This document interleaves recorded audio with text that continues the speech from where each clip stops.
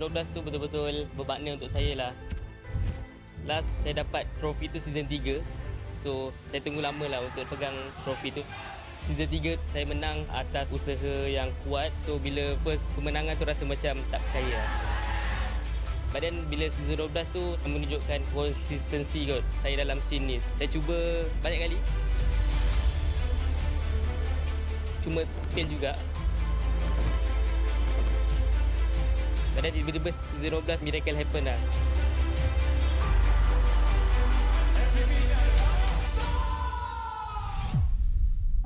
Season yang saya tak boleh lupakan is season 9 sebab itu first time saya champion. Dan saya dapat MVP pada season tu lah. Masa Grand Final season 9, saya ada teman Momo sebab dia gunakan sniper. Tapi sekarang saya baru sedar yang kita orang dua tak communicate dan saya pun nervous jugalah. So yeah, sorry Momo. SRG did it so handedly as well. Haven't had like champions who've dominated that hard in quite some time. Time season 13 bermula, Maria from WTM datang interview saya dekat sekolah saya and saya ada cakap saya boleh kalahkan Chibi or be better than him, then it's just come true lah what I said.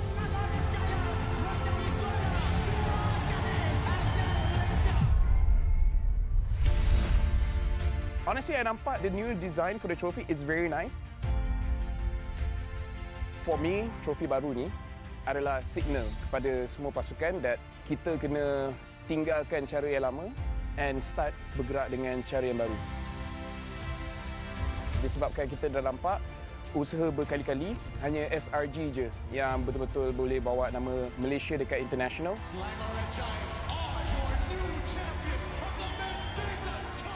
So pastikan you come very prepared. Hopefully dengan trofi baru kita pun akan nampak banyak player baru ataupun organisation baru yang boleh step up and wakil Malaysia dekat international.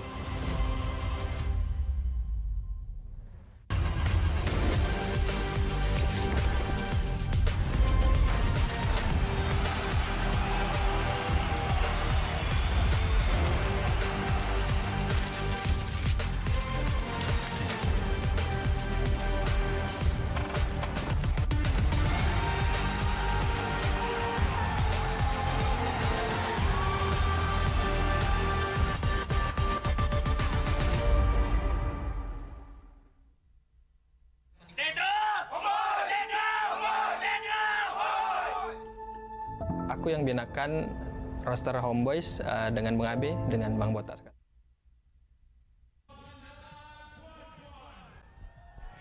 Stadium juara! Saya dah ucapkan selamat datang ke hari terakhir MPL Malaysia musim ke-15. Sebelum kita mulakan Grand Final kita, saya nak ucapkan terima kasih kepada semua orang yang hadir hari ini kerana anda semua menyebabkan saya susah nak cari parking. Saya nampak ada orang nak kena parking kat luar, ada orang parking haram. Saya tak nak cakap saya parking dekat mana. Now here's the thing. Before we begin the grand finals, I'll be speaking in English here. We have an award ceremony. We have the grand finals. But before that, I have the privilege to talk with an amazing person. Maybe not everyone knows who he is, but here's the clue. Currently, he is the technical director of SRGOG. You can already hear the applause. So, I want to invite on stage, Seb!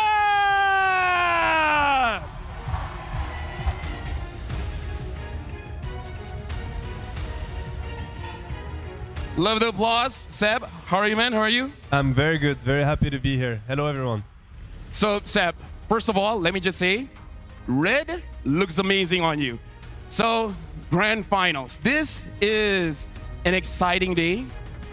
And when we're talking about excitement, when SRG collaborated with OG, the whole MLBB scene went wild. And then you came in as the technical director. Now, here's the thing. In esports, new fans always come in. Newer people, older people. So can you please tell the audience a brief summary of who you are. I'm Seb. I've played Dota for maybe 20 years, and I was lucky enough to win the international twice in 2018, 2019. I've been to Malaysia many times actually for tournaments. It's all what I always say is like with OG. Every time we had a tournament in Asia, we would always come and prepare here in Malaysia, just because we enjoyed the vibe and everything about the country. And yeah, Malaysia is my lucky charm, because every time I prepared a tournament here, I won. So I'm just happy to be here. It's just good vibes for me. Hey, you know what? I love it. We love to be your lucky charm. Now, I'm just gonna ask some things about you, and then I'm gonna talk about the team. So, I've went on interviews, and I know you played Dota since like when you were 15. And looking at how you guys play, honestly, it's a bit trolly, right? So I want to ask you, in terms of all these years of playing, of competing, how real is it of getting inside the head of your opponents? Because you guys even use the flags just to troll your opponents, right? Being goofy and everything like that. So how big of an impact for you as a player on getting inside the minds of your opponents? It's important. I think, especially, you know, now today is a final day. So at this stage, every team is extremely strong, extremely talented, it's extremely technical. The strategies are refined. And one thing that can make the difference is the mental part. It's, are you able to get into their minds? Are you able to make them, you know, like make them doubt, instill doubt in them? So it is something that you learn over the years on experience, and you realize that esport is not only about how good you can be at the game, it's also about how good of a teammate you can be, and you know how fierce of an opponent you can be. That part can make the difference, especially in days like these. And now I gotta ask, a lot of players, they don't know where their journey is after this. But you were as a player, and now you're coming in to SRG OG as the technical director. So first of all, I want to ask, have you ever envisioned being in that kind of role? But more importantly, everyone's asking, what is a technical director? What do you do? I have to say I did not really envision it. It became like a consequence of my path, my life's path. You know, life is full of surprises, so that's another one. But what I can say is that I really, truly enjoy it. You know, I'm working with the boys, and we're working on many different things. How to approach these big events, the mental aspect of things, you know, team dynamics, how to build a strong team, and how to enhance even more, you know, the interactions between the players, and so that everyone can be themselves, find their place and express their potential. These are things that I've learned over the years. I've played in many different teams. I've seen, you know, an endless amount of players that I've worked with. And I've always been very passionate about the human aspect, you know, how to make, you know, humans like work well together and express their potential, because then magic happens. I've been one of these players, you know, so I think I understand them pretty well. I know what they're going through. I know their struggles. And in that sense, I think they can feel that we speak the same language. So I think I'm able to like help them the proper way. And it is something I enjoy, because in a way I'm helping the young Seb, you know, when I help them. So to me, it's something that's close to my heart. I try as hard as I can to do a good job, and only them can say if it's good enough or not. Let me just say, first of all, a big clap to Seb for that one, really helping out SRG OG. And I was too caught up, I was too excited talking to you. I actually forgot to translate all of that into BM. So you know what? I'm just gonna hope for you guys on TikTok to translate it for me. Now, I wanna move on. Shout outs to all of you guys, by the way. You talked about the human aspect of it. You say you were able to work with the boys a little bit. So can I ask just a little bit of insight? How has it been? How much time have you spent with the players, and how does it feel? What is your impression of the players? So a lot of time has been spent with the staff, with the team, with the coaches, because to me it's important to not disturb the players, and at the very last go and work with the players directly. Because I've been a player myself, I know what it feels to be in a team, and I know that everyone that comes from the outside can also bring interferences, because every team has its own culture, his own mentality, its own vibe, its own energy, and to me that is something that's really important to respect. I know that when I was a player, this is what I wanted, so I'm respect that. And to me, it's important to take time to observe and understand, rather than to come with my own ideas and just try to force them onto them. So there was a big phase of observation, adaptation, so that I can know exactly where do I think they need help and how to help them. I can say that the group at SRGOG is an amazing group. They made me kind of jealous, if I'm honest, because it reminded me of like the golden days of my own career. Because I think when you have a group that is functional, where everyone understands each other, everyone has their, you know, set place where they can express themselves, I think this is when magic happens. So to me, I'm not surprised that they've been winning so much, and I think they have a really bright future ahead. All right, thank you very much, Seb. Now, here's the thing. We're running out of time. So for the final words, can you just tell the audience, you coming in as a technical director, what is your vision for SRGOG? Because they made history, winning MPL back-to-back, winning in EWC. So what's your vision for them? I mean, I want to tell you that my vision for them is to win everything, but I've been a player and I don't like putting pressure. So all I can say is that they have an incredible potential. So I just want them to express that potential, to enjoy themselves while they do it, and then the results will follow. You know, winning is a consequence. So if they can be happy, enjoying, and performing, the rest will just happen naturally. Happy, enjoying the moment. Thank you very much, Seb. You have been amazing. Guys, a big round of applause for Seb. Let's stand up, let's stand up. So after this will be the grand finals. And Seb, good luck to you and your team. May success come your way. And now, I don't know where we're going, but we're going somewhere. See you guys later.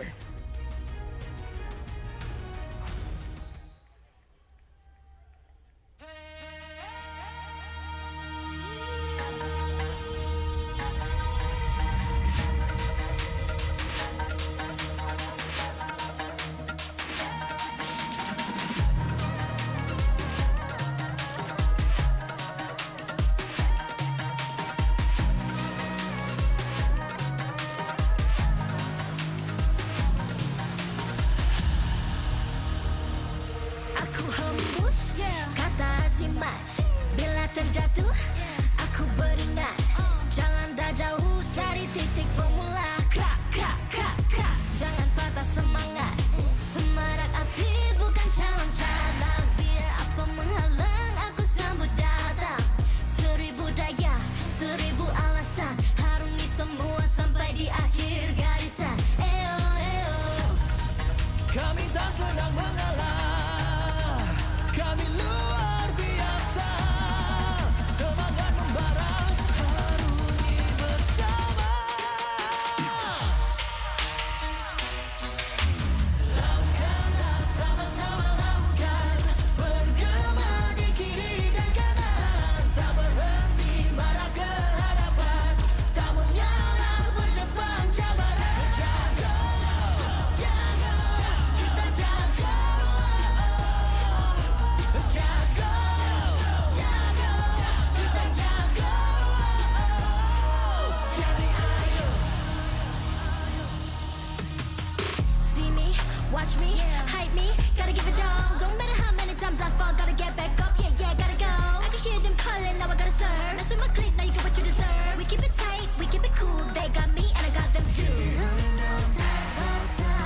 Api tak kunjung padam. Marah ke hadapan kita, sehaluan jangan simpan-simpan. Kita anak Malaysia. Kami tak senang mengalah. Kami luar biasa. Semangat membara, harungi bersama. Jaga, jaga, kita jaga.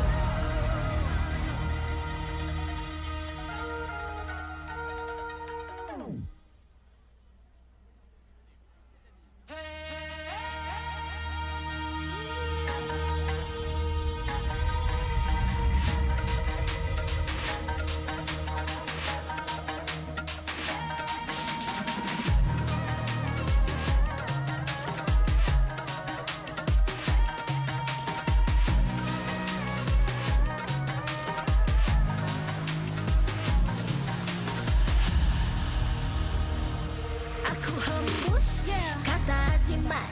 Bila terjatuh, aku beringat. Jalan dah jauh, cari titik bermula. Krak, krak, krak, krak. Jangan patah semangat. Semarak api bukan calang-calang. Biar apa menghalang, aku sambut datang. 1000 daya, 1000 alasan. Harungi semua sampai di akhir garisan. Eo, eo. Kami tak senang mengalah, kami luar biasa. Semangat membara, harungi bersama. Lakukanlah sama-sama lakukan, bergema di kiri dan kanan. Tak berhenti marah ke hadapan, tak mengalah berdepan cabaran. Jaga, jaga, kita jaga. Jaga, jaga, kita jaga. Jadi ayo. See me, watch me, hype me, gotta give it all. Don't matter how many times I fall, gotta get back up. Yeah, yeah, gotta go. I can hear them calling, now I gotta serve. Mess with my clique, now you get what you deserve. We keep it tight, we keep it cool. They got me and I got them too. Rasa api tak kunjung padam. Marah ke hadapan kita sehaluan. Jangan simpan-simpan, kita anak Malaysia. Kami tak senang mengalah. Yo, yo, yo, yo! Assalamualaikum, Stadium Juara Bukit Kiara, apa khabar semua? Wow, ini dia pentas kebanggaan Astro X MPL! Come on guys, tak cukup kuat guys. Sekali lagi, Astro X MPL, make some noise! Wow, ini adalah hari terakhir Keanu. Yes! Debaran kian terasa. Betul, Luna. Dahsyat betul. Terlebih dahulu kita nak introduce ourselves dulu. My name is Keanu Azman. And nama saya Muna Bella. Hello everybody. Okay guys, come on. Kita dengar cerita dalam ni ada lebih kurang 3 juta orang hari ni untuk support SRG dan juga Homeboys. Can you all make some noise? Yang paling gempak sekali, make some noise once again everybody. Siap kibarkan bendera Malaysia kita. That's the spirit guys. Yes, of course. Sebab hari ini yang mana akan kita saksikan di antara dua ini siapakah yang akan menjadi champion Malaysia. Tapi yang paling penting sekali yang akan membanggakan kita, diorang akan pergi Riyadh nanti, Keanu Azman. Riyadh, Masya Allah, Masya Allah, anak Arabia. Anak Arabia. Jadi, kita nak dengar lah mana peminat-peminat SRG. Oh, baru kita tahu nak dapat diorang sorak kena sebut nama team. Yes. Okay, mana peminat-peminat Homeboys? Woo! Okay, kita nak buat perlawanan sekarang ni. Okay, siapa yang support SRG kena jerit SRG. SRG. SRG. Okay, not bad. Okay, Homeboys, are you guys ready? Okay? 3, 2, 1. Homeboys, homeboys, homeboys, homeboys, homeboys, homeboys. Ada yang macam tak cukup semangat lagi, tapi mungkin sebab itulah kita bawa banyak performer hari ni buat konsert sebelum dia main game. Betul. Selain daripada itu, of course ini adalah tahun kedua collaboration Astro bersama dengan MPL. And of course takkanlah tak payung, Keanu. Dah pergi dekat booth Astro belum? Booth Astro? Okey, tadi I ada singgah booth Astro. Dengar cerita dekat sana boleh dapat diamonds guys. Dah pergi booth Astro ke belum guys? Dah pergi ke belum? Belum lagi pergi booth Astro. Tak apa, jangan risau. You have all day untuk korang singgah dekat luar, dekat booth Astro. Boleh dapat diamond supaya korang boleh main ML korang gempak-gempak. Kalau Muna Bella pula nak cari diamond yang ML punya diamond ke diamond atas cincin, mana satu? Kalau saya, kalau boleh dapat dua-dua, why not? Wow. Okay, diamond ML pun kita kena of course dapatkan banyak-banyak. Hari ni of course sebab free. Diamond biasa pun of course takkanlah tidak kan? Exactly. Okay guys, tadi kita orang dikabarkan yang korang semua empat gila. Jenis yang kalau kita orang suruh berdiri, korang akan berdiri juga. Betul ke guys? Okay ke? Betul? Kita nak try. Okay? Nanti bila SRG datang, kita nak tengok. Everybody, can you all stand up real quick guys? Okay, everybody. Stand up. SRG. Come on guys. SRG.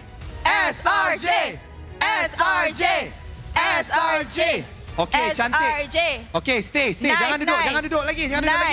Homeboys, stand up, homeboys. Come on, guys. Come on, guys. Come on, guys. Homeboys, homeboys, homeboys, homeboys, homeboys, homeboys, homeboys. Wow. Okay. They have passed the energy check already, Muna. Nampak Yes. dia korang memang gempak. Okey lah. Sebab kita kesian kat korang, boleh duduk balik lah, Okey, guys. sila. Tak apa, bukannya nak nyanyi lagu negaraku. Jadi boleh sambung duduk Sekejap balik, lagi guys. kita sambung sebab Yes. lagu next yang akan kita nyanyikan. Kalau raya hari tu kita selalu macam nyam nyam ketupat nyam nyam ketupat nyam nyam ketupat nyam. Ini semua ada buat trend-trend Ada dengan tak? ketupat ni kat TikTok, I rasa. Tapi kali ini dia akan bawakan lagu yang berbeza, Kiano. Oh, lagu lain? Lagu lain lah. Bukan lagu raya lah kali ni? Bukan. Oh, okay guys. Siapa dekat sini yang minat dengan Wani Carey? Korang akan enjoy lagu terbaru daripada Wani Carey yang dia akan perform kejap je lagi. Are you guys ready for our performances, guys? Alright. Awesome. Tanpa melengahkan masa lagi, kita persilakan the one and only Wani Carey.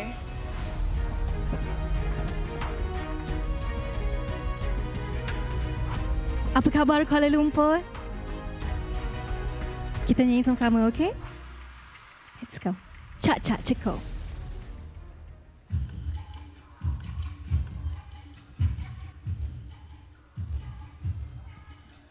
Ke kedai tengok cincin, buka dompet dia licin. Nak beli belum gaji, tapi tak apa, aku mengerti. Sampai bila nak cemni, Bapak dah tanya hari-hari. Nak beli belum gaji, tapi tak apa, aku mengerti. Walau banyak nak duri, akan ku jadi isteri. Takkan ku berhenti demi di kau cinta hati. Sama-sama boleh? Cak cekuk udang gamit. Kalau dah kata sayang, aku tak tarik balik. Pak kepuk kompang bunyi. Kalau dah nama jodoh, ai usah tunggu lagi. Cak cekuk, cak apa dia?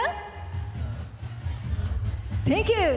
Tak payah nak beria, intan emas permata. Nak beli belum gaji, tapi tak apa, aku mengerti. Walau banyak nak duri, akan ku jadi isteri. Tak akan ku berhenti demi di kau cinta hati. Semua boleh? Cak cekuk udang gamit. Kalau dah kata sayang, aku tak tarik balik. Pak kepuk kompang bunyi. Kalau dah nama jodoh, ai usah tunggu lagi. Macam ni boleh? Perlahan dayung sampai hujung, kita jadi raja sehari. Satu kampung datang berkunjung, rencis pengantin. Apa dia? Cak cekuk udang gamit. Kalau dah kata sayang, aku tak tarik balik. Pak kepuk kompang bunyi. Kalau dah nama jodoh, ai usah tunggu lagi. Cak cekuk udang gamit. Kalau dah kata sayang, aku tak tarik balik. Pak kepuk kompang bunyi. Kalau dah nama jodoh, ai usah tunggu lagi. Cak cekuk, cak. Tunggu apa lagi? Wow! Lah, jauh Wani pergi. Wani Carey. Wani, come back, Wani. Wow. Saya ke sana? Tak apa, kita pergi awak. Kita pergi ke awak lah. sebab awak princess. So Okay, kita akan thank you. cak cekut. Guys, tepukan sekali lagi untuk Wani Carey, everybody. Terima kasih. Korang kena tengok music video Cak Cekuk. Yeah. Dah lebih 300,000 view dekat YouTube ya. Alhamdulillah. Dahsyat betul. Terus rasa macam kita pergi ke satu zaman yang lain. Ya. Love, kan? Zaman-zaman Zaman-zaman dulu ni Ya. kita nyanyi. Ya. Cak cekuk udang Janganlah, gamit. Macam tu. Boleh pula Kita dijadikan pergi modern. lagu. Dia modern kan. Dahsyat. Ya. Best tak guys? Performance Wani Carey. Best tak guys? Best So jadi siapa-siapa yang Gen Z Yep. dah ada anak tu, Cak cekut dia dengan anak dia. Dia version Wani Carey punya Ya, version. Bukan betul. version nenek-nenek kita Siapa kan. yang dah guna sound cak cekuk boleh tag Wani lah. Okay, Wani nak repost. Yes, Ya, cantik. make sure. Terus Okay, diorang buat homeboys. kejap Gimana lagi. homeboys? Okey lagi guys? Okay, Ons? Oh ni Okay. punya fans Ini ke? homeboys Ni yang belah homeboys. ni SRJ. SRJ, okay? Oh sebelah macam ni. Yes. Dahsyat Okay. betul lah. Wow, power. Tapi Muna dengan Wani, I tengok muka korang lah. I tengok lah. you tengok? Pada I lah. Macam Ya. korang berdua patut berlakon drama. Wow. Apa? Love. Drama yang macam agak banyak action-action. Sebab diorang kat sini, I rasa banyak suka tengok cerita action-action. Dan Kan? dari bawa pistol, tembak-tembak apa semua. Betul? Ya, betul lah. Abang Betul, memang tengah mood ML Layan je lah Sebab apa? Sebab Astro ada show terbaru guys yang akan keluar 20 Jun ini. Betul tak Muna? Yes. Nama drama ni Honey Trap katanya. Itu kejap lagi. Tapi first kita tanya dulu dekat Wani. Tanya Wani apa tu? Wani, kalau drama, awak suka drama yang macam mana? Saya suka drama yang macam action jugalah. Oh. Dan saya paling suka drama saya tak layan sangat. Saya suka layan cerita hantu. Cerita hantu. Kita geng. Cerita hantu. Baru ada peminat cerita hantu kat sini. Mana peminat-peminat cerita hantu kat sini? Okay, let's say kalau Wani. Conjuring semua Okay, sebab kita kan kalau dekat Astro ni ada banyak sangat cerita. Yap. Kita kadang-kadang suka dengar recommendation daripada Wani Carey. Okay. Kalau ada cerita apa yang diorang kena tengok juga? Okay. Untuk recommendation antara cerita yang saya kurang pasti. Tapi boleh ke saya nak suruh orang tengok cerita saya nanti? Boleh. Cerita awak nanti. Wani berlakon cerita apa lepas ni? Saya berlakon cerita yang akan dikeluarkan insyaAllah sempena Hari Malaysia. Okey. Tajuknya Tangkis. Ada lakonan saya, Wani Carey, Faye Kushari, Zamarul Hisham, Imran Akil dan juga Syafiti. Dan kita orang merupakan pemain badminton Malaysia. Dahsyat guys, dahsyat. So akan Come keluar on. dekat channel apa nanti boleh tengok? Akan dikeluarkan insyaAllah di Astro Ceria, Astro Arena dan juga Astro Ria. Cantik. Nama drama dia telefilm. Tangkis. Telefilm ke drama? Telefilm. Telefilm Tangkis akan keluar hari Persian. Sebekan untuk Wani Carey. Thank you so much, Wani. Thank you. Enjoy semua. Yes. Okay. Saya rasa macam dah ready ya. Dia dah bye-kan kita dah. Bye. Wani kejap, tak apa, kejap lagi ada lagi. Ada lagi. Itu Kejap lagi teaser. Wani akan performance. Lagi satu performance. Dengan siapa? Jeng. Tapi sebelum tu, ayo kita saksikan dulu promo Honey Trap. Honey Trap. Let's roll the video. Let's go.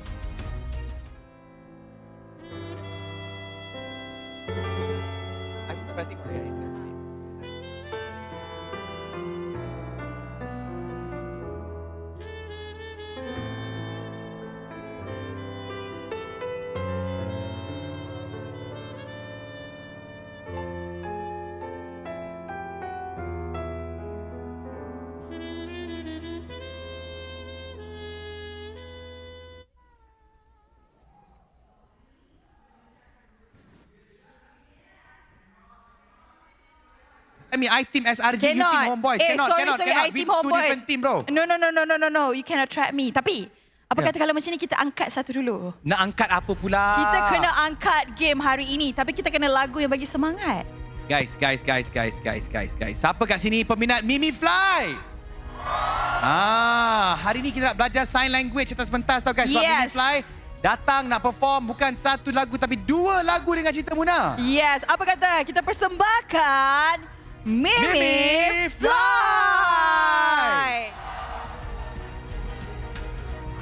Malaysia.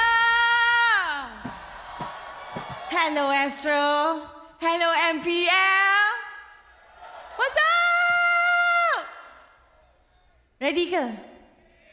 Ya ke? Ya ke ni? Okay. Serius ah? Aku sudah tidak percaya padamu lagi. Lebih baik engkau segera angkat kaki. Aku sudah tidak percaya padamu lagi. Lebih baik engkau segera angkat kaki.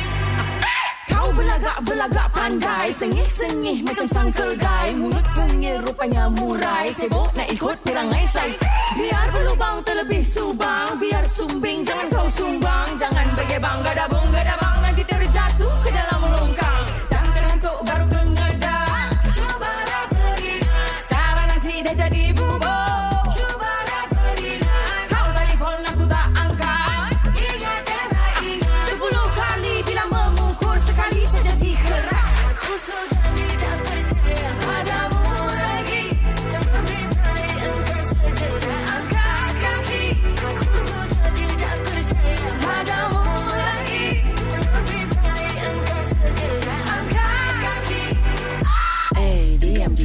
Salah orang dicari-cari, salah sendiri dikemam-kemam. Depan-depan tak ada pun bunyi. Mengata di belakang, sebab masih di belakang. Jerat leher sendiri, belum bertarung sudah pun kecundang. Bila masuk panggung, ramai panas punggung. Bara-bara bung, bara bung bung. Ramai-ramai tonton, mana tak terpegun. Ini memang siaran langsung. Mana lagi cun, tapi tak macam ni. Dan aku tak peduli, senyum tapi berduri.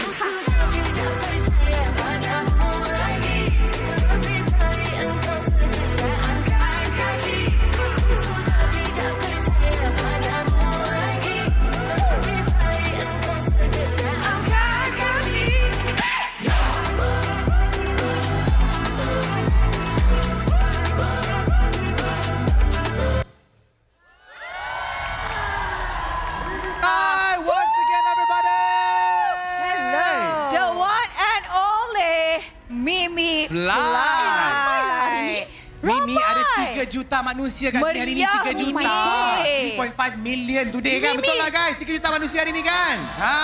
Mimi tahu tak? Tunjuk tangan sikit. Mimi. Okay guys, siapa dekat sini orang ada orang Sabah tak? Ada orang Sabah bah? Orang ada Sabah. Bah. Mimi Fly baru balik Sabah bah. Mimi makan lokan panggang dengan kelapa puding. Muna, Mimi bagi Mimi lepak di tuaran beach. Dia happy. Lagi. Bagi lagi. Mimi makan latok dengan agar-agar. Wow. Sama lada. Wow. Mimi makan ni. Apa lagi? Sup ikan. Wow. Noodle. Kedai kopi Wan-Wan. Udah. Mimi, udah. Aku lapar. Mimi, kita lapar ni. Makan lunch lagi ni. Kita lapar ni. Aduh. Okey lah guys. Mungkin Mimi pun dah standby makanan Sabah dekat backstage. Mimi dah kena tinggalkan kita dah sekarang ni guys. Give it up once again untuk Mimi Fly. Yes. Thank you so much Mimi. Thank you. And rasanya kita dah boleh ready untuk persembahan yang seterusnya. That's right guys. Siapa dekat sini layan lagu-lagu rap, lagu-lagu hip hop? Because sekarang ini guys.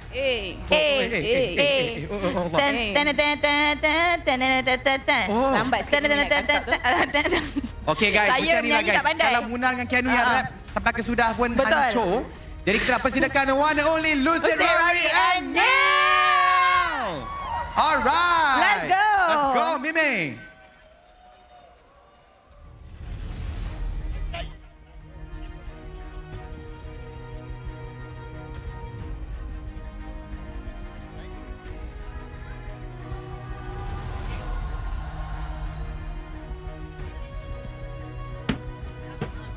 Test. Apa khabar Kuala Lumpur? Make some noise!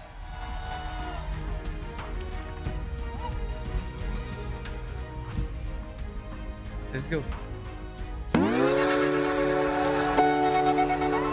Put your hands up. Let's go. Let's have fun. Okay. Loki adalah merendah. Perasaan ini teringat masa dulu. You janji nak bersatu, tapi sekarang cembung. Jadi nak get along. Just wanna get along with you. Okay. Loki adalah merendah. Perasaan ini teringat masa dulu. You janji nak bersatu, tapi sekarang sombong. Jadi nak get along. Just wanna get along with you. Lama perasaan ini teringat masa dulu. You janji nak bersatu, tapi sekarang sombong. Jadi nak get along. Just wanna get along with you.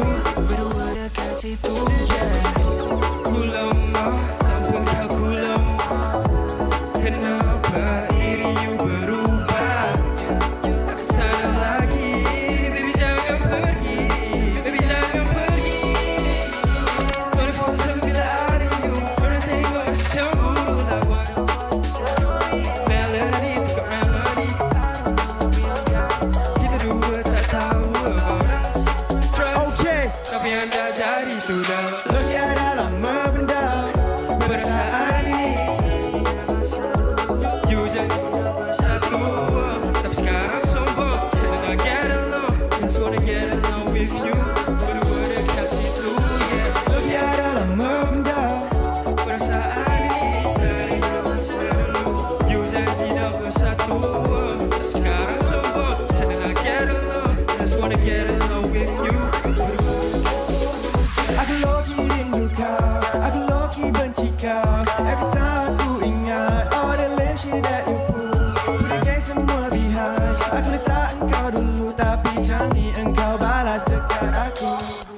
Menyesal aku tak suka dulu sayang nak kau campak. Put your ego to the side. Kita boleh nak make it right, yeah. Masih ada masa kau you nak jumpa. Just wanna get along with you. Hanya kita kasih tu. I'm not where I wanna be. At least I'm not where I used to be. Standing on being all lonely. Hanya aku dengan family. Loki aku dah faham. Nak berjadi macam ni, baby. Boleh nak adapt dengan lifestyle ni. Aku nak get more than get. It's so lagi. Compare to me. Kenapa you dah tak ada kasih? Kita berbeza lain cara, tapi kita okey. Perasaan ini teringat masa dulu. You janji nak bersatu, tapi sekarang sombong. Jadi nak get along, just wanna get along with you. Berdua dekat situ, yeah. Tiada lembam. Perasaan ini teringat masa dulu. You janji nak bersatu, tapi sekarang sombong. Jadi nak get along, just wanna get along with you. Berdua dekat situ, yeah. Make some noise, Kuala Lumpur. Wow, Lucid, Rory and Neil, everybody. Look Stand at up, stand up. Pendam. Gitu. Okey, nak tanya kat korang berdua lah ni. Korang main ML ke tak main ML ni? Yes. Main ML kan? Ini muka macam main Mobile Legends ni. Saya tak main ML. Oh, tak main ML. Kenapa? Serius? Kita gang. Okey, Aku dah siapa cuba. kat sini nak ajar Lucid Rari main ML? Wah, yang angkat gegel semua macam ni. Siapa yang nak ajar ni? Homeboys ke SRG ni? Siapa nak ajar ni? Siapa ni homeboys ke Haji? What about you, Neil? Neil main ML tak? Dah lama tak main. Apa sebab bro? Kenapa kau tinggalkan dunia ML Kenapa? bro? Tak cukup diamond? Dah tak main dah sekarang. Dah tak main dah? Busy. Aduh. Tak apa, sebab kau dah datang M6 ni, MPL ni kau kena start main balik bro. Boleh eh? Boleh eh? Kalau Okey. diorang main, kontrak diorang diperpanjangkan 10 tahun. Every year. MPL je panggil balik Lucid Rari dengan Neil. Macam tu. Okay, but then one thing kita nak tahu juga apa korang punya latest project. Maybe ada upcoming project ke? Saya akan drop new album next month. Wow. Your new album. Neil Blood, what's coming soon for you? Saya akan ada single terdekat and album juga this year. Alright. Wush, abang-abang ni. Album boys tahun ni guys. Give it up untuk Lucid Rari dan Neil everybody. Alright guys, thank you so much guys. Boleh pergi berehat kat belakang. Mungkin diorang pergi belakang boleh start main ML balik. Ya, start download. Download balik dekat phone tu. Okay, sekejap lagi akan ada persembahan dari salah seorangnya main juga ML. Dia main ML? Ya. Dia main ML? Ada. Wow, yang perempuan ke yang lelaki? Yang mana satu? Rahsia. Kejap lagi lah. Rahsia. Tapi kita berikan tepukan gemuruh dulu untuk Aisyah Redno. Let's go. Assalamualaikum semua, apa khabar? Hello. Sihat semua? Okey. Sebelah kanan sihat? Oh, tak kuat lah. Sebelah kanan sihat? Sebelah kiri sihat? Are you guys ready, MPL? Are you guys ready? Alright. Aisyah ingin memperkenalkan diri Aisyah. Aisyah Redno. Dan semua okey? Alright, terimalah. This is Sutra.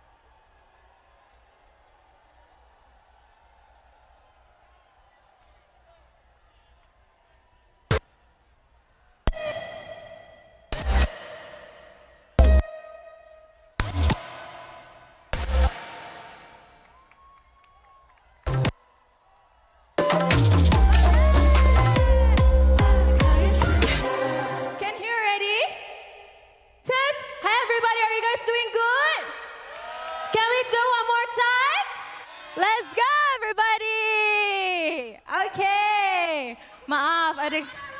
Thank you so much. One more time for Aisyah Reno, everybody. Let's do it again. Guys, semua berdiri boleh guys? Berdiri. Guys, jom jom. bangun. Kita berdiri. Yes. Let's go. Bangun. Alright, boleh tak Aisyah nak request? Aisyah nak request apa? Request apa? Every time Aisyah cakap bak kain sutra, you guys. Lagi sekali. Terbaik sayang. MPL semua. Come on, Team SRG, Team Homeboys. Come on, make some noise, everybody. Okay, everybody. Alright, bila Aisyah cakap sayang MPL, sayang Malaysia boleh ya? 1, 2, 3, sayang MPL. Lagi sekali, 1, 2, 3, sayang MPL. Sayang Malaysia. Alright, let's go. Muna, Keanu, can you guys dance with me? Come on now. Tepukan dulu untuk Aisyah Reno. This is Sutraya, ready semua ya? Okay.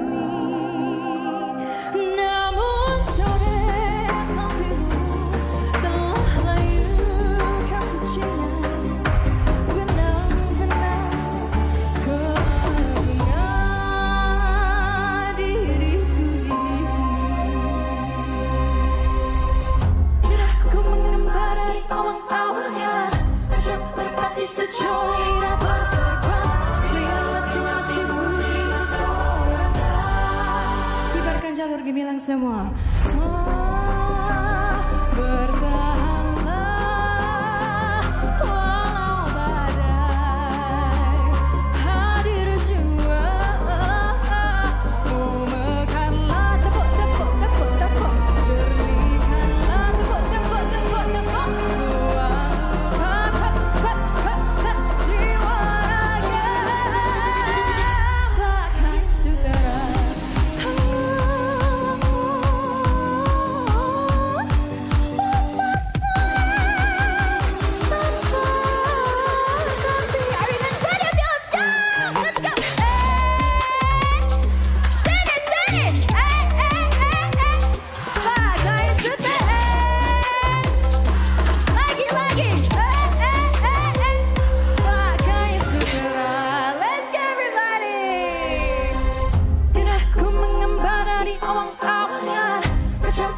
Securi dan perterbangan, realitinya sibuk di kesorangan. Jangan pernah kau cemarkan hati saudaraku.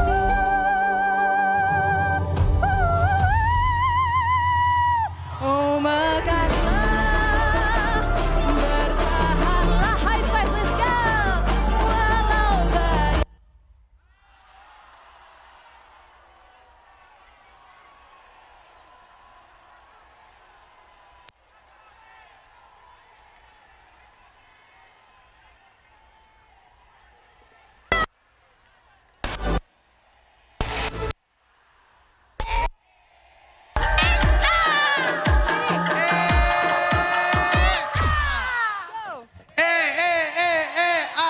Come on, guys. Let's go.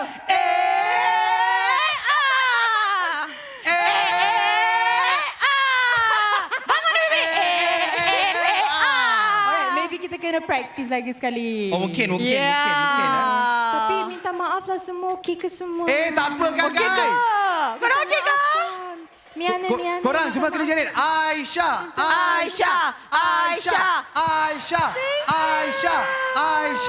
Maksudnya Aisyah, lagu you gempak sangat. You gempak sangat sampai speaker Aisyah LCD pun tak boleh handle. Maksudnya kita kena ada wakil 2 orang sini, 2 orang sini untuk menari dengan Aisyah. Seriously. Boleh Siapa tak? nak? Sebelah sini nak. Okey, kita perlukan 2 wakil SRG. Okey, come 2 on. wakil Homeboys. Come on. Siapa dari tadi? Seorang perempuan, seorang lelaki. Okey, cantik. Come Okey. on. Lelaki. Daripada Let's go. SRG, jom aku nak tarik sekarang ni. Let's come go. Come on. Siapa nak menari dengan Aisyah? Sebelum kita tarik. Keanu, what are you getting? Adik, main sini adik. Jomlah Man adik. atau? Mel lah. Oh salah, bukan dia, orang lain. Come on, siapa yang nak bergaya-bergaya ni? Jom. Come abang. Ni yang pakai baju Homeboys 2 orang aja, 2 orang. Bawa geng. Yeah. Perempuan. Jom. Ada?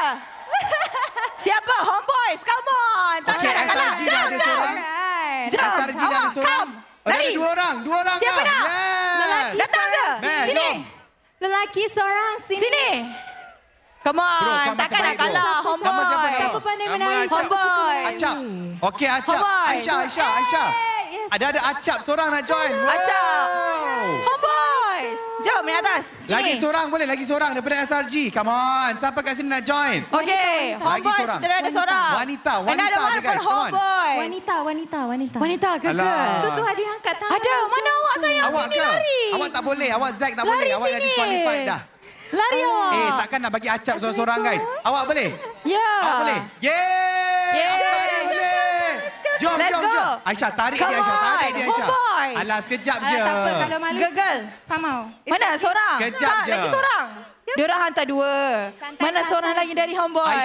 Aisyah. Let's go. Aisyah, apa kata diorang berdua je boleh? Boleh. Alright. Okey. Seorang nama Acap, nama ni nama siapa?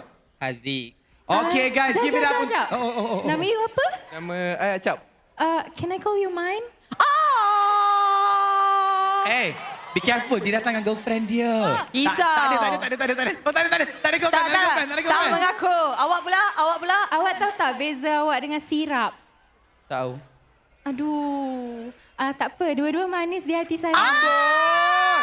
Okay guys, kita tak boleh lengahkan masa lagi. Kita tinggalkan Acap dan Haziq kita temankan Aisyah. Red, no! Alright, in the middle. Yes. Alright, Aisyah, let's go. Muna, Keanu jangan tinggal. Korang kena guide diorang. menari. Okay. Kita kena guide Allah. Kita sekali, Okay, jomlah Keanu. Matilah aku, Cak. Mati aku. Music. Tak boleh menari, aku teruk. Go music. Alright.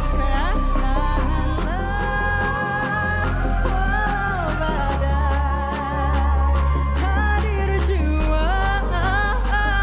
Oh, mekarlah tepuk. Jernihkanlah tepuk. Buang luka. Jiwa raga. Apa dia sama? Pakai sutera.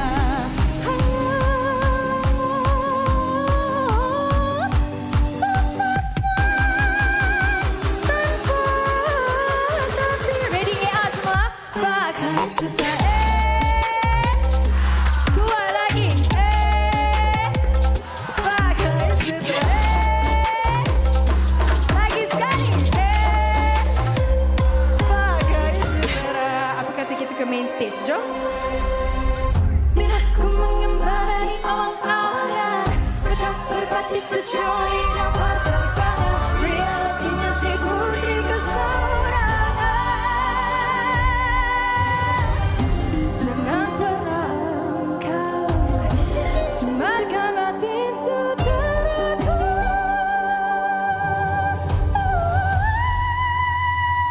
Oh, mekarlah, bertahanlah, walau badai hadir jua. Oh, mekarlah, jernihkanlah, buang luka.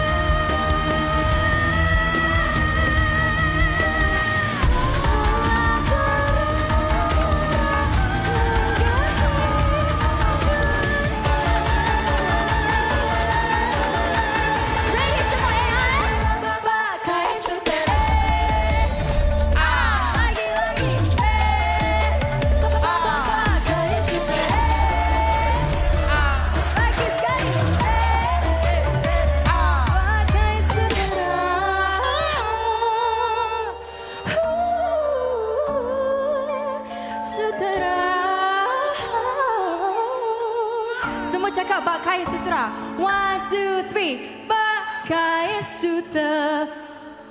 Masya Allah, terima kasih semua. Guys, give it up untuk Haziq dan juga Acha. Mantap. Tepuk tangan murah. Thank you Haziq. Thank you Acha. Dioranglah show stealer. Okey, dipersilakan. Yes, Make sure masuk awesome. tim yang betul jangan kata murtad tim lain pula. But Keanu Aisyah was amazing. Amazing. She did the Guys, best. 3 kali Aisyah kena repeat lagu guys. Tepukan untuk Aisyah Radno sekali lagi guys. Thank you. Okay, tapi sekarang next kita Yes. nak lagi tak? Yes, nak. Kita nak Aisyah nyanyi lagi tak? Kita nak lagi ke? Kita nak Aisyah nyanyi lagi, nak. Okey, semua kena jerit. Aisyah.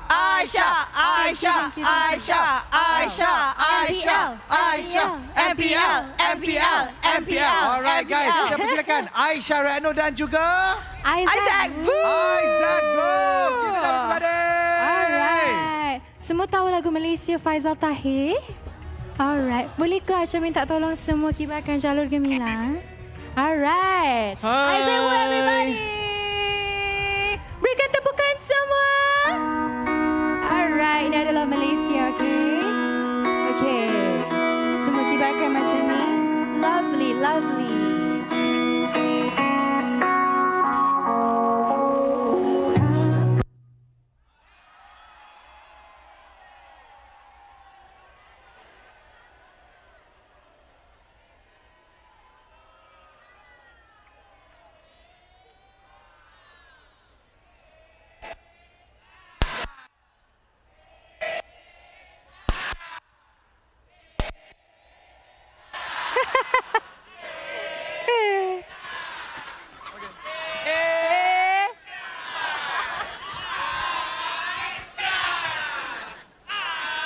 Alright.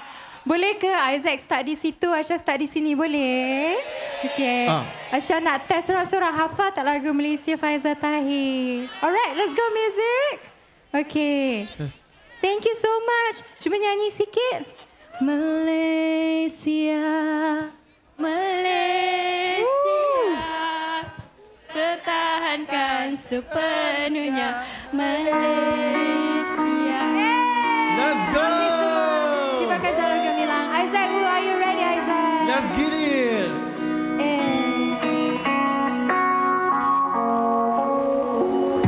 Aku pertahan sepenuh jiwa dan raga, oh tanah airku. Isaac. Aku berikan sesemua dan sesungguhnya, oh tanah airku.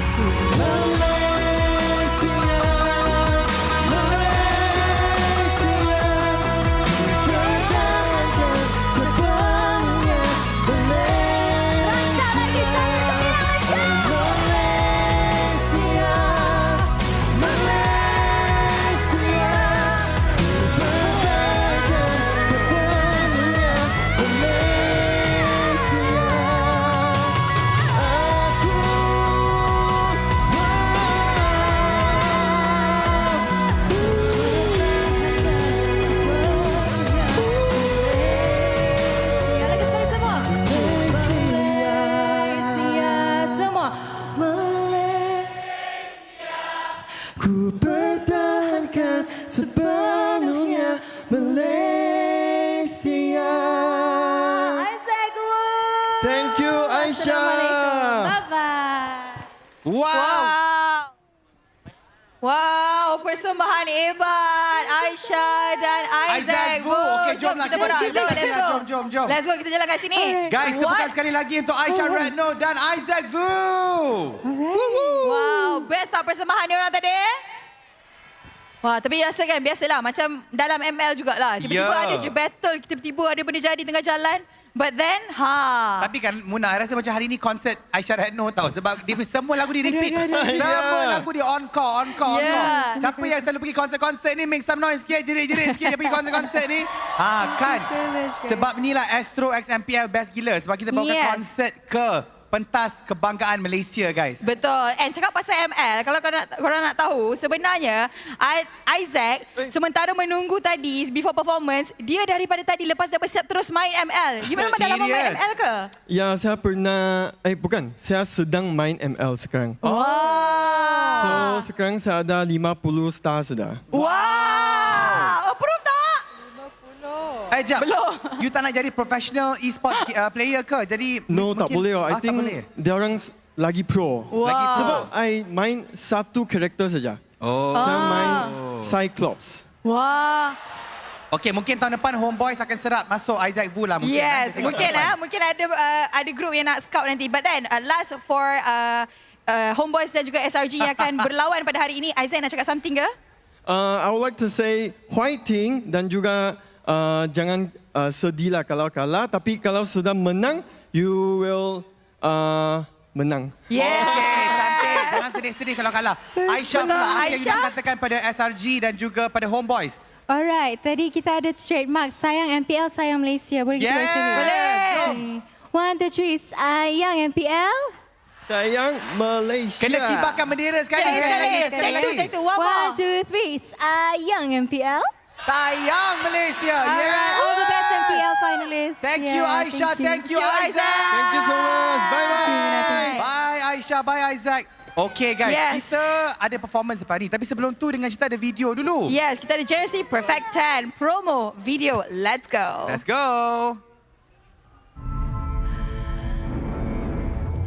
Jangan biarkan sesiapa halang cita-cita Z. Baru masuk pemain, ikutlah cara pemain. Imai, kau buat apa ni, Imai? Malaysia ni berapa keras sangat yang boleh masuk Olimpik? Berapa keras sangat yang boleh jadi kaya? Azrina, awak tahu berapa ramai yang apply untuk program tahun ni? Saya salah pilih.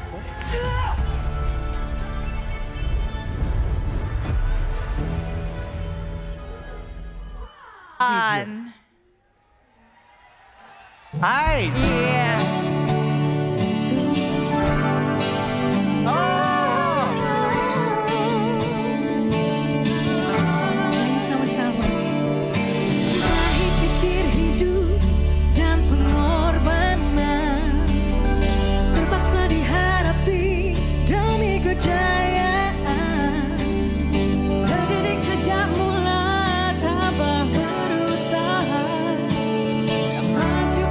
Melangkah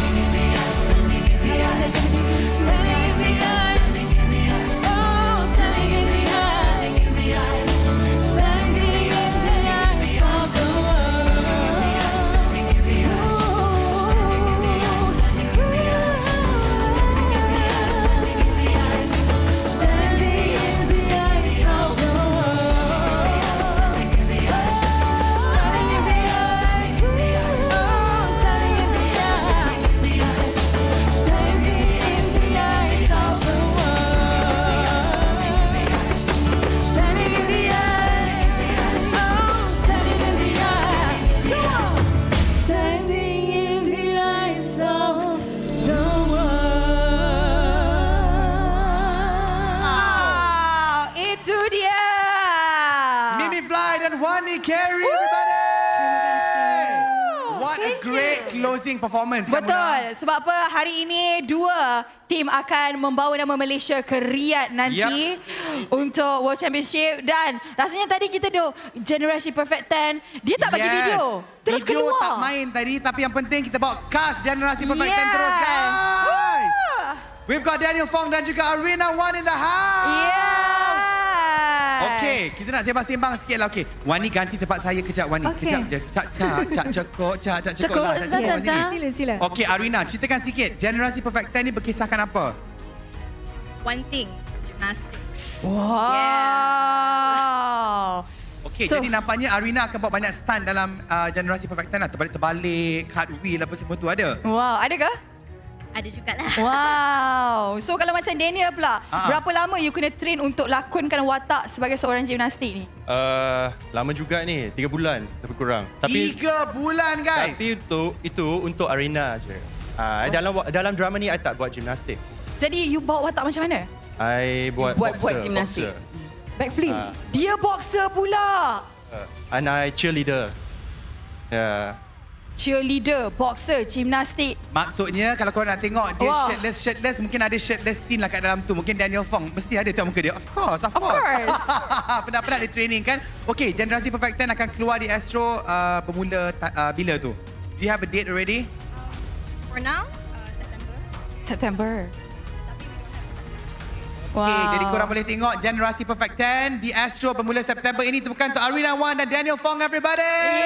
And of course, tepukan untuk Aisyah Ratno, Mimi Fly dan juga Wani Carey. Tadi ada juga Lucid Rari dan Neil pun jalan-jalan sekitar ni, tak tahu dia nak pergi mana, tengah main ML mungkin. Betul, mungkin dah finally dah ada jumpa yang nak coach dia untuk ML. By the way, kita ingin ucapkan dari pihak Astro dan MPL atas kolaborasi untuk tahun yang kedua kali ini, Kiana.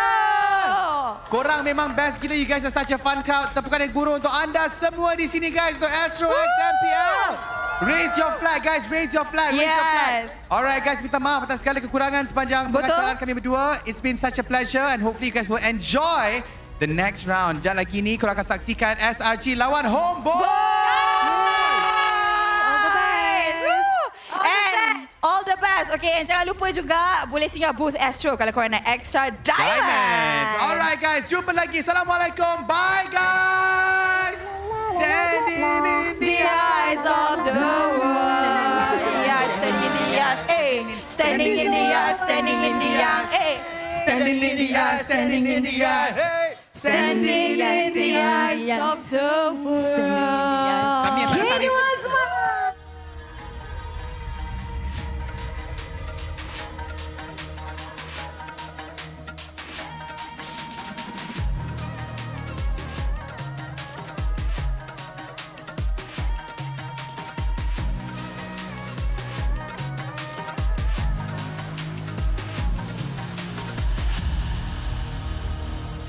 Aku hembus kata simat. Bila terjatuh aku beringat. Jalan dah jauh cari titik bermula. Krak, krak, krak, krak. Jangan patah semangat. Semarak api bukan calon cadangan. Biar apa menghalang aku sambut datang. 1000 daya, 1000 alasan.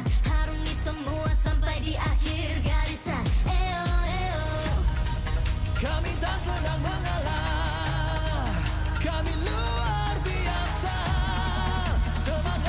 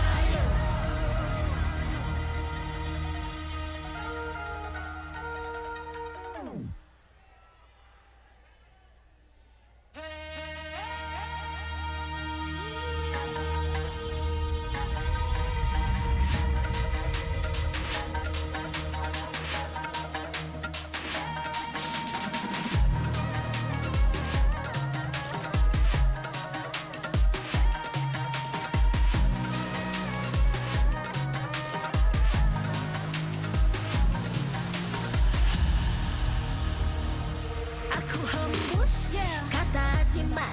Bila terjatuh aku beringat. Jalan dah jauh cari titik bermula. Krak, krak, krak, krak. Jangan patah semangat. Semarak api bukan calon calang. Biar apa menghalang aku sambut datang. 1000 daya, 1000 alasan. Harungi semua sampai di akhir garisan. Eo, eo. Kami tak senang mengalah. Kami luar biasa. Semangat membara, harungi bersama. Langkahlah sama-sama langkah. Bergema di kiri dan kanan. Tak berhenti marah ke hadapan. Tak mengalah berdepan cabaran. Jaga, jaga, kita jaga. Jaga, jaga, kita jaga. Cari air. See me, watch me, hype me, gotta give it all. Don't matter how many times I fall, gotta get back up, yeah, yeah, gotta go. I can hear them calling, now I gotta serve. Mess with my clique, now you get what you deserve. We keep it tight, we keep it cool, they got me and I got them too. Rasa api tak kunjung padam. Marah ke hadapan kita sehaluan. Jangan simpan-simpan, kita anak Malaysia. Kami tak senang mengalah. Kami luar biasa. Semangat membara, harungi bersama. Jaga, jaga, kita jaga. Jaga, jaga, kita jaga. Cari air. Yeah.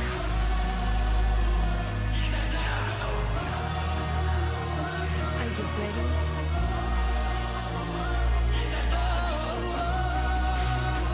Can you feel me now? Yeah, yeah, yeah, yeah. Let me hear you say. Langkahlah sama-sama langkah. Bergema di kiri dan kanan. Tak berhenti marah ke hadapan. Tak mengalah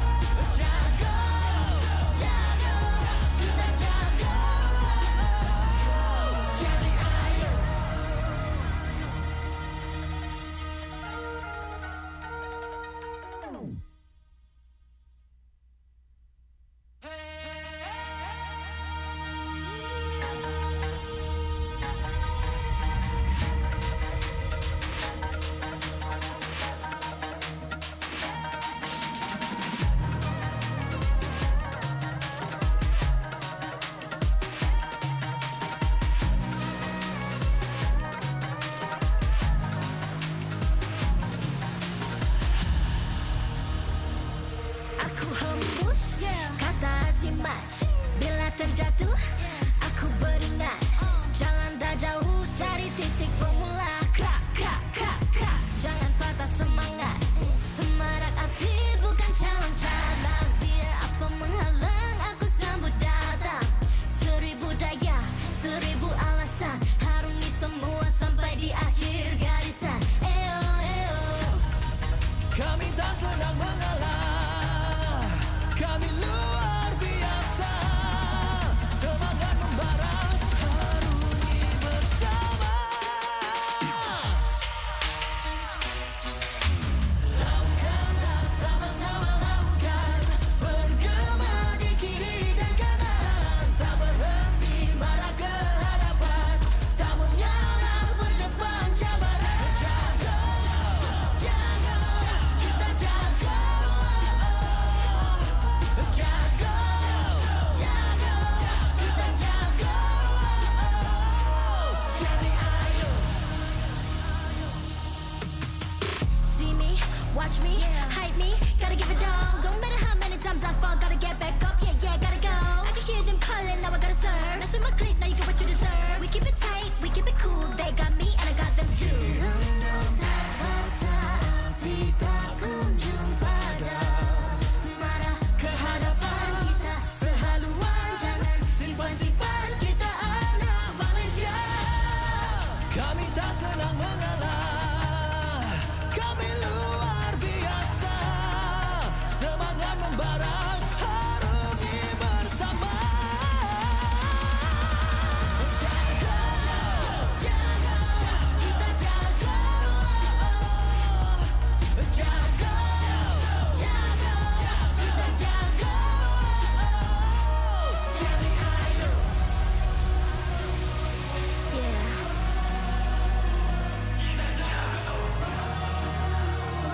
Are you ready?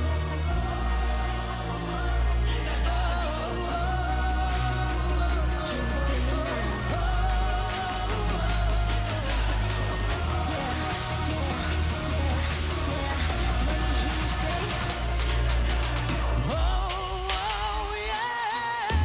Lakukanlah sama-sama lakukan. Bergema di kiri dan kanan. Tak berhenti marah ke hadapan. Tak mengalah berdepan cabaran. Jaga, jaga, kita jaga. Jaga, jaga, kita jaga. Jadi ayo.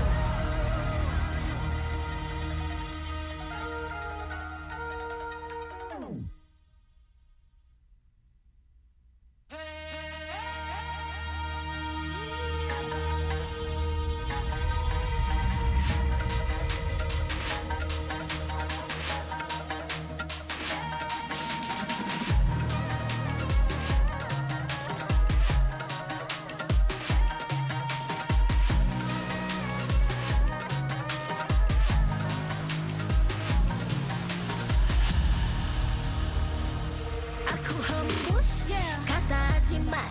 Bila terjatuh aku beringat. Jalan dah jauh cari titik bermula. Krak, krak, krak, krak. Jangan patah semangat. Semarak api bukan calon cadangan. Biar apa menghalang aku sambut datang. 1000 daya, 1000 alasan. Harungi semua sampai di akhir garisan. Eo, eo. Kami tak senang mengalah. Kami luar biasa. Semangat membara, harungi bersama. Lakukanlah sama-sama lakukan. Bergema di kiri dan kanan. Tak berhenti marah ke hadapan. Tak mengalah berdepan cabaran. Jaga, jaga, kita jaga. Jaga, jaga, kita jaga. Jadi ayo. See me, watch me, hype me, gotta give it all. Don't matter how many times I fall, gotta get back up, yeah, yeah, gotta go. I can hear them calling, now I gotta serve. Mess with my clique, now you get what you deserve. We keep it tight, we keep it cool, they got me and I got them too.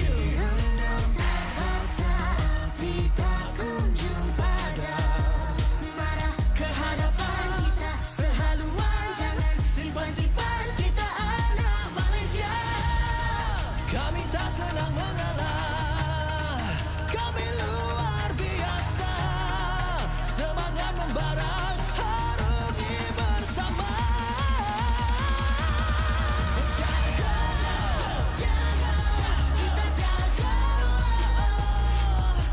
Jaga, jaga, kita jaga. Jadi idol.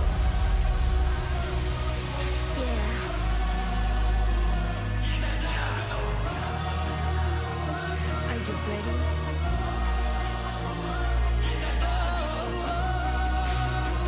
Can you feel me now? Yeah, yeah, yeah, yeah. Let me hear you say.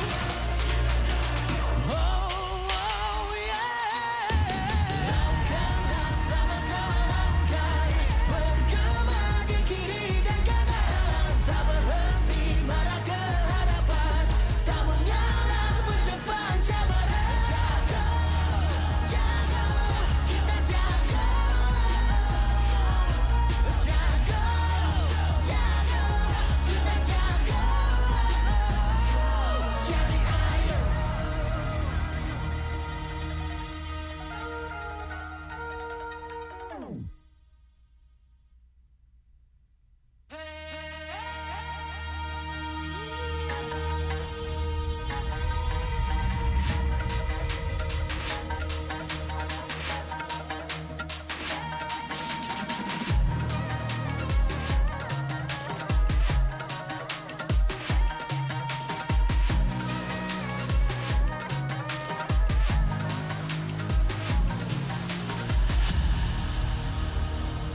Aku hembus kata simat. Bila terjatuh aku beringat. Jalan dah jauh cari titik bermula. Krak, krak, krak, krak. Jangan patah semangat. Semarak api bukan calon cadangan. Biar apa menghalang aku sambut datang. 1000 daya, 1000 alasan. Harungi semua sampai di akhir garisan. Eo, eo. Kami tak senang mengalah, kami luar biasa. Semangat membara, harungi bersama. Langkahlah sama-sama langkah, bergema di kiri dan kanan, tak berhenti marah ke hadapan, tak mengalah berdepan cabaran. Jaga, jaga, kita jaga. Jaga, jaga, kita jaga. Jadi idol. See me, watch me, hype me, gotta give it all. Don't matter how many times I fall, gotta get back up, yeah, yeah, gotta go. I can hear them calling, now I gotta serve. Mess with my clique, now you get what you deserve. We keep it tight, we keep it cool, they got me and I got them too. Rasa api tak kunjung padam. Marah ke hadapan kita, sehaluan jangan simpan-simpan. Kita anak Malaysia. Kami tak senang mengalah, kami luar biasa. Semangat membara, harungi bersama. Jaga, jaga,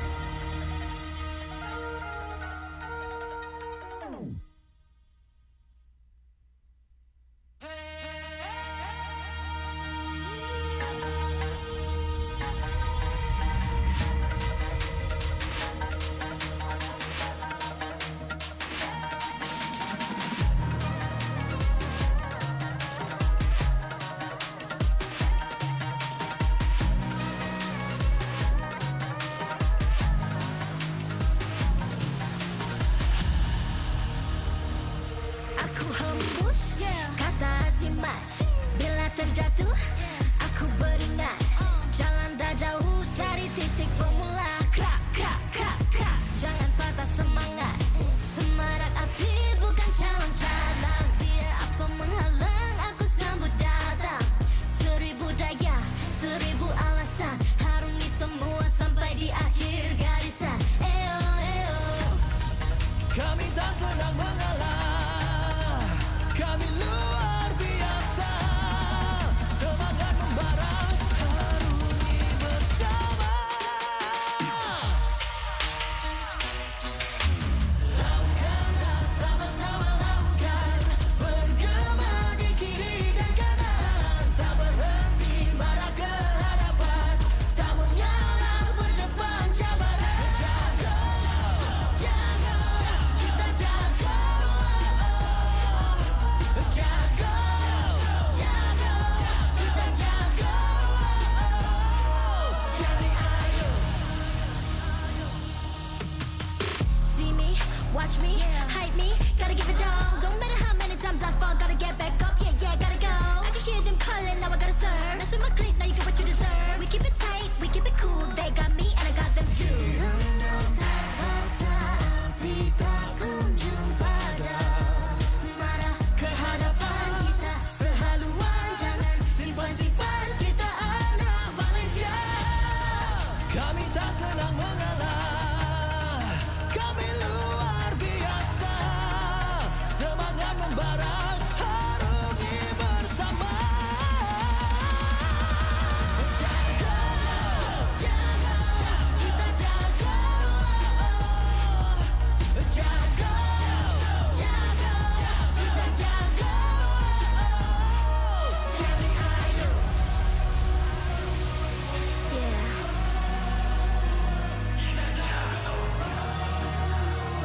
Are you ready?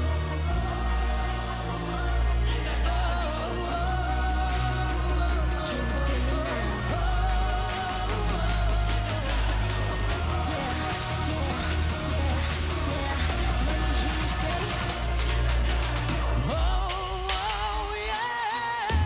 Lakukanlah sama-sama lakukan. Bergema di kiri dan kanan. Tak berhenti marah ke hadapan. Tak mengalah berdepan cabaran. Jaga, jaga, kita jaga. Jaga, jaga, kita jaga. Jadi ayo.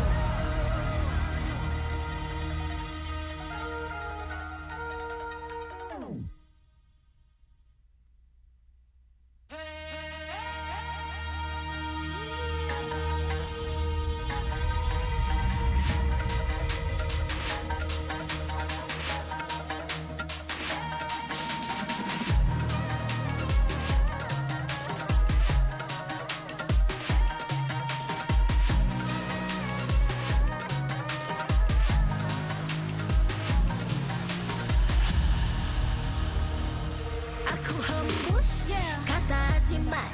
Bila terjatuh aku beringat. Jalan dah jauh cari titik bermula. Krak, krak, krak, krak. Jangan patah semangat. Semarak api bukan calon cadangan. Biar apa menghalang aku sambut datang.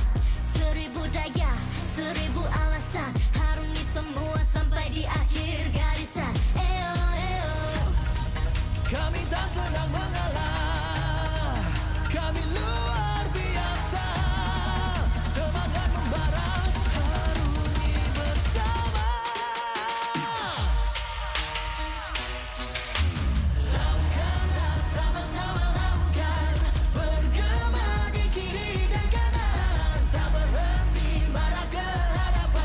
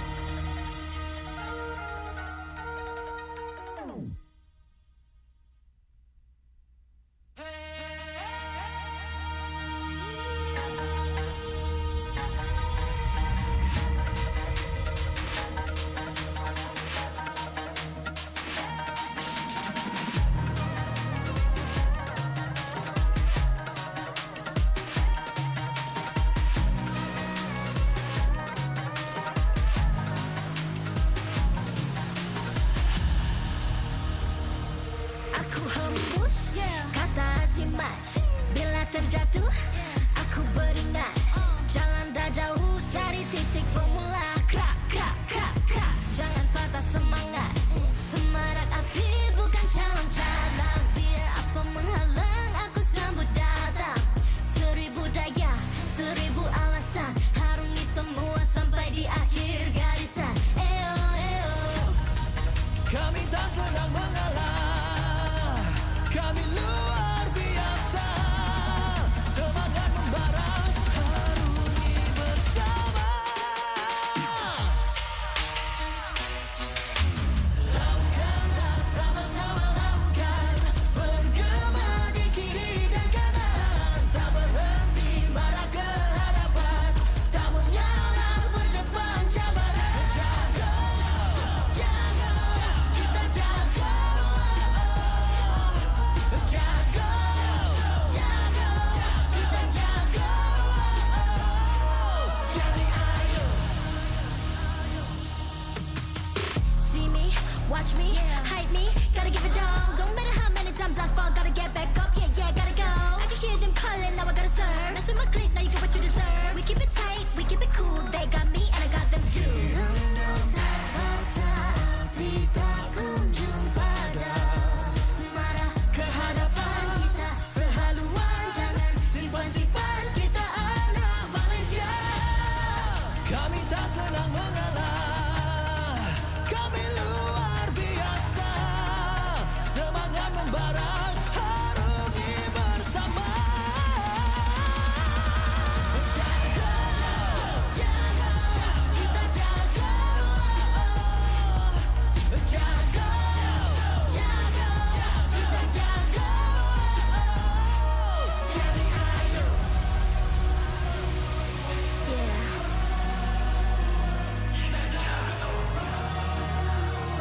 Are you ready?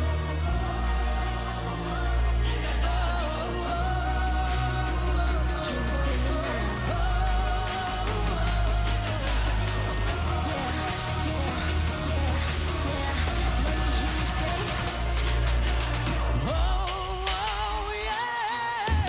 Langkahlah sama-sama langkah. Bergema di kiri dan kanan. Tak berhenti marah ke hadapan. Tak mengalah berdepan cabaran. Jaga, jaga, kita jaga. Jaga, jaga, kita jaga. Jadi ayo.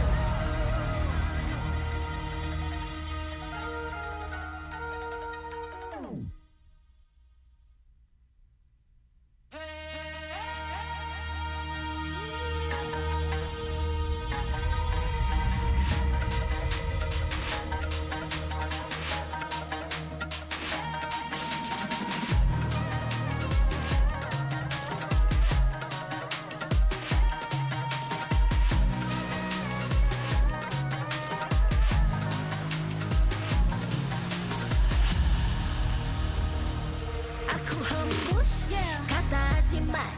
Bila terjatuh aku beringat. Jalan dah jauh cari titik bermula. Krak, krak, krak, krak. Jangan patah semangat. Semarak api.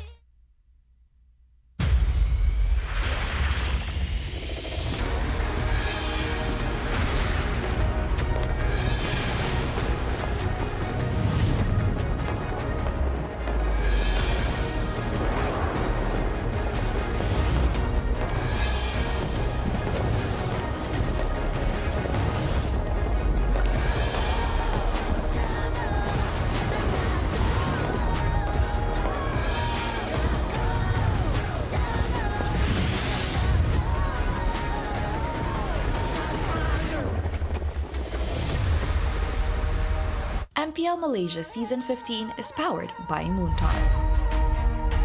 Official gaming smartphone, Infinix GT30 Pro. Are you ready to carry like a pro? The ultimate gaming smartphone is finally here. Introducing the GT30 Pro. Equipped with all-day full FPS system, you'll experience zero frame drops, just pure, smooth, stable gameplay all day long. Powered by the MediaTek Dimensity 835 MPL 5G chipset. It's fast, efficient, and ready for your most intense gaming sessions. And with the GT trigger, you get pro-level shortcuts. Buy items fast, check the scoreboard instantly, and pull off clean combos like you've never before. Get yours now, because every purchase comes with a free mag charge cooler and mag case, while stocks last. Fairy Watch, the official Mobile Legends esports watch made in Switzerland with genuine dragon leather. Comes in 3 colorways, green, black, and blue. Our esports partners, Head & Shoulders, up to 100% dandruff-free and itch protection. Head & Shoulders is dermatologically tested, penetrates 5 layers deep to eliminate dandruff. Get yours now.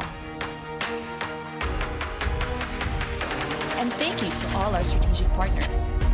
100 Plus, Playas, Astro Arena, MPL Merchandise, MPL Ticketing, supported by KBS, ESI, Rakan Muda, MESF, PSN. Ladies and gentlemen, welcome to the MPL Malaysia Season 15 Awards Ceremony, where legends rise and dreams are made. Tonight, we celebrate the skill, dedication, and unforgettable moments that define this remarkable season. Guiding us through this prestigious evening are 2 incredible personalities. We are honored to introduce our distinguished hosts. Please welcome the trilingual queen, Rose, and the electrifying Daniel Chang. Stadium Juara, are you guys ready? Wow! Yes, we are ready. And with that, selamat datang ke award ceremony MPL Malaysia musim ke-15. Nama saya Rose, host anda untuk hari ini. And of course, Rose bawa backup yang baru. So? Hai, nama saya Daniel Chiang. Korang semua sihat? Yes, Alhamdulillah. Saya Daniel Chiang, host korang untuk Grand Finals pada hari ini. Dan of course, Daniel rasa sangat berbesar hati, sangat teruja sebenarnya. Sebab this is actually my first time berada di dalam pentas. Sebab last year, Daniel ada dekat luar sana, M6 Carnival. Dan hari ini dijemput, diundang untuk bersama dengan Rose. Saya sangat teruja lah sebenarnya. Dan of course, thank you so much beradanya kita di atas pentas kebanggaan MPL Malaysia in collaboration dengan Astro. So, community MPL Malaysia. Are you guys excited for today? Wow. Yes, Daniel. Semua orang tengah nanti-nantikan actually momen ini. 6 minggu regular season. Technically 2 minggu playoff sebab kita ada 2 fasa. But you know what? Before that, I just want to ask you a little bit. Do you play the game? Okay, I used to play zaman COVID lah. Masa tu kita semua ada banyak masa kan. That is the time when I started playing Mobile Legends myself. And that is actually super fun. But of course, I also ada hobi jaga plants. But all died together with COVID lah. So saya dah busy-busy dengan kerja. Jadi begitulah. Tapi diberikan rezeki hari ini untuk berada di atas pentas ni. Pentas kebanggaan, which is something that I'm really proud about as well. You know, thank you so much for being here today. I honestly love a new co-host. Setiap musim ada co-host yang baru. Menarik. I'm pretty sure semua orang suka. But Daniel, yes, as tradition calls, setiap musim sebelum Grand Finals kita actually ada satu awarding ceremony. Let me tell you a little bit about it, okay? Okay. So, this is a ceremony in which kita akan bagi award. And we're going to acknowledge and recognize the hard work of semua pasukan dan juga pemain-pemain kita di atas pentas. So, are you ready? Of course, I'm ready. But are you guys ready? Yes, it looks like everyone's ready. Semua dah dapat button badge dah kan tadi?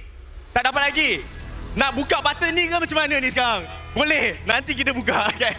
Jom kita sambung, Rose. So, since semua orang dah bersedia, mari kita jemput calon-calon anugerah dan pasukan-pasukan untuk perahkan masuk ke atas pentas kebanggaan.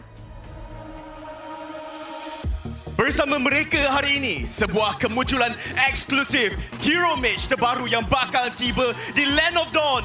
Zetian yang hadir hari ini, 2 calon anugerah, Shihin dari Toda, calon Rookie of the Season, dan Obot, calon Restreamer of the Season.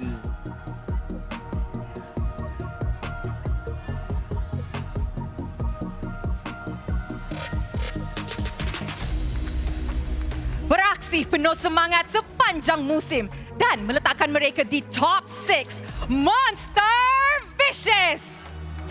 Setiap daripada mereka juga merupakan calon Dream Team Award musim ini, mengiktiraf kehebatan mereka di setiap peranan dalam Land of Dawn. Tepuk sikit! Dan yang seterusnya, jom kita sambut pasukan yang penuh dengan bakat muda dan sokongan pengalaman, Team Vamos! Antara yang mencuri perhatian era 404 bukan sahaja calon Rookie of the Season, juga tersenarai dalam Gameplay of the Season.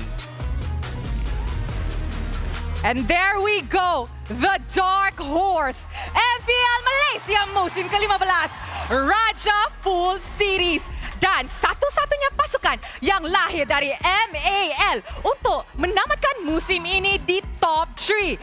Pasukan rookie yang kita semua banggakan. Beri tepukan untuk DX Soul!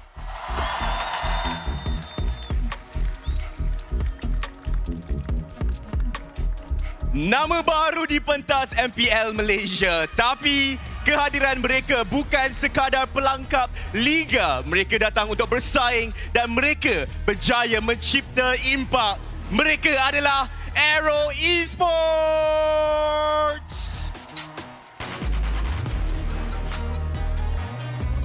Dan inilah dia salah satu grand finalis kita hari ini yang akan wakil Malaysia ke MSC 2025. Musim lalu, mereka melalui saat-saat yang sukar. Tapi musim ini, mereka bangkit dengan penuh semangat. Pasukan ini menjadi lambang sejati semangat pantang mengalah. Mari kita raikan perjalanan luar biasa mereka, Homeboys!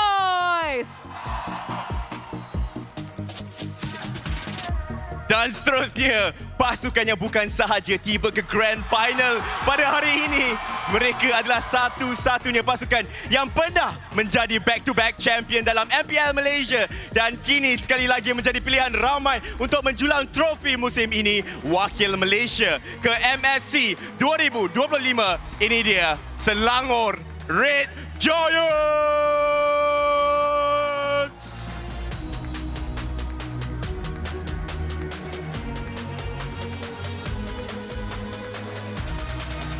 They have brought the heat, the hype, and the heroics moments, keeping us on the edge of our seats from week 1 until now. From game-winning calls to unforgettable banter, ladies and gentlemen, let us welcome the voices behind the English broadcast of MPL Malaysia Season 15. Give it up for Lapel, Gideon, Staffa, and Husky.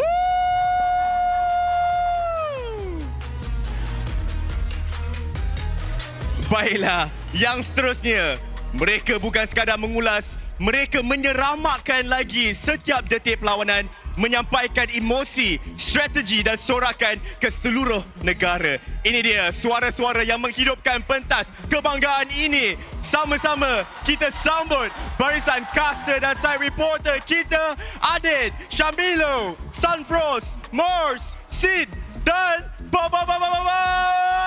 G! Wow, wow, wow. Now that is electrifying. And tu pun baru je walk in. Daniel, how are you feeling so far? Oh my God, I am feeling electrified. Sebab korang punya energi pada petang ni memang terbaik. Tepukan untuk diri sendiri, geng. Come on. Okay, now I'm pretty sure ramai orang nak tahu apa anugerah-anugerah yang kita ada hari ini. Untuk anugerah pertama, for the first time in MPL Malaysia history, kita ada award Restreamer of the Season. And I tahu ramai orang dekat sini bila diorang tak boleh datang ke venue, diorang tengok daripada rumah mereka, diorang masing-masing tengok stream MPL, tapi kadang-kadang bosan lah kan. Betul. They need an entertainer. And that is why kami nak recognize the Restreamers behind this. Kini dengan segala hormatnya kita jemput Wuyang Kau, Esports Manager from Malaysia, Montage Games untuk menyampaikan hadiah kepada pemenang kita. Let's find out who takes home the very first streamer of the Season award. Take a guess. The winner is Opa!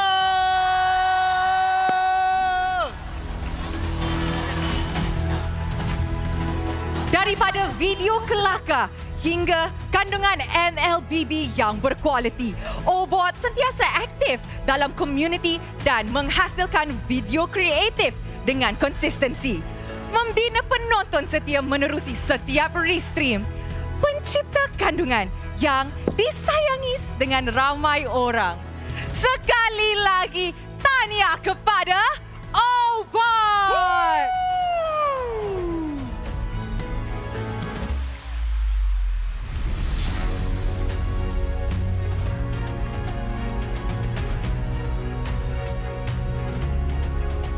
Obot merupakan restreamer number 1 untuk MPL Malaysia musim ke-14. Dengan pertumbuhan tontonan dan masa siaran yang konsisten, beliau terus mendominasi sebagai personality restream utama untuk musim ke-15.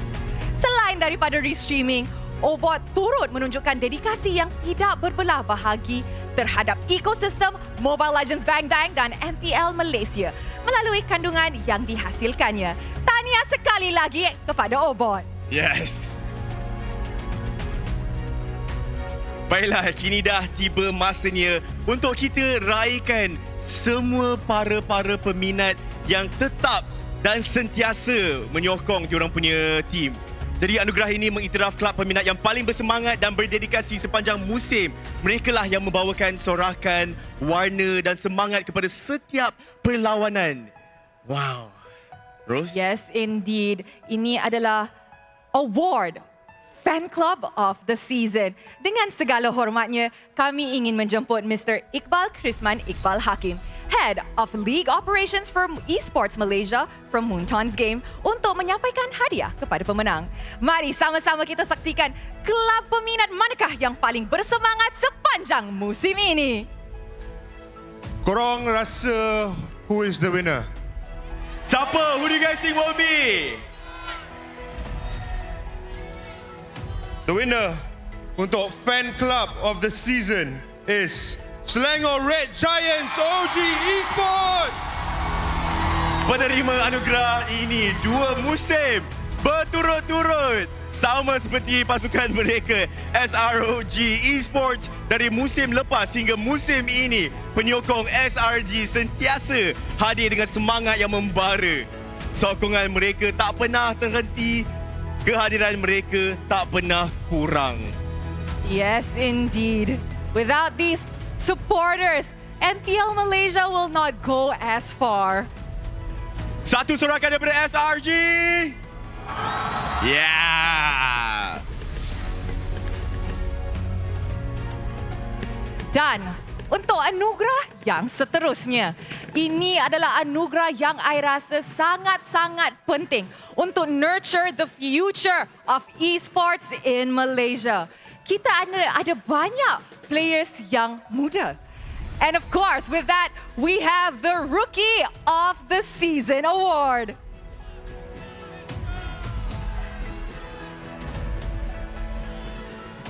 Namun sebelum kita umumkan siapakah yang bawa pulang gelaran Rookie of the Season, apa kata kita dengar daripada salah seorang calon? Let's go over to Sith and Pochi.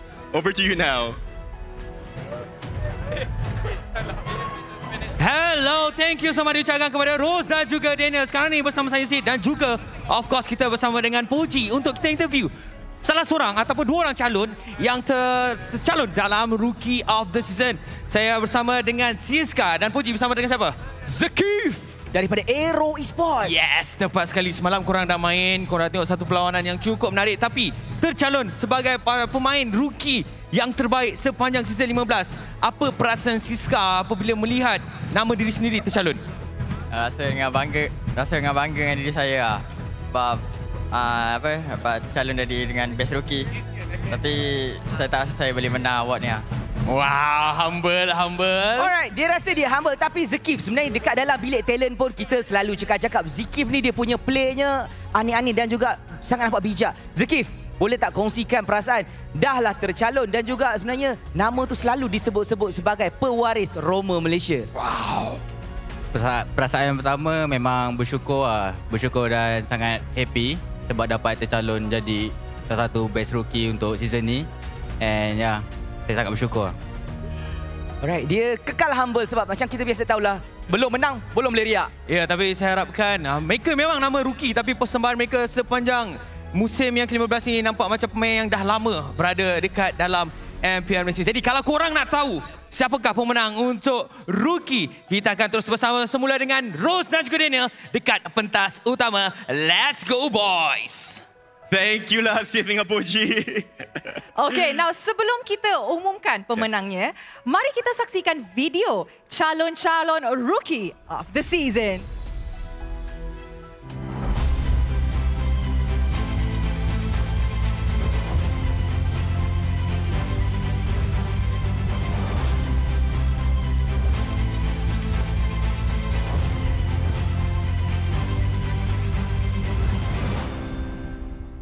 Baiklah, kini dengan segala hormatnya kita menjemput Miss Chris Sultan, Head of Business Development for Esports Malaysia, Montage Games untuk menyampaikan hadiah kepada pemenang kita. Who do you guys think it will be? Ya, siapa pilihan korang? Siska, DXO! Siska menampilkan prestasi yang menggagumkan sepanjang musim ini. Beliau kerap menjadi penyelamat pasukan pada saat genting. Sentiasa ada ketika rakan sepasukan memerlukan. Kemuncaknya, Siska berjaya mendapatkan Savage di playoffs sebagai EXP laner pertama untuk musim ini. Persembahan cemerlang ini sudah tentu membuat ramai tidak sabar untuk melihat sejauh mana potensi dan perkembangan beliau pada masa yang akan datang.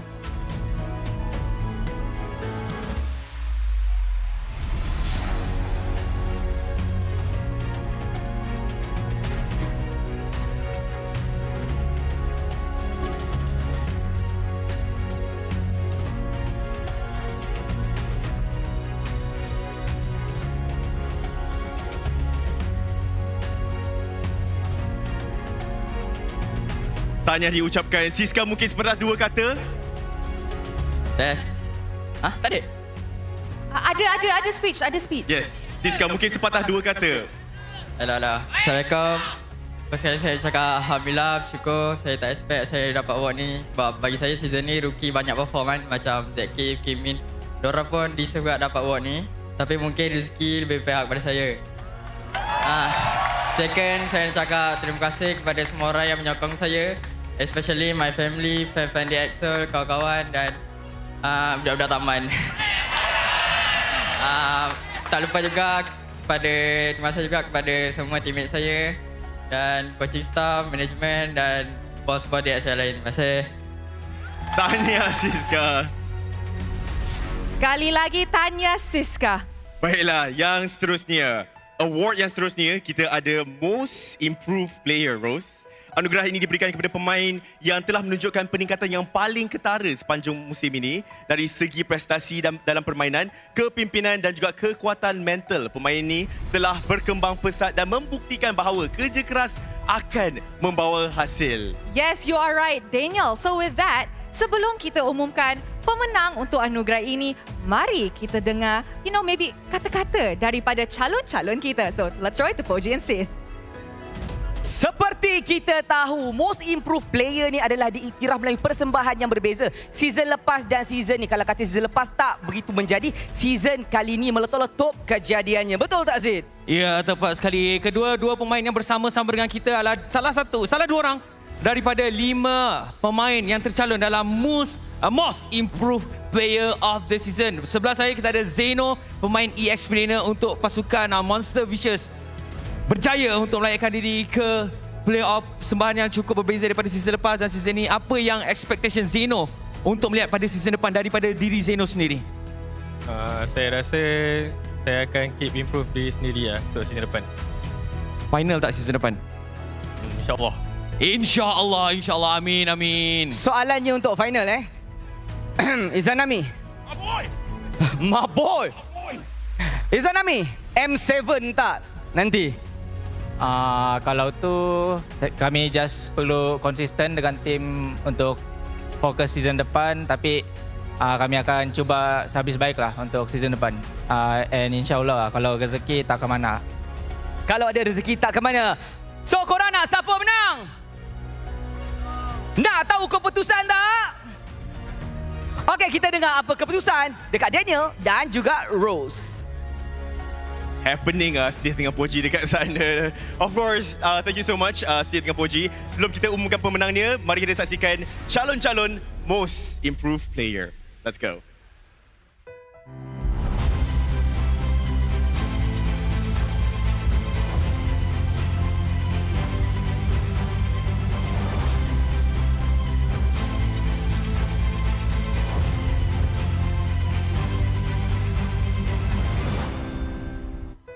Dan itu dia calon-calon Most Improved Player untuk musim ini.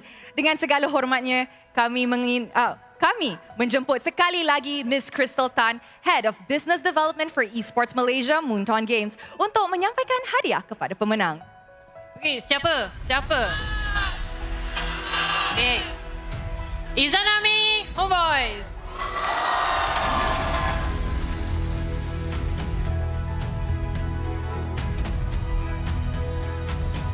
Daripada hampir tersingkir kepada kebangkitan yang membanggakan musim lalu, Izanami dan pasukannya hampir menamatkan saingan di tempat ke-8. Namun dengan semangat juang, kerjasama dan kesungguhan, beliau bangkit bersama rakan sepasukan untuk membina semula Homeboys. Ini dia, semangat pantang mengalah.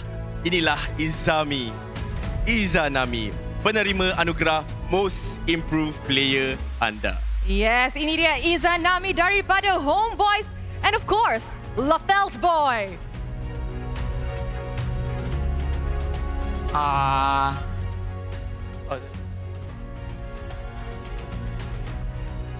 Tahniah sekali lagi diucapkan. Congratulations Izanami. And of course, seterusnya kita ada anugerah Gameplay of the Season. So, setiap minggu, actually there is a lot of gameplays that happens yang paling menarik. Lepas tu kita pilihlah seminggu player mana, highlight mana yang paling stand out. Betul. Kita kumpul and then we do a voting. Actually quite exciting juga ada punya steps and process before we can get to the final stage, betul? Yes, betul tu. So, with that, mari kita sama-sama saksikan semula detik-detik paling epic untuk musim ini.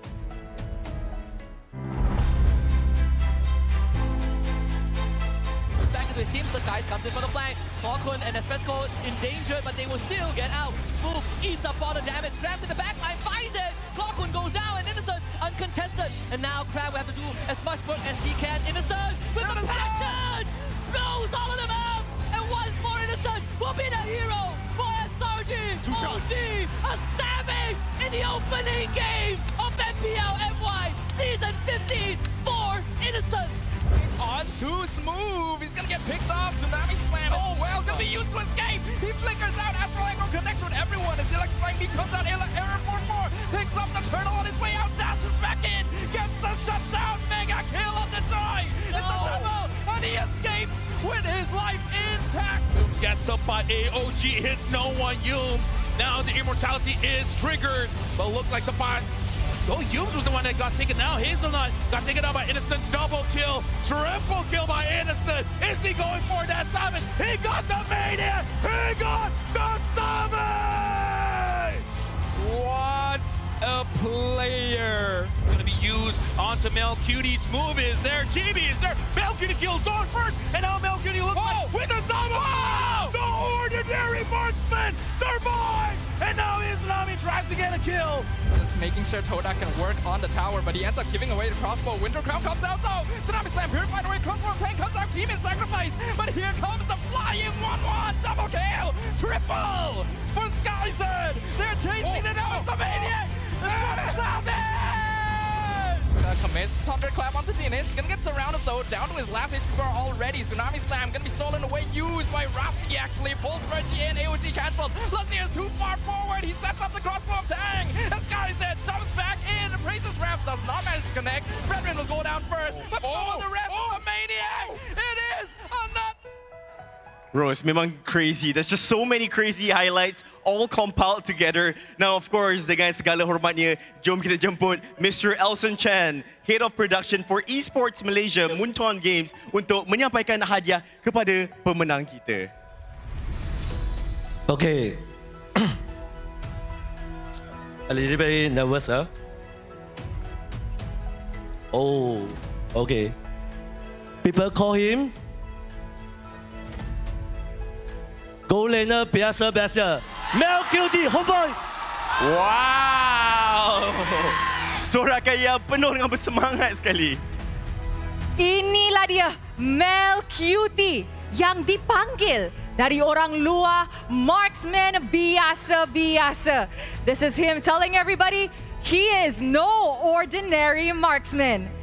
Dengan kawalan mechanical yang luar biasa, beliau bukan sahaja menggantungkan penonton tetapi berjaya meloluskan diri daripada kepungan 4 pemain dengan hanya sedikit nyawa yang tinggal. Satu gameplay yang benar-benar layak digelar terbaik untuk musim ini. Once again, Stadium juara Mel Cutie. Woo!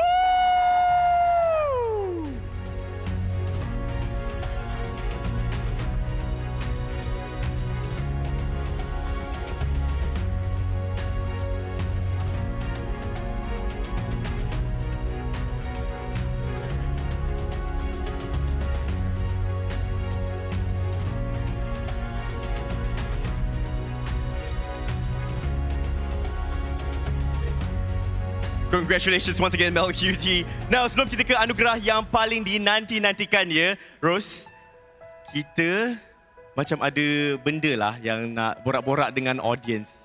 Kan? Sebab today is going to be a really important game. Alright, it is between Homeboys and also the SRG. So, Homeboys dekat mana korang? Flame Boys dekat sana. Semua dah habis energi ke Homeboys? Flame Boys angkat tangan lah sikit. Itu dia. Kalau SRG pula kat mana? Homeboys, korang punya team kena bersemangat lagi. So that next year diorang boleh, take away the title from SRG punya para peminat. Oh, tak boleh Tak boleh. Yakin? Homeboys, show them how do you do it. Come on. Alright, okay, that's a good one. That's what's good one. Alright, okay, jadi kita dah ready untuk yang seterusnya. Jadi kita nak beri laluan kepada side reporter kita dengan cerita macam ada benda yang menarik dekat sana. Let's go there. Terima kasih. Memang ada banyak benda yang menarik untuk kita kongsikan. Dan ini adalah slot untuk Beyond the Arena. Tempat untuk kita menyelami perasaan sebenar untuk perjuangan dekat pentas MPL ni. Sebab ini bukan sekadar pentas, ini adalah tempat di mana mereka tak kisah kalah, jatuh, macam mana sekalipun, mereka tetap bangun untuk meneruskan perjalanan mereka baik di pentas MPL mahupun di pentas antarabangsa. Dan bersama saya sekarang adalah Ciku dan juga Zon. Itu dua nama besar yang pantang mengalah untuk arena MPL kita. Apa khabar anda berdua? Alhamdulillah sihat. Sihat juga.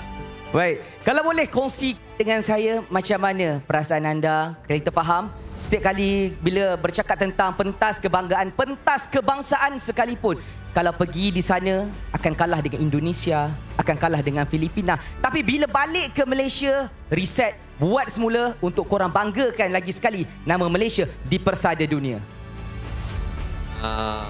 Kalau cakap itu, of course sedih. Sebab bila dekat Malaysia, macam saya lah. Saya pernah berada dekat Malaysia ni paling atas. Maksudnya tak ada siapa boleh kalahkan. Dan bila pergi kat international, kalah lah, macam memang tak boleh melawan. So agak sedih sebenarnya. Tapi benda tu tak buat saya untuk patah semangat lah. Sebab saya punya tujuan masih belum tercapai untuk menang. Tak kisah apa-apa international, janji menang lah. Janji menang. Kalau boleh, Zon mungkin boleh kongsi apa yang menjadi penguat semangat tu untuk teruskan perjalanan. Kalau dari saya, maybe saya punya support daripada family dengan isteri saya lah. Buatkan saya rasa ada benda yang saya belum tercapai lagi dalam saya punya sepanjang career saya dalam Mobile Legends ni, since benda yang selalu saya inginkan sama macam Ciku jugalah, which is menang international. Kita dekat Malaysia ni jarang menang international. Yang baru melahkan sejarah pun SRG. So kita orang as a veteran yang lama dekat sini pun nak juga jadi macam SRG. So benda itulah yang kita orang buat keep going sampai sekarang. Faham. Tapi bila kita bercakap tentang veteran perjalanan korang, sebenarnya korang pernah beraksi bersama dekat pentas SEA Games, dapat pingat perak. Dan perjalanan itu begitu berharga dan juga satu kebanggaan untuk kami sebagai rakyat Malaysia tengok pencapaian korang berdua. Tapi sebenarnya bukan korang je yang ada dekat pentas. Sebenarnya kita masih lagi kekurangan satu figura penting untuk berada dekat pentas ni. Dan figura tersebut yang bermain pada musim ini bersama-sama dengan pasukan baru, tidak pernah mengenal erti putus asa. Seperti dengan hashtag kita, pantang mengalah. Saya dengan segala hormatnya mempersilakan Ripo untuk bersama-sama di atas pentas untuk memberikan sedikit sepatah dua kata bersama-sama dengan pasukan RSG, kini bersama dengan pasukan Ocean Black. Walaupun rezeki tidak berpihak kepada beliau, tetapi tidak pernah mengenal erti putus asa. Berikan tepukan paling gemuruh untuk Ripo.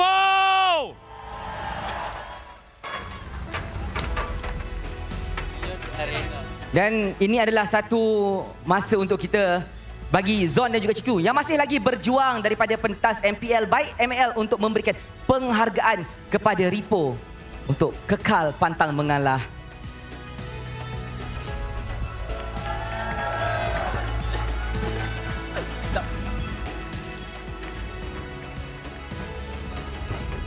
Alright, bersempena dengan segmen istimewa ni, kita akan siarkan satu video khas berkenaan dengan Ripo. Jadi tuan-tuan dan puan-puan, ayo kita saksikan ke skrin kita sekarang.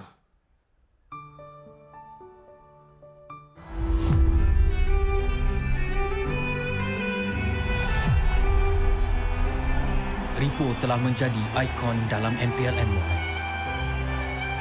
Beliau telah melalui jatuh bangun dalam perjalanan karirnya sebagai pemain profesional.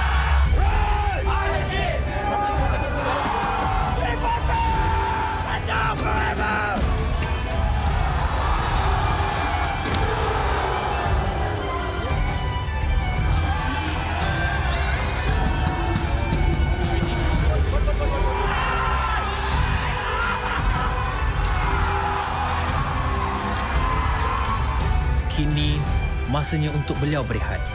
Kami ucapkan semoga berjaya dalam apa jua yang mendatang. Dan dari kami semua, terima kasih Muhammad Ripo Arif. Perjalanan beliau pasti kita akan rindui.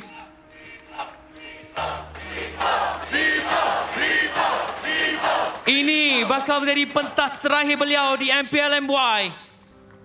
Jadi kita akan dengar kata-kata terakhir beliau. Apa yang ingin beliau katakan kepada komuniti-komuniti yang tak pernah berhenti menyokong sepanjang pelibatan beliau di MPL MY. Jadi kita akan mempersilakan Muhammad Arif ataupun Ripo untuk memberi sepatah dua kata. Okay. Untuk semua orang, terima kasih sebab dah support aku dari awal. Dari season 3 aku start MPL sampailah sekarang season 15. Dah berapa lama aku dekat MPL, korang still support aku walaupun aku naik, ada turun. Ya, kita tahu rezeki ada di mana-mana. Kadang-kadang kita naik, kadang-kadang kita turun. Tapi kali ni aku rasa aku kena rehatlah dari scene MPL. Sebab aku dah cuba 2 season and tak menjadi apa. Aku rasa lebih better aku back off untuk bagi kat orang yang berpotensi untuk bermain dekat pentas MPL. Aku harap ada orang yang penerus aku lah, insyaAllah. Nama Ripo akan selama-lamanya terpahat di dalam MPL MY. Pastinya kita akan merindui taunting daripada Ripo. Ripo, kita nak tengok last taunting daripada Ripo selaku Raja Taunting Malaysia. Berikan semangat kepada Ripo. Last taunting daripada beliau. Korang nak aku buat apa? Taunting apa yang korang nak aku request untuk yang kali terakhir?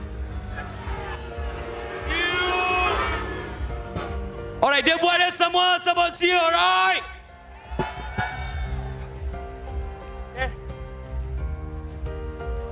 See you! Ladies and gentlemen, Ripo! Alright, sebelum kita pass balik kepada kita punya main host, Ripo, boleh tak kita selfie ramai-ramai? Kita selfie ramai, kau dekat tengah, selfie dengan semua audience yang ada dekat stadium juara ini. Boleh bagi telefon tak? Alright. Selfie ramai-ramai. Selfie sekali.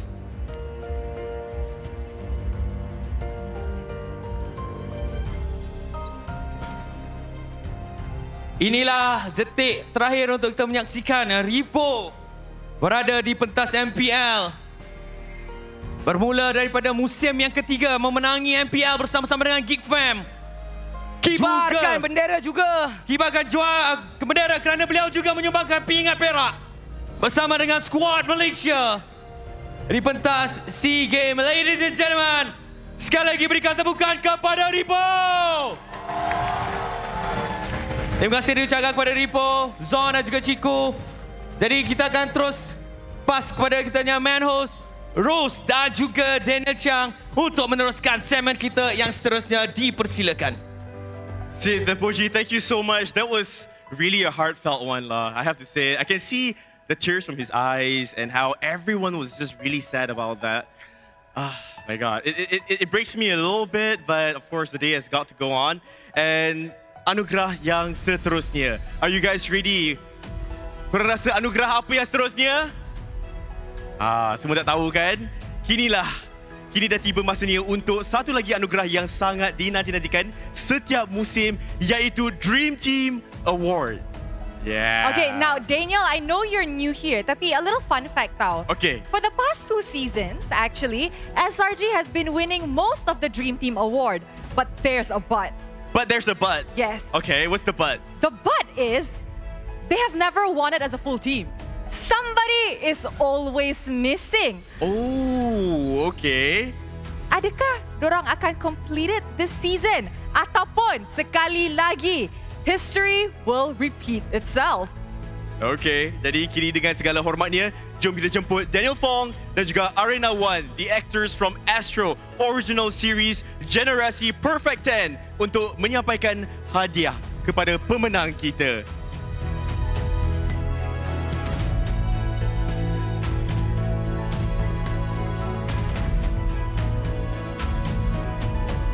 Jadi satu Daniel Chiang, seorang Daniel Fong lah Let's not confuse ourselves. Alright, take it away guys. Hello, Stadium Juara. Stadium Juara. Yo. Alright, e-gamers are such an amazing athlete. Tapi kami athlete juga, tapi athlete dalam drama. Yes, sir. So kami dari Astro Originals, drama Generasi Perfect 10 akan datang September ni. Okay, so talking about Dream Team, bagi Daniel, siapa agaknya akan jadi Dream Team kalau dalam drama Generasi Perfect 10? Okay, kalau dalam drama Generasi Perfect 10, mestilah gabungan watak yang berbeza tapi saling lengkap melengkapi. Barulah ada chemistry dan kekuatan sebenar kan? Perfect 10, right guys? Yes, sir. Yeah. Tapi Arena, macam mana pula kalau dalam dunia MLBB, apa maksud sebenar Dream Team? Okay, so Dream Team Award dalam MPL Malaysia adalah satu penghormatan untuk pemain-pemain terbaik dalam setiap peranan. So we have Gold Lane, EXP, Mid, Roamer, Jungler dan juga coaching staff. Tapi bukan hanya dari prestasi mereka sepanjang musim, juga hasil dari undian daripada peminat, talent dan penganjur. Right. Let's go for the nominees, shall we? Yeah! Let's go.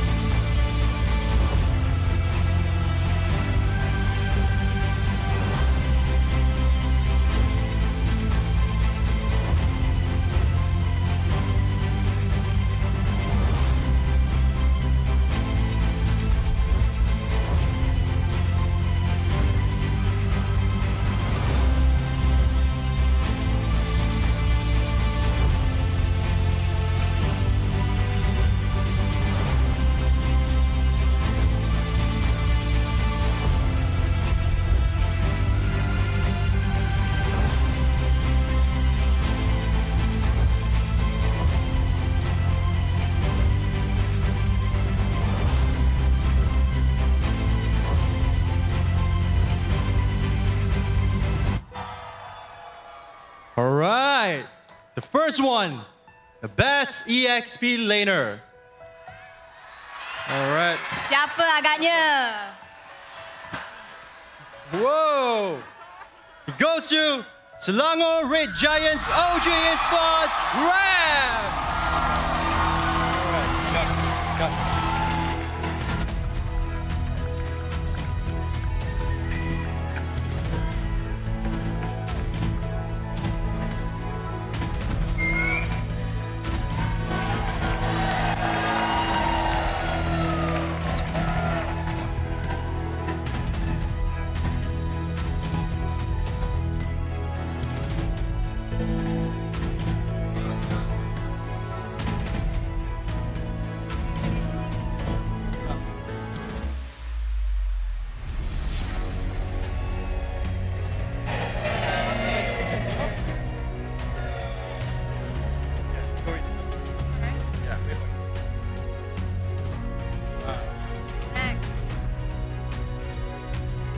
All right, the next one.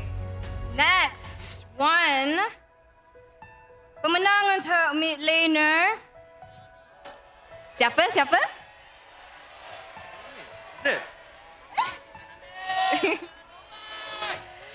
Selangor Red Giants OG Esports Stormy.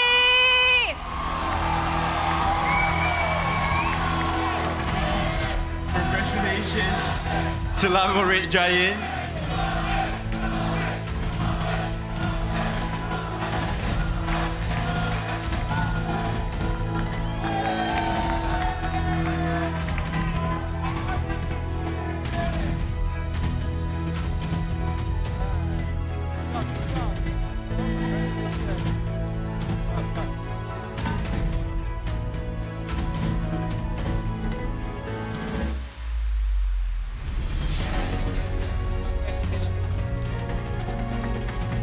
All right, the next award, Best Roamer. Wow. Best Roamer award goes to Selangor Red Giants OG Spot Yams. Congratulations, Selangor Red Giants.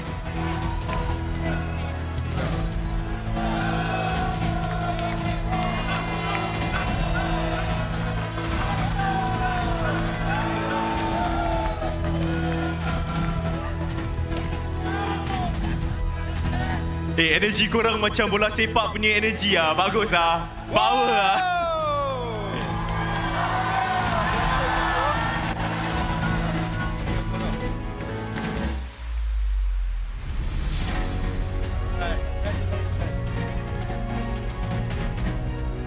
Okay, next one. Gold laner. Siapa?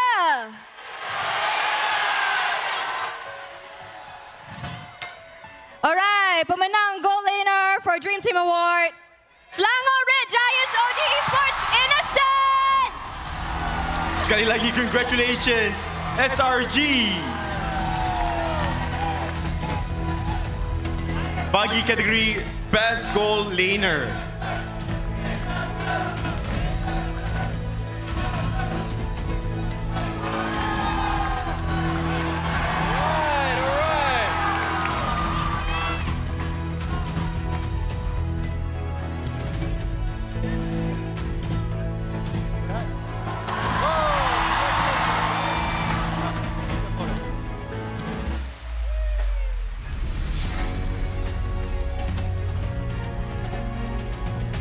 Alright, the next award, Best Jungler.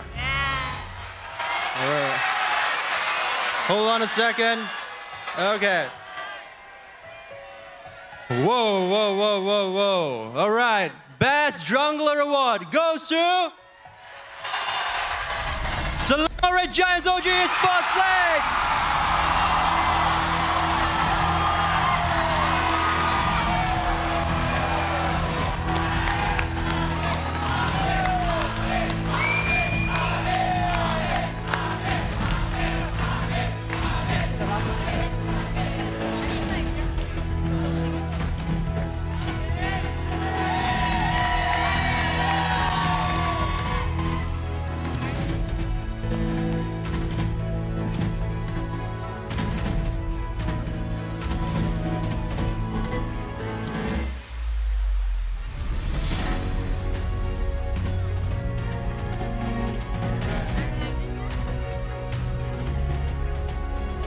All right, final one.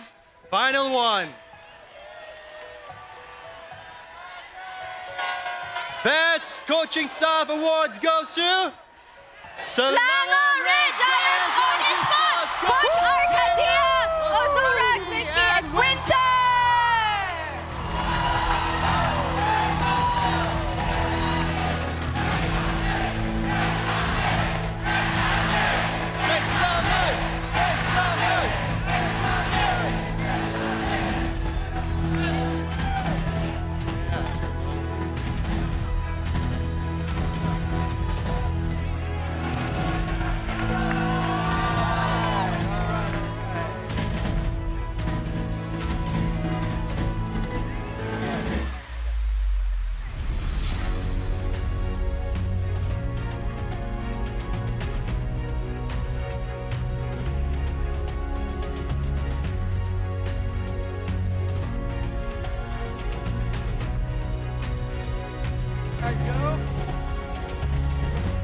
And listening a speech as well.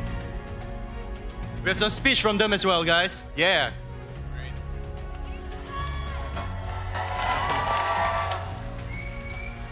First of all, I just want to share basically this award.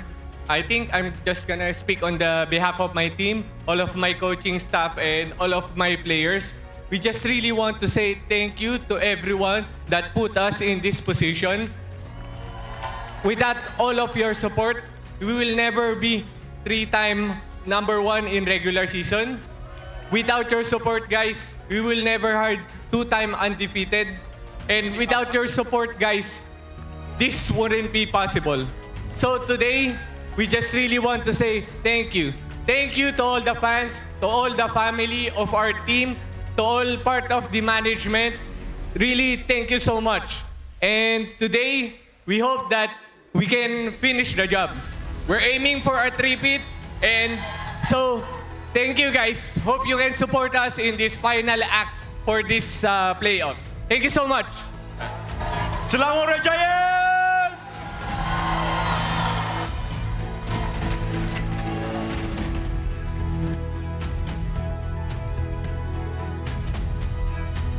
Alright, I think this also calls for a photo opportunity since we have the entire dream team here.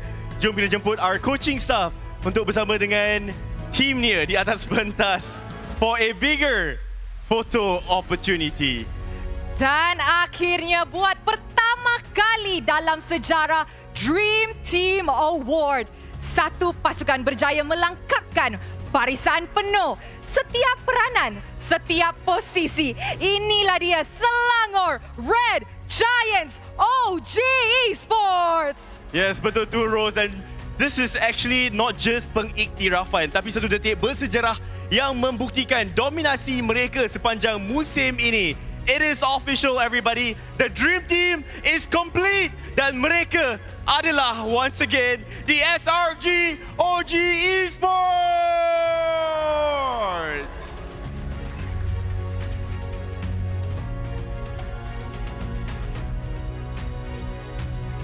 All right, thank you so much, everybody.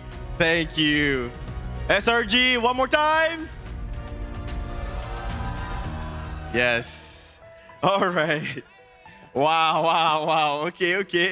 All right, then up next is the talent of the season. Dan Rose, I rasa this is a little bit personal for you, kan? Betul? Tak adalah personal sangat. I debuted in Stadium Juara in Season 11 and I won my first Best Talent in Season 11 juga. And you know what? I think that all talents deserve to win this. Then of course, you pun adalah salah seorang calonnya, betul kan? Okay, jadi sebelum kita sambung, apa kata kita throw to Sith dengan Poji dulu untuk korek apa pula dekat sana tu? Sith, Poji, apa hal? Terima kasih diucapkan kepada Rose yang pernah menang Talent of the Season bersama-sama Daniel yang mungkin akan menang pada musim kali ini. Tapi kita sekarang ni bersama-sama dengan talent semua yang ada dekat atas kerusi masing-masing. Kita nak tengok siapakah talent yang akan memenangi musim kali ini, Puji. Saya tak tahu. Saya boleh kata kita ada 13 orang talent tapi ada yang tak dapat datang sebab ada yang isterinya bersalin. Betul. Ada yang tak sihat. Kita minta maaf tak lengkap line up tapi kita nak interview. Okey, saya nak interview dengan orang yang pernah juga menang Talent of the Season pada musim lalu, iaitu Sunfrost. Jadi, apa pandangan tentang Talent of the Season? Adakah kau boleh menang sekali tak? Oh, saya rasa Talent of the Season ni satu anugerah yang cukup bagus untuk menghargai. Kau nama dah bau-bau ke? Oh, tak dengar. Tapi, sama kita bagi dekat Puji pula. kita ada rockstar kita dekat sini. Mars. Apa? Oi. Ucapan tak menang lagi. InsyaAllah. Pada siapa title yang menang ni, you are all amazing . Tak kisahlah siapa menang pun. We are in this together. We are in one ship. Let's go. Alright, last. Gideon Q. Antara veteran. So what do you think about this segment, Talent of the Season? I think it's great. I think it's great appreciation to all of our talents here who've worked very, very hard, for all of you all out there. So please enjoy the show. Yes, let's go. Jadi kalau nak tahu, kita akan terus bersama dengan Daniel di atas pentas untuk mengumumkan siapakah pemenang Talent of the Season. Let's go. It's always very happening over there dengan Sith, dengan Poji. Wow, tapi banyak benda juga yang saya dah buka mata tu, which is actually quite interesting. Then of course, before we throw to the nominees punya video, I just want to ask. So I did mention earlier that you are one of the nominees, Rose. Betul? Awak tak nervous ke? Tak adalah, kan kita professional. Ya ke? Of course, we have to be professional. Menang kalah tu, different story. On stage, everything is neutral. Faham? Kalau macam tu, homeboys, raise your flag sedikit. Menang kalah tak apa, SRG ke homeboys ke tak apa. Yang penting, kita satu Malaysia. Pentas kebanggaan. Betul tak? Yes. Now, okay, if you guys are ready, let's watch the nominees video. Let's go.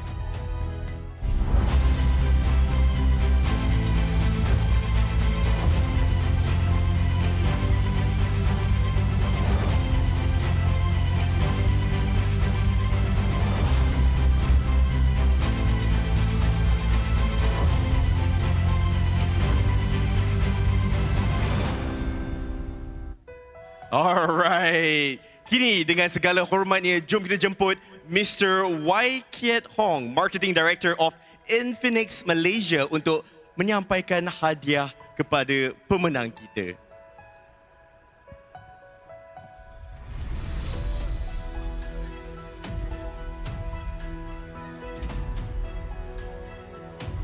Alright.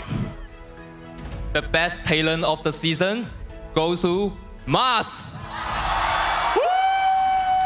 Mars, congratulations! Itu dia rockstar talent kita. 2 kali. To beat best talent of the season. Kalau tak ada Mars di casting table, I rasa memang bosanlah hidup kita semua.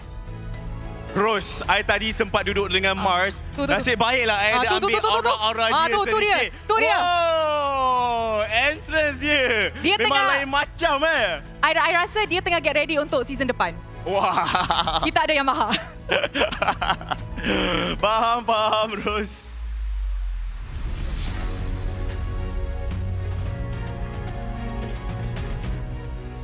Sekali lagi diucapkan tahniah kepada Mars.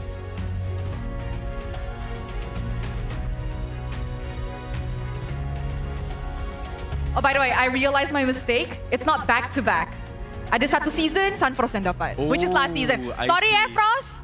Sorry, jangan marah I. Nanti you marah I. Sorry. Minta maaf. Alright, kata-kata daripada Mars. Yes.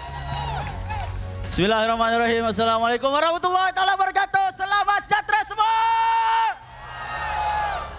So, seperti biasa, alhamdulillah, aku pun tak sangka. Minta maaf kalau aku informal sikit sebab aku memang tak prepare speech. Aku ingat Puji menang. Tapi, itulah rezeki tak salah alamat. Apapun, ini tribute kepada kesemua rakan caster yang pernah bertugas dengan aku, kepada semua sokongan yang pernah beri dekat aku. Korang is the best. MPL MY Season 15 is the best. Thank you.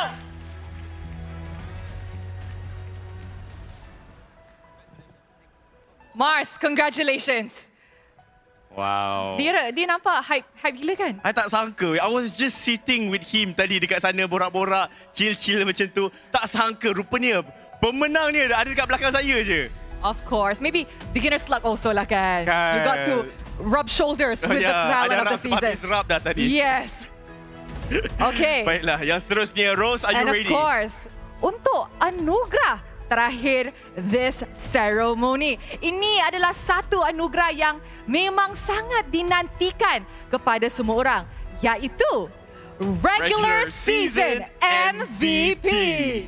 Okey, jadi selepas semua perlawanan, segala persiapan dan tekanan, anugerah ini mengiktiraf seorang pemain yang benar-benar menyelah berbanding yang lain.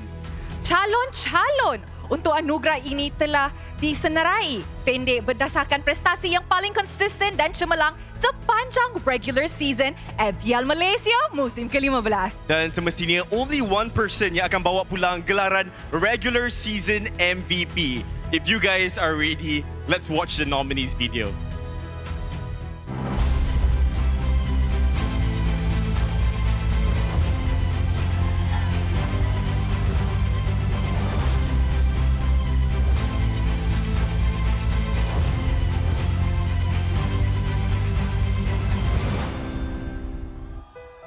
Dengan segala hormatnya, kita menjemput Mr. Julius C, CEO of Ferry untuk menyampaikan hadiah kepada pemenang kita. Dan pemenangnya, itu. Detik-detik yang agak cemas ya, Rose. Saya pun nervous sambil saya tengok dia buka envelope tu. Okay, everyone guess who's going to win this? Starts with an I. Pemenang Selangor Red Giants, Innocent. Innocent daripada Selangor Red Giants OG Esports sekali lagi mencipta sejarah dalam MPL Malaysia dengan pencapaian regular season MVP 3 musim berturut-turut. Beliau kini memegang rekod 3-peat MVP. Sesuatu yang belum pernah dicapai oleh sesiapa pun sebelum ini. Rose, I have to say itu memang satu pencapaian yang agak luar biasa. Innocent bukan sahaja konsisten, tapi Innocent juga kini menjadi penanda aras baru dalam arena MPL Malaysia. Wow. Saya kalau boleh nak jadi MVP jugalah. Ke FMVP. FMVP tu nanti di Grand Finals. Betul tu. Alright, let us take a photo.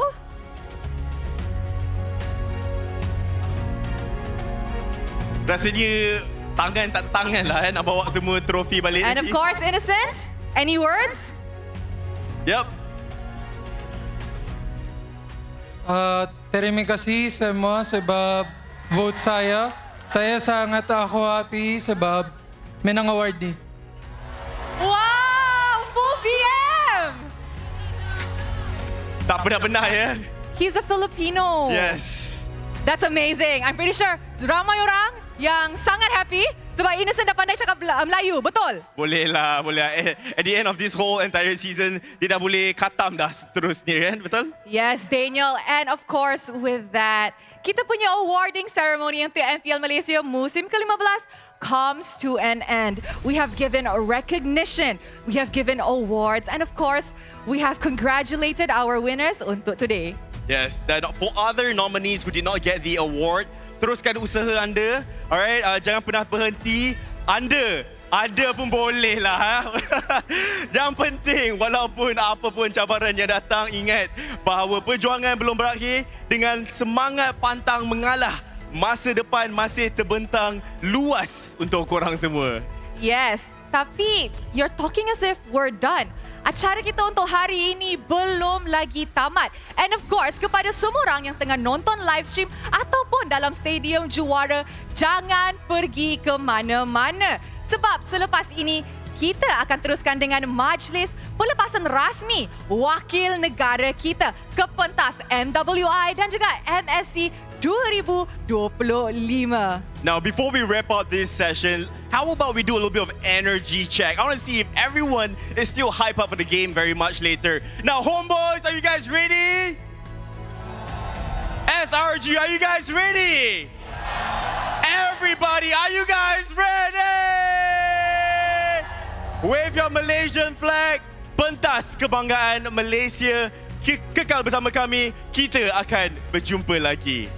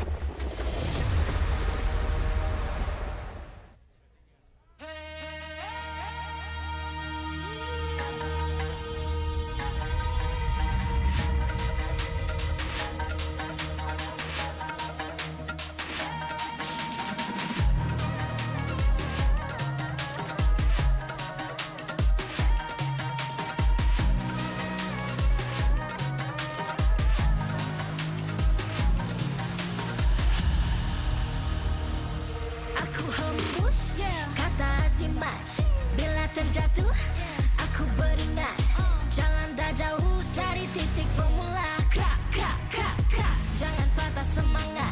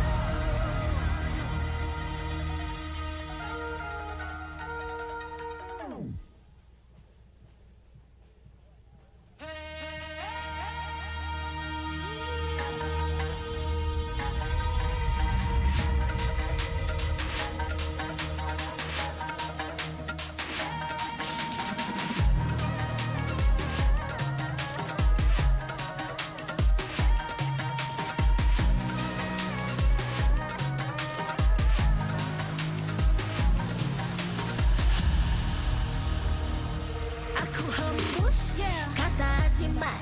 Bila terjatuh aku beringat.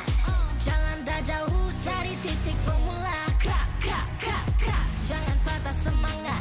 Semarak api bukan calon cadangan. Biar apa menghalang aku sambut datang. 1000 daya, 1000 alasan. Harungi semua sampai di akhir garisan. Eo, eo. Kami tak senang mengalah. Kami luar biasa. Semangat membara.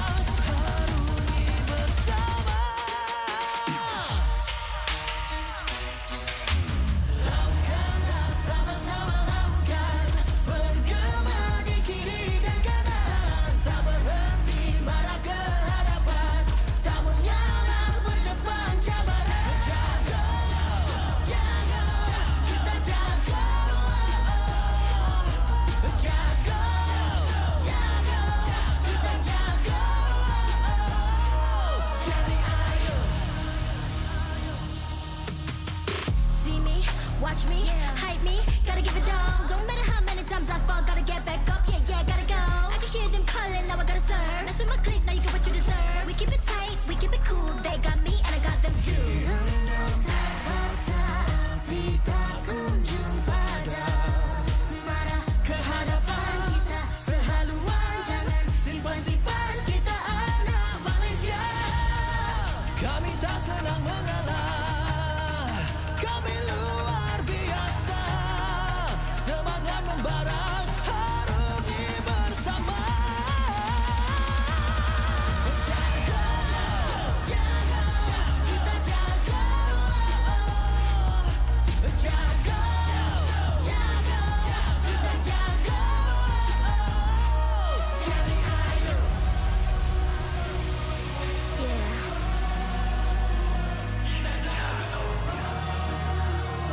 Are you ready?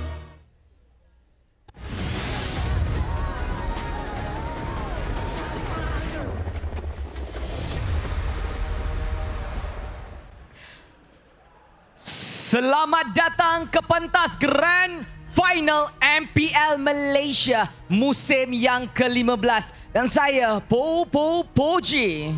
Dan saya Sid, sebelum kita melangkah ke kemuncak acara pada petang ini Poji, kita akan bersama-sama untuk memberikan perhormatan kepada wira-wira negara kita yang akan mewakili tanah air kita iaitu Malaysia, yang akan membawa nama dan juga jalur gemilang ke pentas antarabangsa untuk kejohanan MWI dan juga MSC 2025.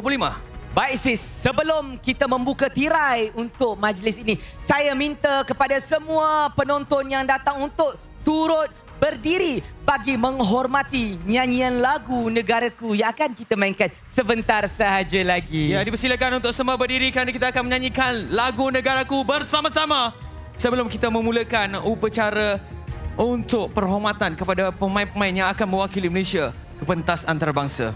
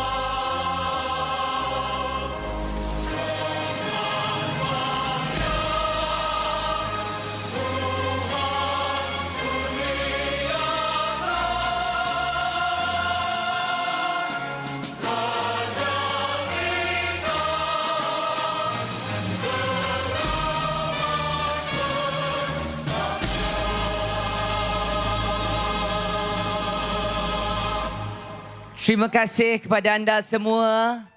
Dan sekarang anda boleh duduk semula. Terima kasih atas sokongan anda semua. Baiklah, sebagai tanda sokongan rasmi dari pihak penganjur, dengan segala hormatnya kami menjemput ke atas pentas Encik Fikri Rizal Mahrudin, Malaysia Esports Lead Montage Game. Dipersilakan.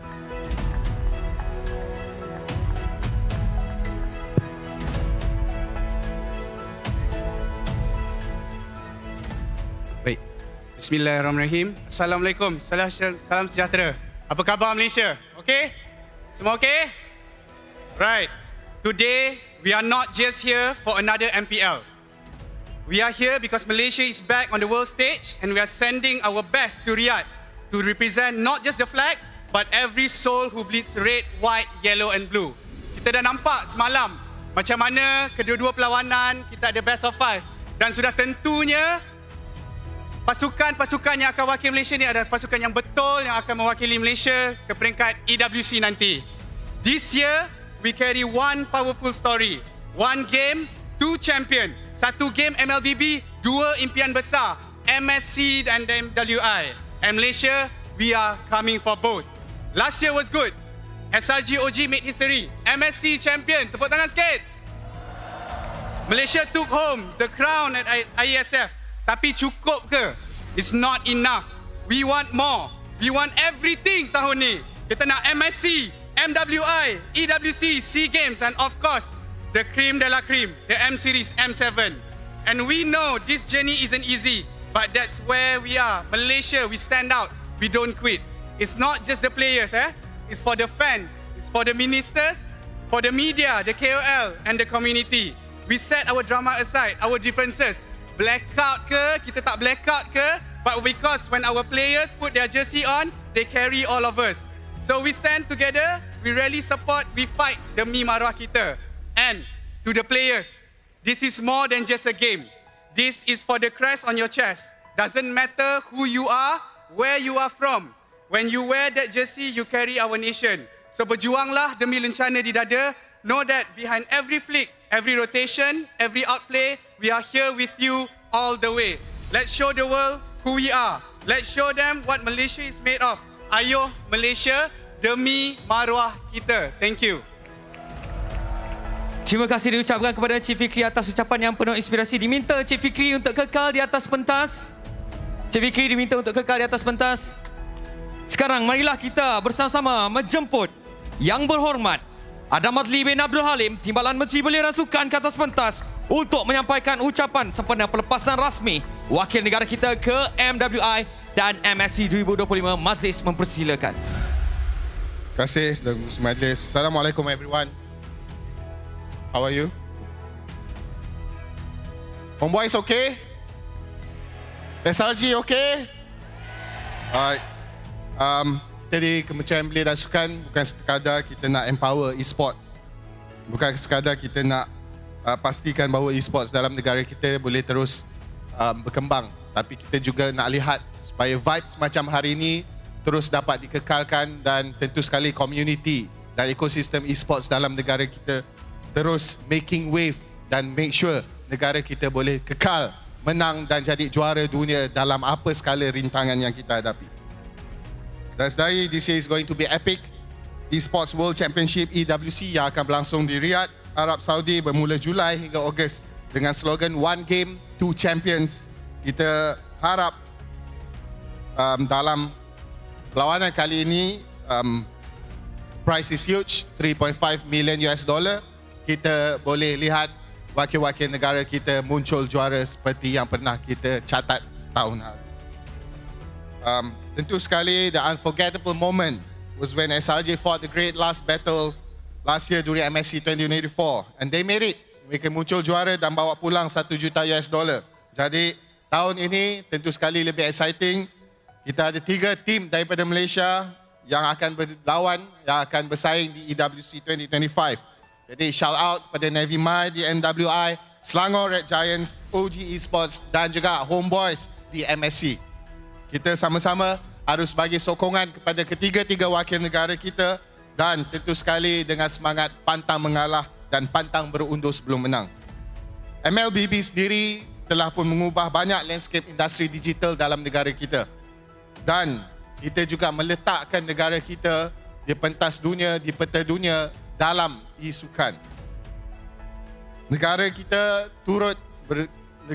turut berbangga dengan setiap pencapaian, terutama sekali ada anak-anak muda kita yang telah pun mencatat banyak kejayaan dalam industri ini. Oleh yang demikian, kita sedar bahawa ini bukan lagi sekadar sebuah permainan. Ini sekarang adalah sebuah platform untuk kejayaan yang lebih besar dan juga peluang dalam banyak bidang-bidang yang berkaitan. Ekosistem MLBB di Malaysia ini akan terus berkembang dan kita harap dapat terus jadi tunjang kepada pembangunan bakat-bakat dan peluang-peluang baru untuk anak-anak muda negara kita seterusnya menjadi kebanggaan. Saya tak mahu berucap panjang. We know what we are waiting for. Saya harap saya juga nak menarik perhatian oleh pihak-pihak syarikat korporat di luar sana untuk terus memandang pada ekosistem e-sukan dalam negara kita. Lihatlah apa yang telah dicapai di hari ini dan pandanglah bagaimana kita boleh meningkatkan lagi penajaan dan juga penglibatan semua orang. Saya harap syarikat-syarikat korporat dapat mengulurkan tangan dan pastikan kita buka lebih banyak peluang pada semua yang bangun daripada akar umbi dan juga sampai kepada pihak yang lebih tinggi. Ulangannya bukan lagi soal kewangan, ulangannya adalah demi maruah negara, ulangannya juga kepada keseluruhan pembangunan ekosistem negara kita. Bila kita bekerja untuk tahun-tahun mendatang. Perancangan pihak Muntun juga saya harap dapat untuk kita lihat sebagai sebuah langkah berani yang menjadi sebuah permulaan baru kepada franchise MLBB yang akan datang. Saya percaya apa jua keputusan yang dibuat nanti pasti kali akan terus mengutamakan bakat-bakat kita, pasukan-pasukan kita dan keseluruhan ekosistem e-sukan dalam negara. Last but not least, let's go beyond of what we have already achieved. We have achieved many remarkable success and we should keep setting and beating each of those benchmarks. Tahniah pada semua pasukan, selamat maju jaya pada wakil-wakil negara di EWC 2025. Looks like I'll be seeing you all there as well. Everyone, thank you, good luck to everyone and all the best Malaysia. Terima kasih YB atas kata-kata yang sungguh membakar semangat. Seterusnya, kami ingin menjemput Encik Muhammad Naim Al-Amin bin Saharudin, Presiden Persekutuan Sukan Elektronik Malaysia MESF untuk turut bersama di atas pentas. Sebagai tanda penghargaan kepada wira-wira kita, marilah kita sama-sama saksikan tayangan video rasmi pelepasan pasukan negara.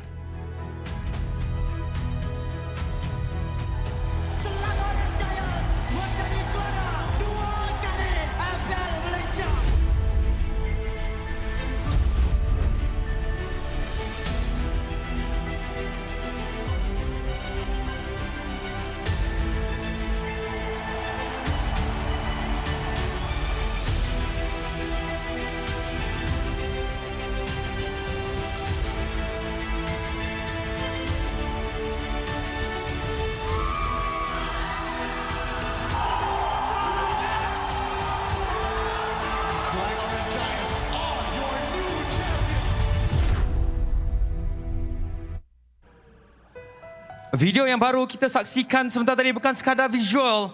Ia adalah cerminan semangat, air mata dan harapan setiap pemain yang bakal mewakili negara. Kini, tibalah masa untuk kita raikan wira-wira kita yang akan bermain demi tanah air. Kita mulakan dengan wakil rasmi Malaysia ke kejohanan Mobile Legends Bang Bang Women Invitational MWI 2025. Pasukannya akan membawa nama negara kita. Berikan tepukan gemuruh kepada Navi MY. Setiap pasukan ini menunjukkan komitmen dan semangat luar biasa di MWI Qualifier. Hari ini mereka berdiri sebagai simbol kebanggaan dan harapan negara. Navi MY terdiri daripada Rina, Raimundo, Fafal, Shah, Hani, Yuki dan jurulatih mereka, Coach Aish.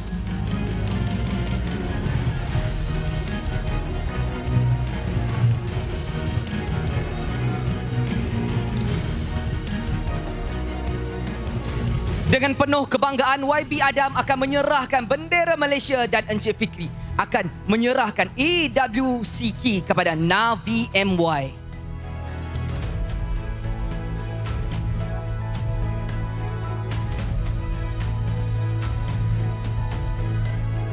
Inilah wakil Malaysia untuk MWI. Kita akan berikan 100% sokongan kepada mereka di bumi Riyadh nanti. Sekarang sesi bergambar bersama-sama dengan wakil tunggal untuk kategori wanita.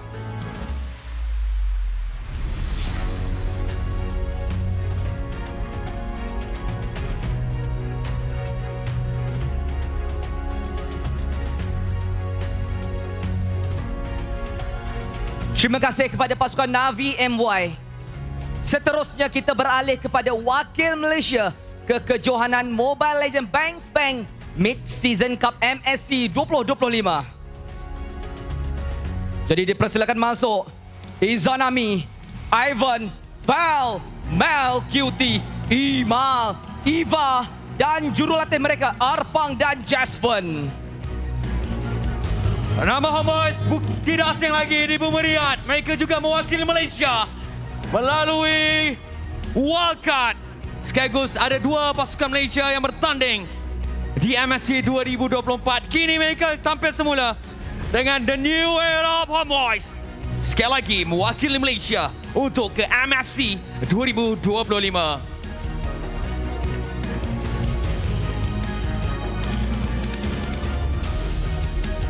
Dengan penuh kebanggaan, YB Idam akan menyerahkan sekali lagi bendera Malaysia dan Encik Fikri akan menyerahkan EWC key kepada mereka.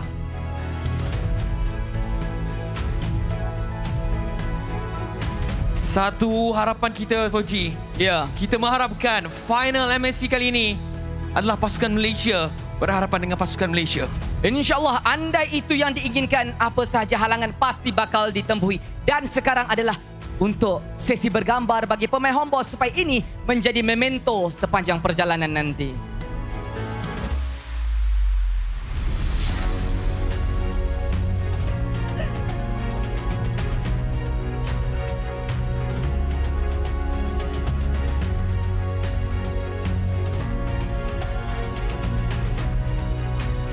Seterusnya, kita beralih kepada wakil Malaysia ke kejohanan Mobile Legends Bang Mid-Season Cup MSC 2025. Pasukan ini akan membawa nama negara sebagai wakil rasmi Malaysia ke MSC. Kita persilakan SRGOG Esports. SRGOG Esports telah membuktikan keunggulan mereka sepanjang musim ini. Mereka kini bersedia untuk menggalas tanggungjawab besar sebagai wakil negara. Mereka terdiri daripada Innocent, Gram, Skies, Yum, Stormy, Gorgeous dan barisan jujur latihan Cool Sharkadia, Ozura Vicky and Winter. Memenangi edisi pertama, mereka tampil sebagai juara bertahan. Dengan penuh kebanggaan, YB Adam akan menyerahkan bendera Malaysia dan juga Encik Fikri akan menyerahkan EWC key kepada SRGOG Sport. Jadi, kita persilakan untuk pemain-pemain kita untuk memberikan ruang dan juga masa bagi sesi untuk bergambar. Ingat, wahai wira-wira negara, ini bukan sekadar permainan. Ini maruah kita. Jalur gemilang bakal berkibar sekali lagi di bumi Riyadh. Adakah kali ini giliran pasukan MVMY ataupun Homeboys ataupun sekali lagi SRGOG Esports? Inilah dia wira-wira negara kita yang akan membawa nama Malaysia. Berilah sokongan 100% kepada mereka untuk memastikan nama negara kita sekali lagi bersinar di pentas antarabangsa.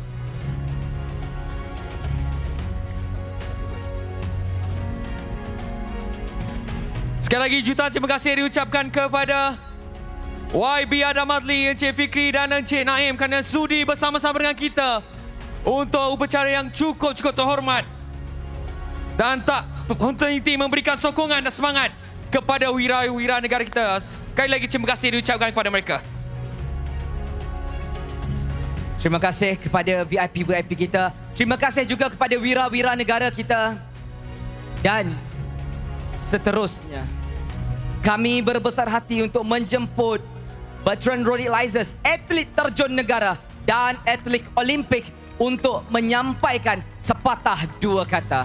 Majlis mempersilakan.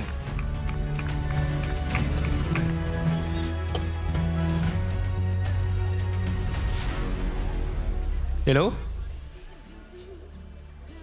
Nervous sebenarnya ni. First time kat sini. Okay, for those who don't know me, I'm Bertrand Rodick, penerjun Olimpik negara. First of all, I want to say thank you so much to MPL MY for inviting me to this event. Okay, to Navi, SRG, and of course, Homeboy, I want to say congratulations to you guys that you guys qualified for MSC and also EWC. I wish you guys all the best. Do your best and be the best. I say, demi you guys say Malaysia tau.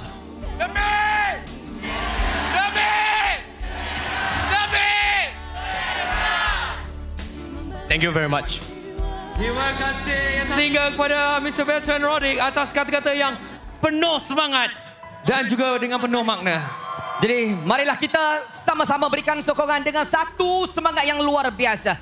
Dan untuk itu kita serahkan kepada Gorgeous untuk memimpin Viking Club untuk membakar semangat pasukan negara yang bakal berjuang untuk mengharumkan nama Malaysia di persada dunia. Let's go Gorgeous.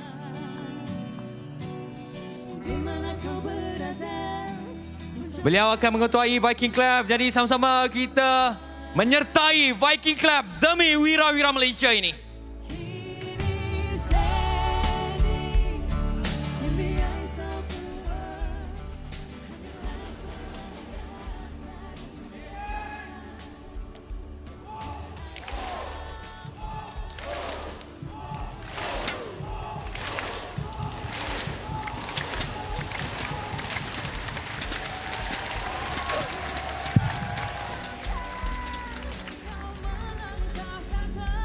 Dengan selesainya semua penyampaian, perarakan dan ucapan yang telah pun kita saksikan pada hari ini, kami ingin merakamkan setinggi-tinggi penghargaan kepada semua tetamu terhormat yang telah bersama-sama dengan kita di atas pentas sebentar tadi. Benar, Sid. Dan sebentar sahaja lagi, apa yang kita tunggu itu Grand Final untuk MPL MY season yang ke-15. Pertembungan di antara SRGOG bertemu dengan Homeboys. Hanya satu juara Malaysia. Benar, mereka yang akan mewakili Malaysia, tetapi ini perhitungan terakhir sebelum mereka terbang ke bumi Riyadh. Siapakah yang akan dinobatkan selaku juara MPL Malaysia musim yang ke-15? Teruskan menonton MPL dan kita akan berhenti rehat sebelum kita sambung kepada acara terunggu pada petang ini untuk Grand Final MPL Malaysia musim yang ke-15. Jumpa anda selepas ini. Let's go.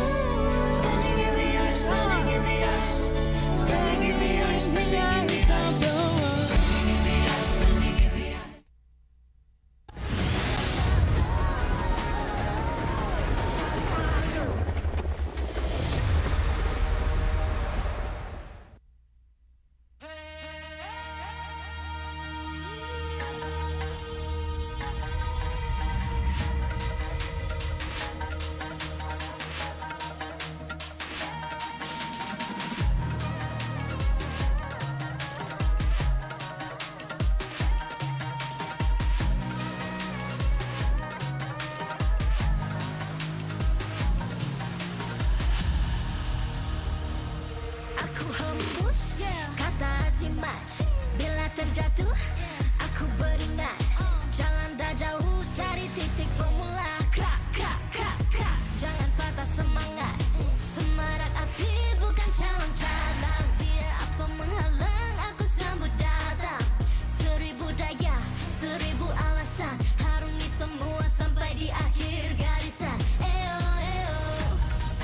Kami tak senang mengalah, kami luar biasa.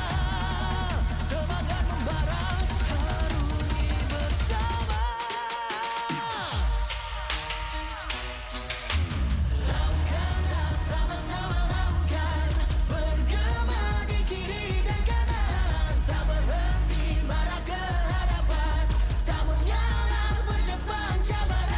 Jaga, jaga, kita jaga. Jaga, jaga, kita jaga. Jadi ayo. See me, watch me, hype me, gotta give it all. Don't matter how many times I fall, gotta get back up. Yeah, yeah, gotta go.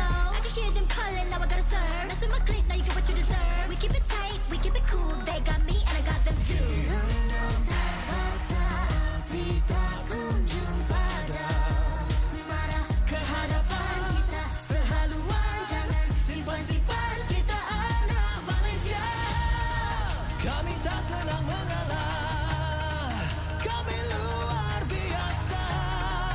Semangat membara, harungi bersama. Jaga, jaga, kita jaga. Jaga, jaga, kita jaga. Jadi ayo. Yeah.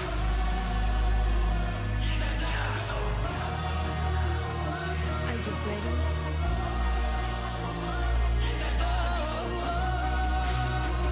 Can you feel me now? Yeah, yeah, yeah, yeah. Let me hear you say.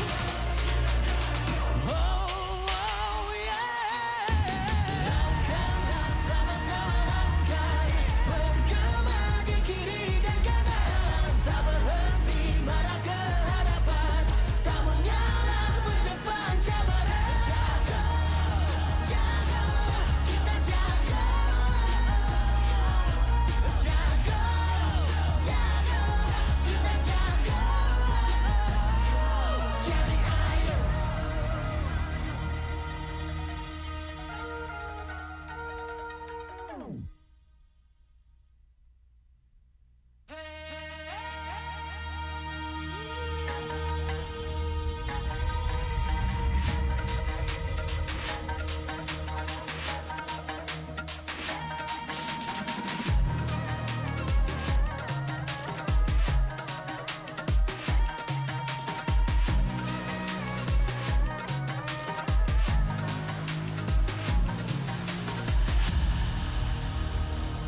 Aku hembus kata azimat. Bila terjatuh, aku beringat. Jalan dah jauh, cari titik bermula. Krak, krak, krak, krak. Jangan patah semangat. Semarak api bukan calon cadang. Biar apa menghalang, aku sambut datang. 1000 daya, 1000 alasan. Harungi semua sampai di akhir garisan. Eyo, eyo. Kami tak senang mengalah, kami luar biasa. Semangat membara, harungi bersama. Lakukanlah sama-sama lakukan, bergema di kiri dan kanan, tak berhenti marah ke hadapan, tak mengalah berdepan cabaran. Jaga, jaga, kita jaga. Jaga, jaga, kita jaga. Jadi ayo.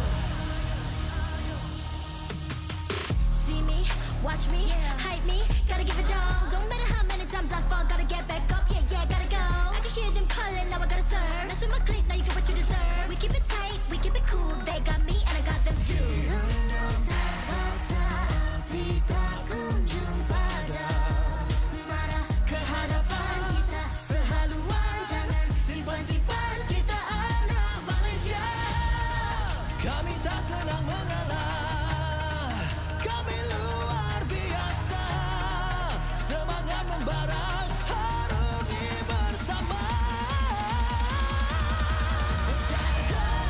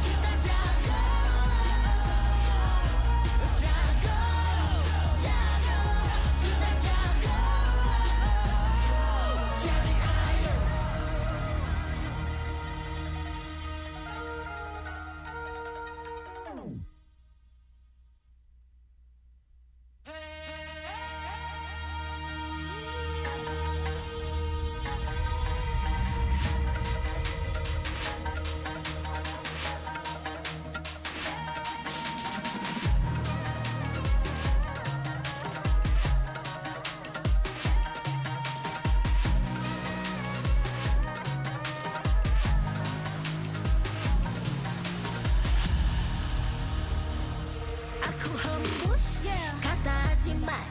Bila terjatuh aku beringat. Jalan dah jauh cari titik bermula. Krak, krak, krak, krak. Jangan patah semangat. Semarak api bukan calon cadangan. Biar apa menghalang aku sambut datang. 1000 daya, 1000 alasan. Harungi semua sampai di akhir garisan. Eo, eo. Kami tak senang mengalah. Kami luar biasa. Semangat membara. Harungi bersama.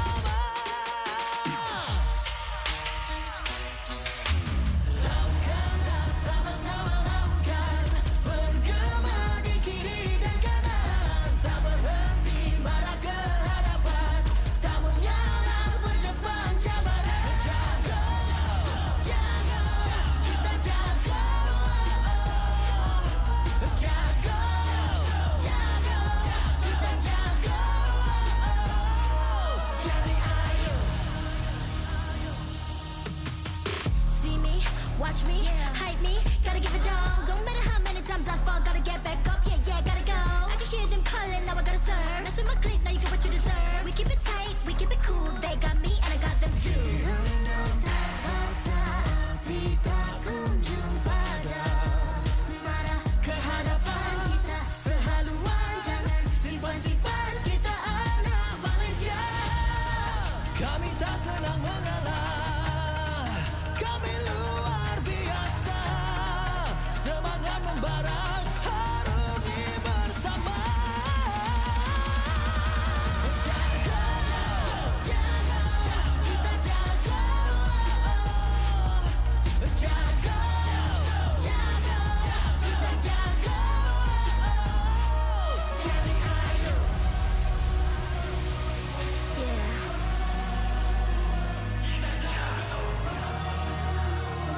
Are you ready?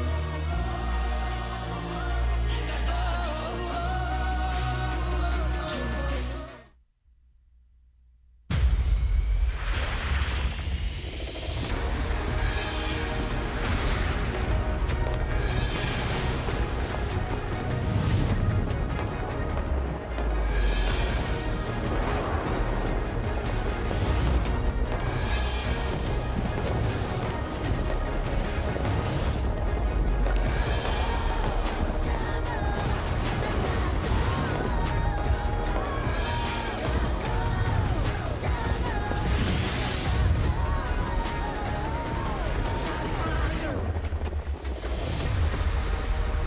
MPL Malaysia Season 15 is powered by Montage.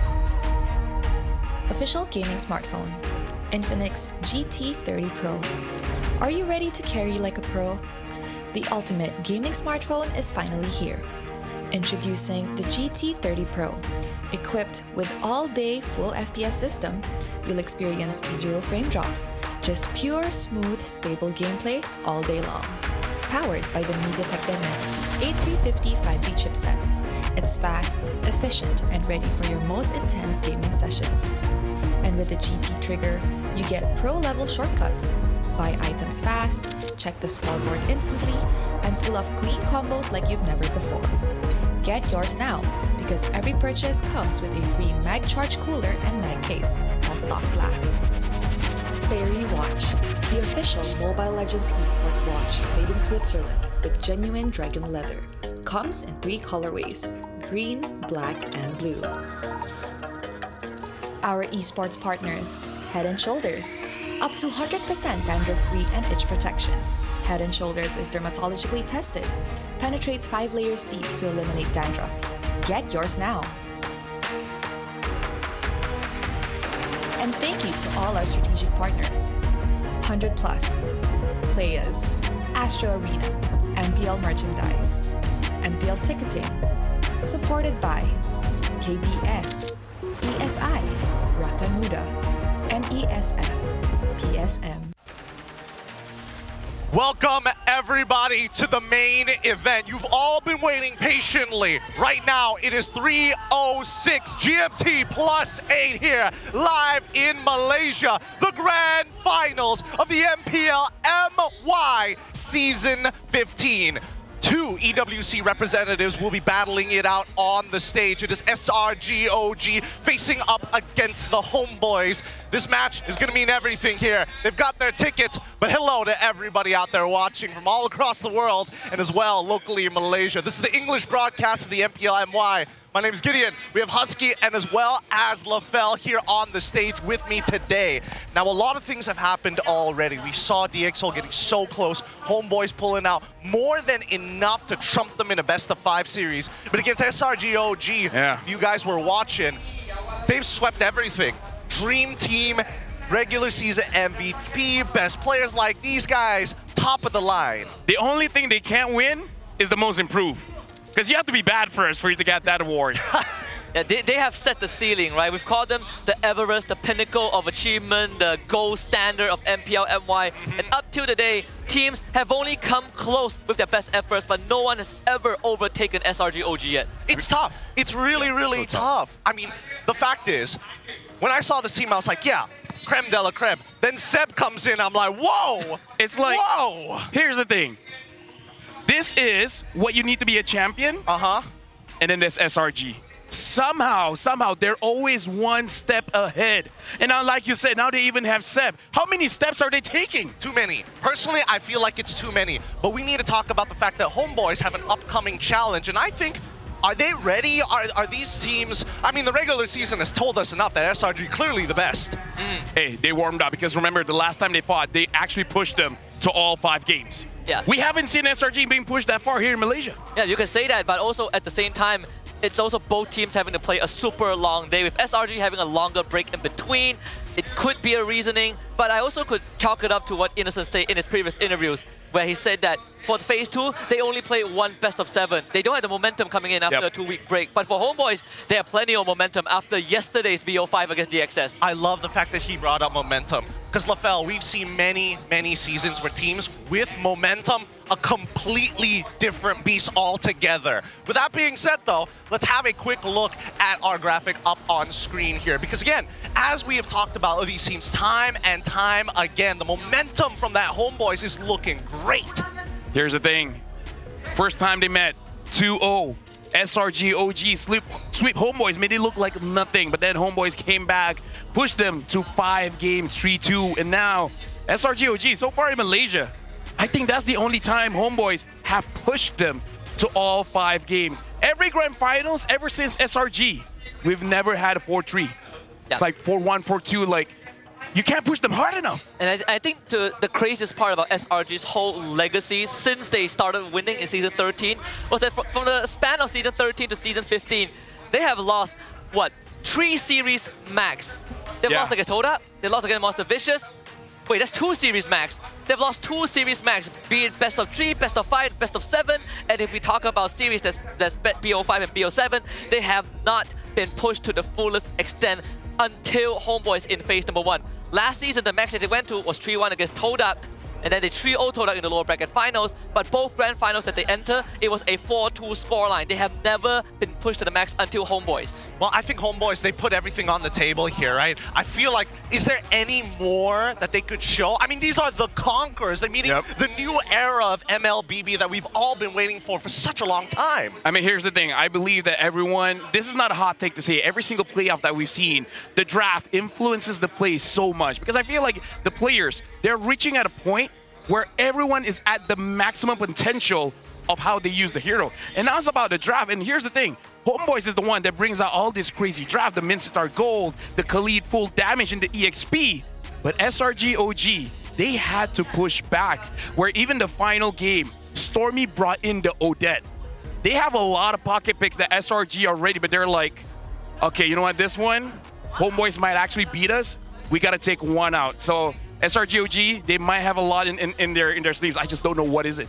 That's an interesting reflection, though, because even from last year, what we see from SRGOG is when they get a little loose, they get a little funky. Innocent whips out the changa sometimes. He was dominating the entire way. And I think for Homeboys, when I'm looking at them, it's like, do they still have things in their pocket left? I feel like they're out of ammo.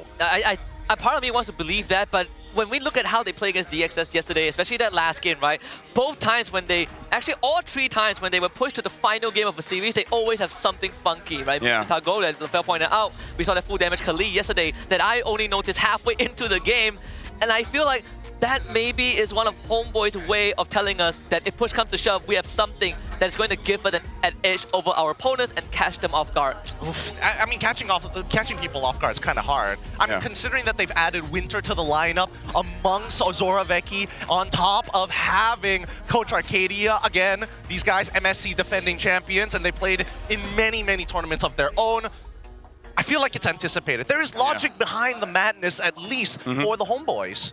There's definitely logic behind the madness, but at the same time, I like their approach. I appreciate their approach because going up against the best of the best, if you're going for meta, do you really think SRG OG has not figured out the meta? Correct. They scream against the best of the best teams in the world, right? If you bring in, say, draft number 1, draft number 2, this is the draft we see in MPLPH, MPLID. There's no way SRG OG does not see that coming. So I appreciate that they're bringing SRG for a ride. Have you guys faced against a Khalid damage? But the problem is, SRG almost seems like they're immune to this. It's like, there's a reason why your pick is a meta, and that's why we still beat you. And I think SRG OG posed the same question to Homeboys when they faced off in the regular season. 2 games in a row, we see the Xavier Ling, and Homeboys had no answer to that, right? So SRG, like you pointed out, have some semblance of madness, but the question has always been who can push SRG off the edge. And I think a good indicator is when we look at the ban phase, the first 3 bans of SRG against most teams have hardly changed. They hardly needed to adjust because they don't feel uncomfortable enough that they need to make changes. And even when they did, they said, you know what? Arrow, they're taking a game off of us. That Hayabusa is a problem. Let's fight against it, you know? We're not going to go out of the way. We're not going to respect it. Exactly. We're going to take the hard way, go right through the problem, get through that obstacle, and move on. For the Homeboys, at the very least, I'm excited to see what they're going to bring to the table. Not going to lie, I'm hoping we see a lot of interesting picks right from the get-go, just to kind of keep people on their toes. One thing that Homeboys did against SRG that in my eyes did work, which is overwhelm them with damage. Because here's the thing, we saw in the regular season, Sakai's on that lane, always targets Izanami. Is like, hey, you can have the Kimi, it really doesn't matter. You can have the far side, it really doesn't matter. Sakai is going to lock you down. This is one of the best things about SRG OG. Their man-to-man defense, right? Cram will stop any XP laner. Yums can stop anyone, doesn't matter what role. And then if you need to get to the back line, Sakai's is there. So the moment that we see Vel doing damage, Izanami doing damage, Mel doing damage, even Amal doing damage, it's like, okay, who are you going to lock down? You stop one guy, you got 3 other guys coming. I would like to pose an alternative. I think I want to draw reference, inspiration from the series between Homeboys and DXS yesterday, where instead of going for picks like Farsa, right, damage-dealing picks that didn't work against SRG, Homeboys performed the best when that Izanami who can play a utility role, Luoyi, Zhu Xin, right? Self-sufficient, but you can also make off-tempo plays.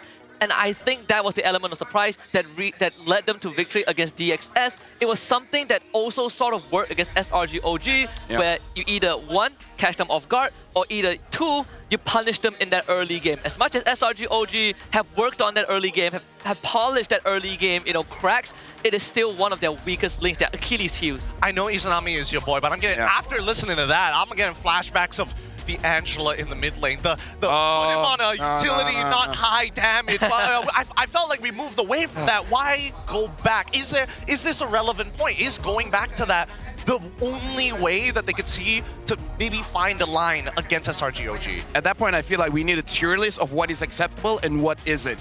For example, we've seen a lot of Theramis, but has it been working on stage? Agreed. It hasn't, right? So far, the utility mages that has done a lot of work, Jushin and Louis, you said both of them. I've seen a game where Aurora can do work, but again, I don't think she's at the upper end of that list.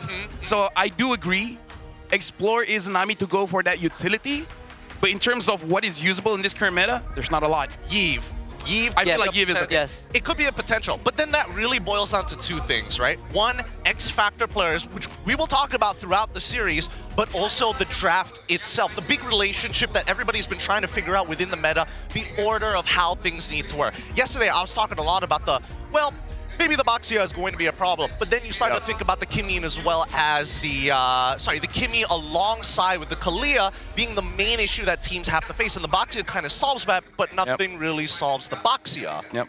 Yeah, and even then we see like Baxia lost 2 games that he was picked yesterday, right? And it's not because the Baxia wasn't a good pick, but the enemy has ways to deal with it, right? We see CC as an answer. Glue has always been a response, something that SRG OG actually brought out against Homeboys in the regular season. And it kind of comes back to a discussion that we had even behind the scenes earlier this morning. What are you willing to trade? Because I remember we agreed on this yesterday. A team is only as good as the tools that they're given, the heroes that they're provided. Now, the main question is, what are the coaches willing to trade? Because I think we've reached a point in the draft that Coach Arcada did point out, we're very flexible in terms of meta, we have a lot of choices we can go for. Now it's to pick your poison. Who are you willing to give up? Who are you willing to get? Now, let me preface this question here, because as we go potentially soon into the draft, I hope, we need to know a couple of things. Mid laner is the cornerstone of the meta right now. If the mid laner is revealed, suddenly Glue becomes viable. One of the most deadliest EXP laners that nobody really has an answer to unless you have a mid laner to fulfill the role to stop him. In your opinion, Lafel, what do you think is worth it here? Do we need to show our mid lane early? Or are we going to slowly start stumbling back into, hey, global presence with Loyi, but then I'll get 2 better picks after? That's a very good question, because even Stormy has showed, give him the last pick, all of a sudden that 1 pick controls the entire game. Right. Look at the team's most pick and ban heroes. This will give you guys in the audience an idea of what could change the game. In the regular season alone, most banned against the Homeboys, we're seeing the Fredrin, the Chip alongside with the Loyi. For the side of the most banned of SRG OG Esports, it's going to be the Phoveus, the Fanny, and as well as Joy, which I think we're slowly moving away from. I feel like the only flex here is definitely that Phoveus, because we saw even yesterday, Cram on that CC able to deal with the Phoveus, and looking at the drafting pattern, Coach Arcada will try his very best to make sure that Cram has a winning lane, right? Maybe delay it a little bit, or once you see enough, they're like, okay, pick up your hero. So I kind of feel like maybe Homeboys can let go of that Phoveus and start to consider other things, maybe even the Baxia, because honestly, SRGOG, they play very, very fast. Yeah, and I think this also kind of reinforces the point, right? You look at the most picked hero for Homeboys, 9 picks on Dusin in the regular season, not in the regular season, but the entire season alone. 6 out of 9 games won, and that kind of just tells you something. We've seen Izanami on Farsa, of course, on other picks, but this Dusin sort of has been a cornerstone, maybe because they also fall back to something like a Fredrin, like a Kalia every now and then.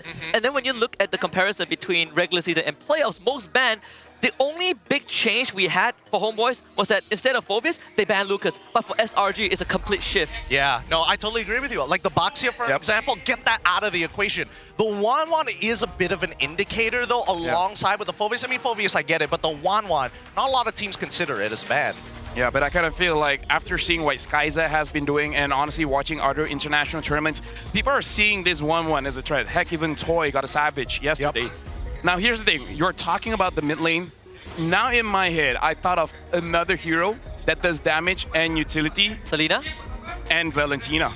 I kind of feel like both Valentina as well as Selena might be contested. I don't know if it's going to be picked early, but at the same time, you know those 2 heroes can wreak havoc in a draft.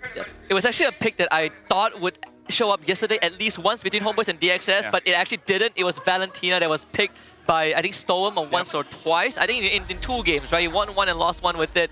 But overall, I think to add on to the 1-1 ban, not only is 1-1 a threat, and she can be picked early, a lot of teams have been doing that, but also we can chalk it up to SRG OG shifting their approach to the game because they started playing Fredrin into Homeboys in phase 1.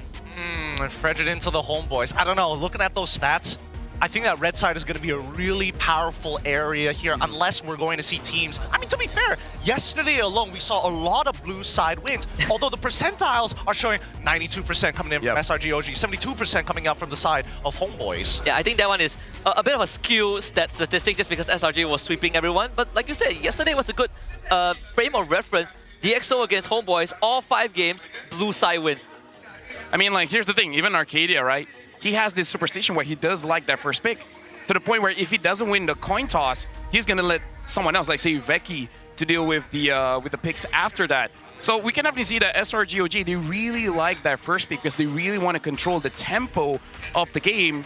So yeah, honestly, in terms of numbers, sure, blue side first pick looks good, but we're talking about this kind of stakes. I feel like in this grand finals, I feel like in a best of 7, getting a combo early, that could be crucial. Okay, combo. Oh, you agree with the combo? I personally have been a red side person. Yeah, same. Even when red side isn't doing well, and I can fully understand that, I still think that red side is such a strong place to be on. I feel blue side is strong during the time where Bruno was broken.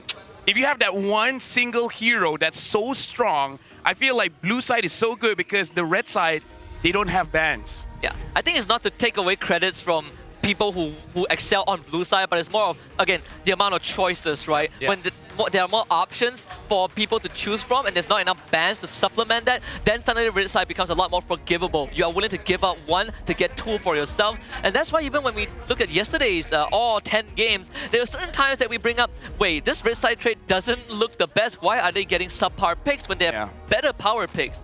I mean, I feel like it's going to boil down to the X factors. Me personally, right? As much as we see synergies and combos, sometimes the stars don't align. We saw from DxO, like, oh, they had the counter. All they had to do was just wait a little bit, and maybe they could turn that game around. And we saw what happened at that very final match. I think against SRG OG, that's what makes me the most nervous if I'm a Homeboy fan, right? Yeah. Who from the side of SROG is going to just...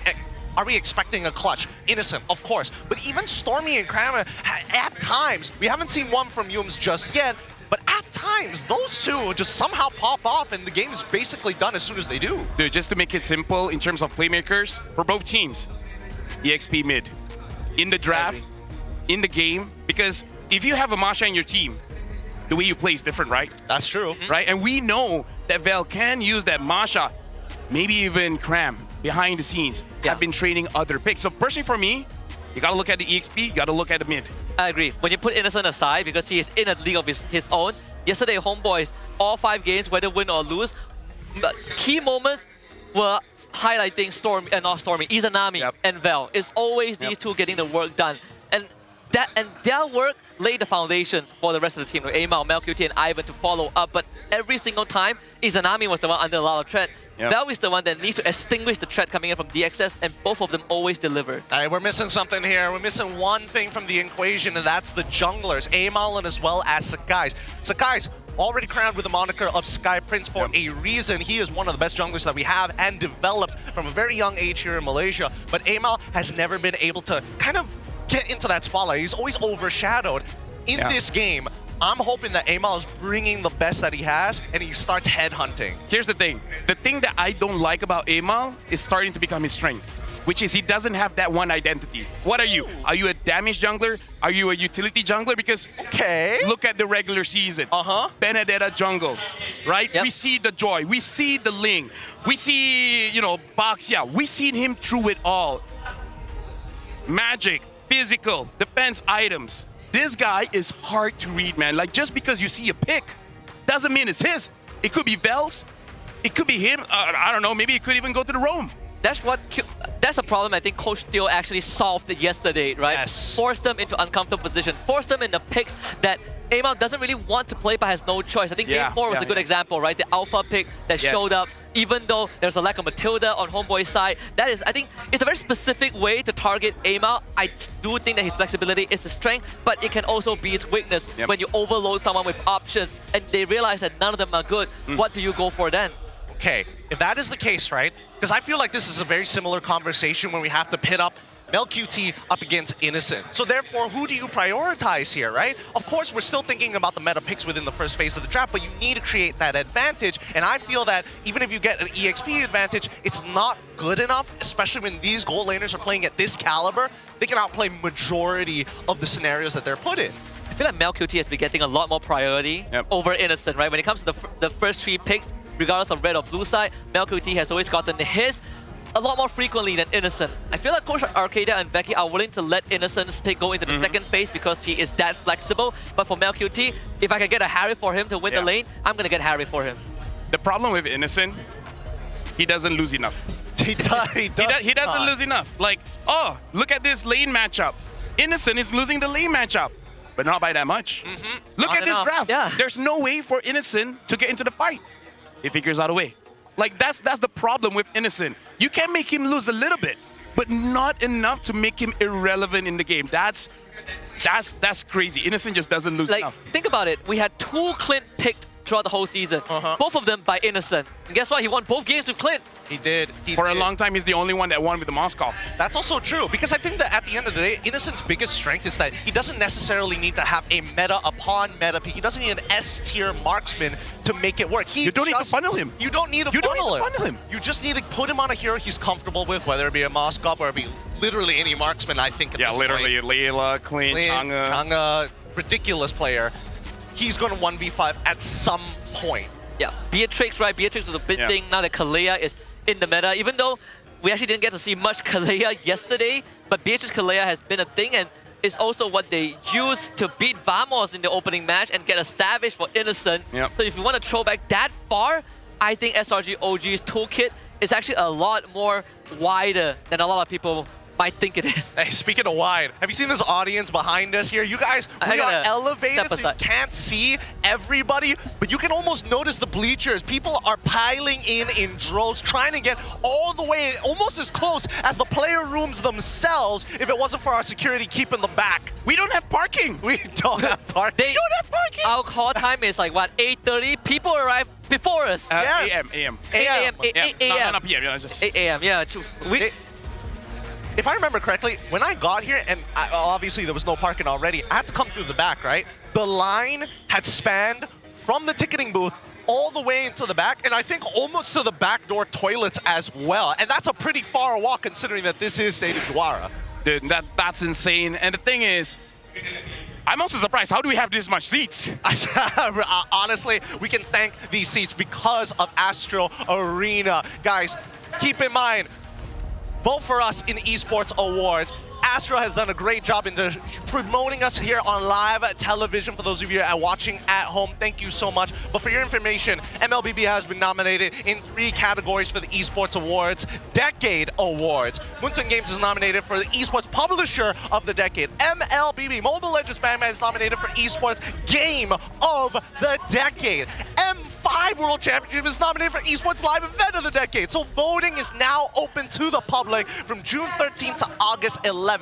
Everybody can vote once a day, every day. The turbo voting period will begin 1 week before public voting closes, where every vote will count twice as much. So you can cast your vote at esportsawards.com starting from today. So do it. Do it now while you still can. And then once we have that turbo voting process, double it, triple it even. I kind of feel like we'll win if we put MSC there, because I kind of feel like that's the most watch. Of the decade, though. Of the decade. I want to say, can MC cannot top it? What? Look, if it's a decade, keep in mind, we're in 2025 right now. Yeah, in 2015, right. Wait, 2025? Yes. In 2015, some of the biggest tournaments in the world, whether it be Worlds, whether it be TI, whether it be Blast, we are trying to top those with a mobile title. It's crazy. I think we can do it. We can do it? Yep. With your help, we can.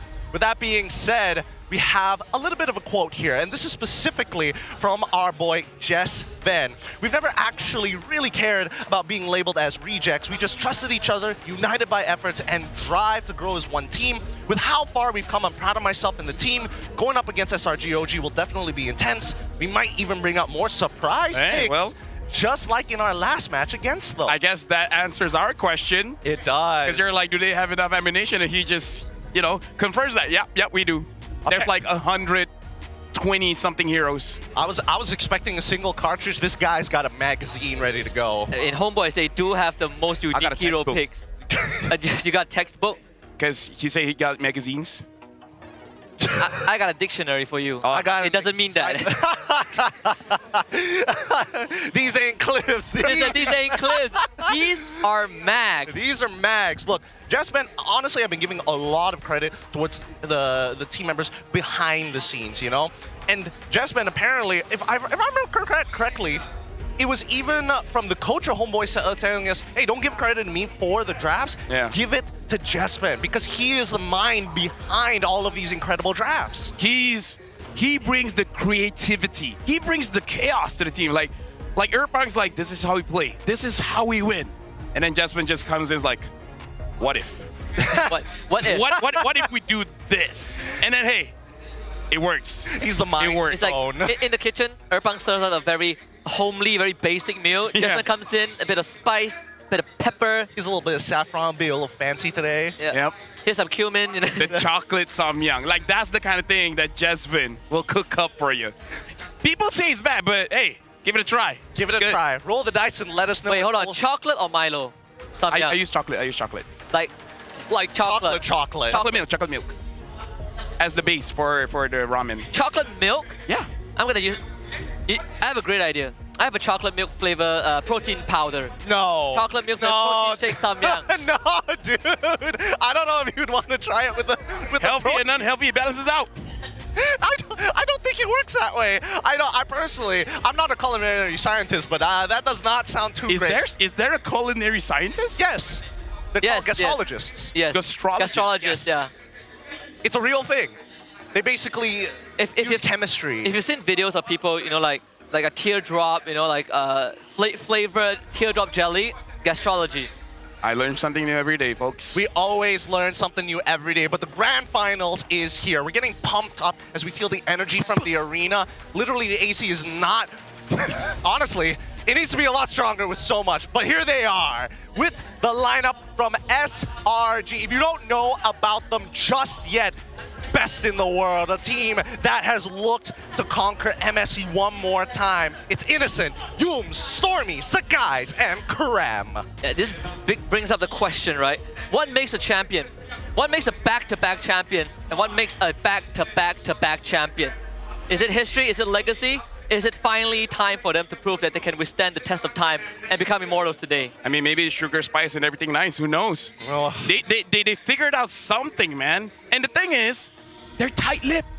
No matter how many interviews we have with them, they always keep the secret sauce. They don't want to tell us what Chemical X actually is, man. Even Professor X himself, I've nudged him a couple of times, and he keeps giving me the same answer. He's just like, find out later.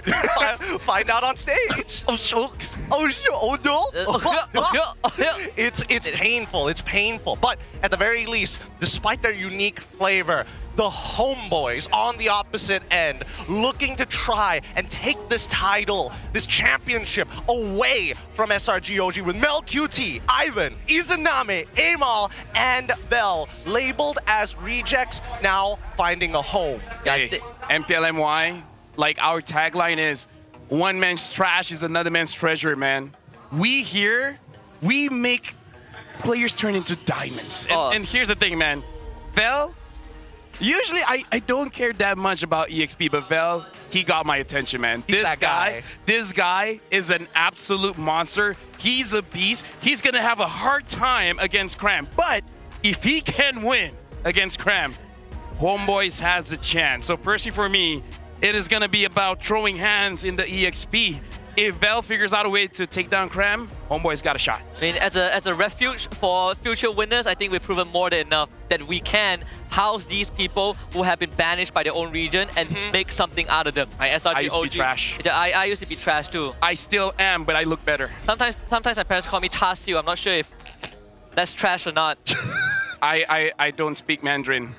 What he said. What he said. Yes. Yes. Well, overall, as we see this, this war about to begin, as much as we say one man's trash is another man's treasure, I feel like MPL MY, I would agree, is at least a pressure cooker to eventually create these diamonds, right? We talk about food all the time here, folks. We talk about food all the time. And the only way to really test their mettle here is whether or not they can actually win up on our glorious stage here. Oh my goodness. The immortal stage. The immortal stage. The stage of champions, as some might call it. With that being said, we have a special announcement coming in from our lovely host. Let's throw it over to our host, Rose, up on stage.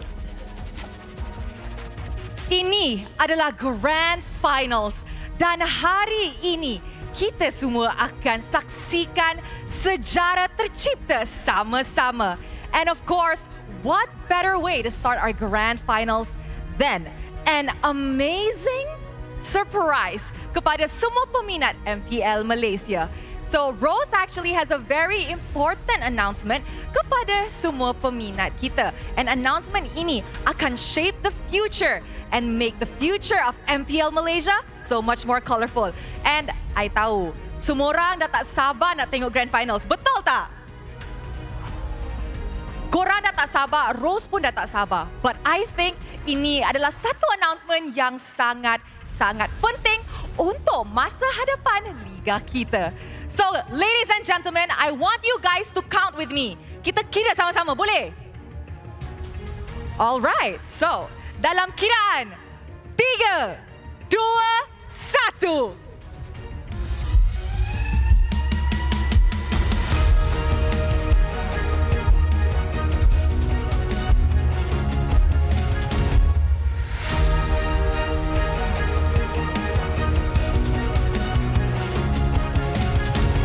Tuan-tuan dan puan-puan, dengan bangganya kami memperkenalkan penaja rasmi baharu MPL Malaysia, Selcom DG.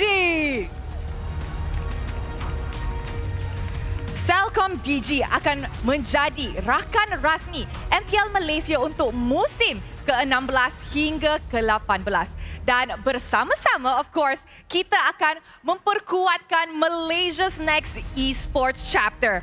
From rank grind to future pros. And of course, dengan jaringan 5G sepantas kilat, laluan pembangunan bakat belia dan Future Pros Bootcamp, Arena Selcom DG akan menjadi landasan kepada juara-juara masa hadapan.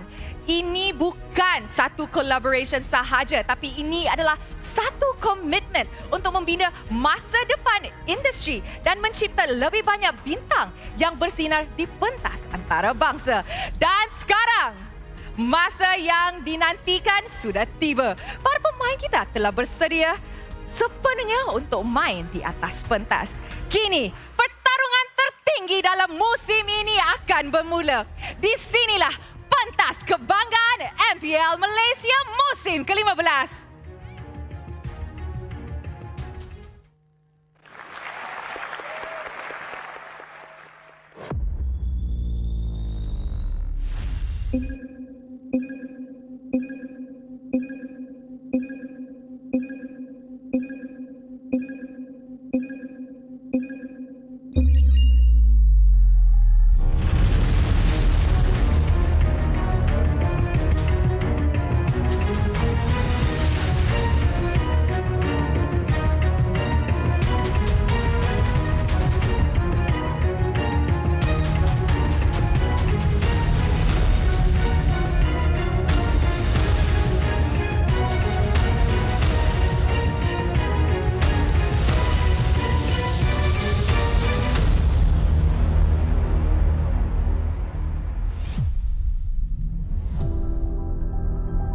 For this MPL, it's very important for us because it will be hard for us to win this upcoming MSC if we don't win this grand finals because there's a lot of strong teams in other regions. When we lost to TLID at time 6, I'm not really upset that we lost to TLID. It's because we didn't continue our golden road. So this MSC, it's really important for us to redeem ourselves because there are a lot of doubters and we want to prove them wrong. Dapat most MPL champion, saya rasa sangat bersyukur dan bangga lah sebab ada siapa yang boleh pecahkan rekod saya lagi dan terima kasih kat teammate saya.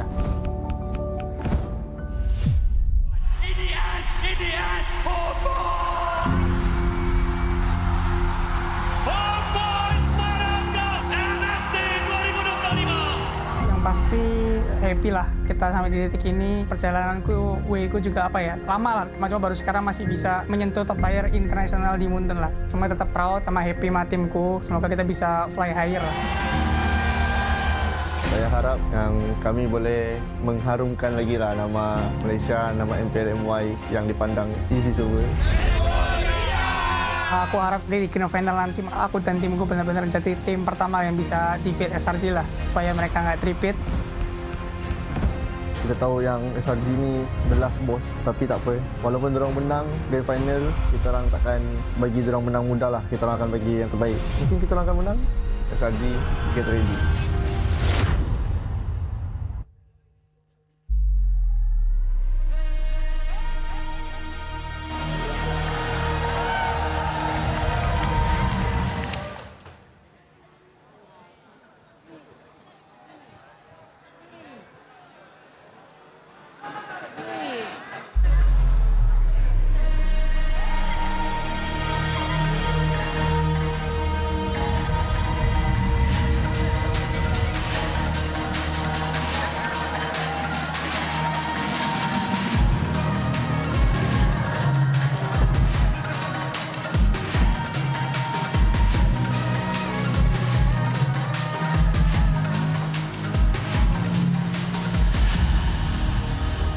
sukses. Aku hembus kata azimat.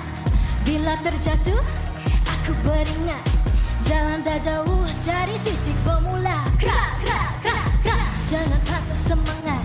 Semarak hati bukan calang-calang. Biar apa menghalang aku sambut datang. 1000 daya, 1000 alasan. Harungi semua sampai di akhir garisan. Eyo, eyo. Kami tak senang mengalah. Kami luar biasa. Semangat membara, harungi bersama. Sama-sama. Let's go. Lakukanlah sama-sama lakukan. Bergema di kiri dan kanan. Tak berhenti marah ke harapan. Tak mengalah mendepan cabaran. Jago, jago, kita jago. Semua. Jago, jago, kita jago. Jadi ayo.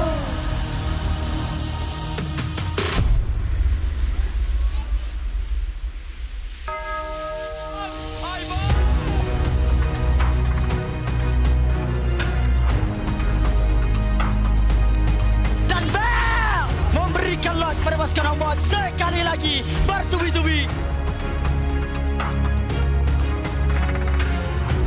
Dan Emma mendapatkan lot. Storm juga ditumbangkan. Triple kill untuk Zara May.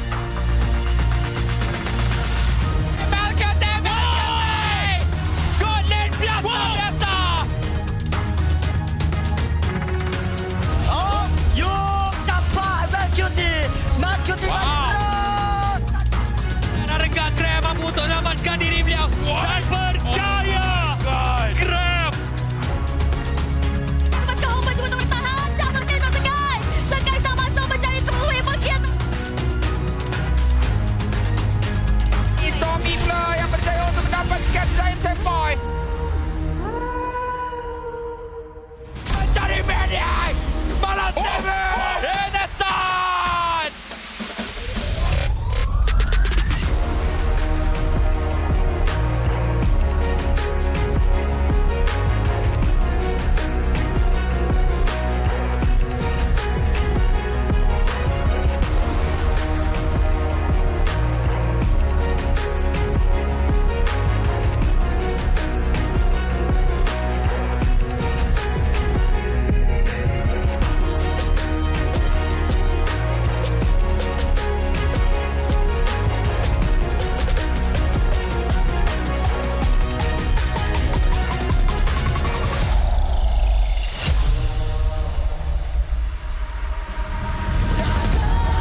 The guardian of the formation, the protector in every clash.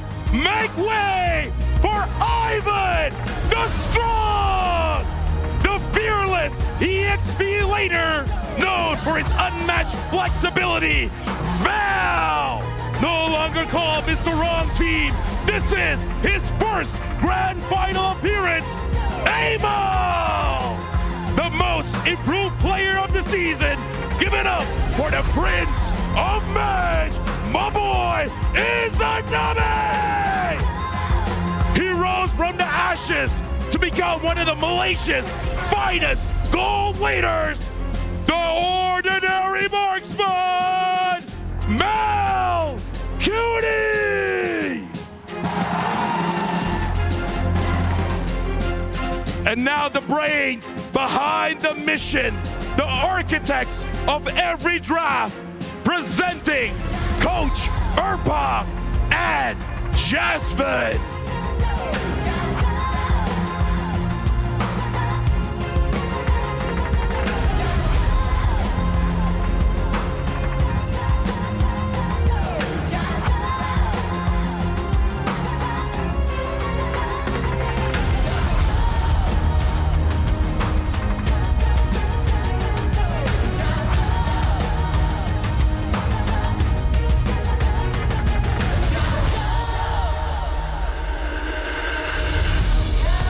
A true veteran of war for two-time champion and the player with the most MPL titles in history of MPL MY, the moment maker,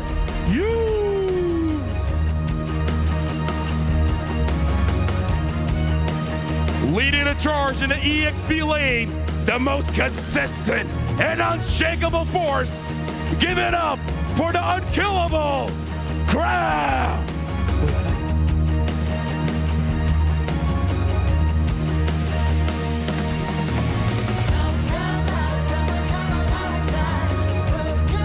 The tempo setter of the game, the executioner, a jungler, respected by many, the Sky Prince, Sakai's!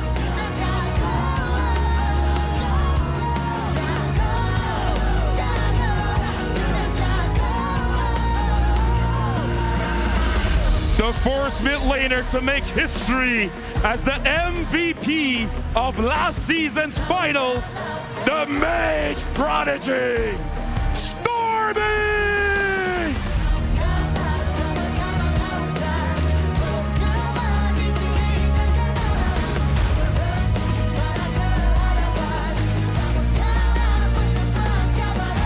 Reintroducing leading the charge in the EXP lane, the most consistent and unshakable force. Give it up for the unkillable Crown.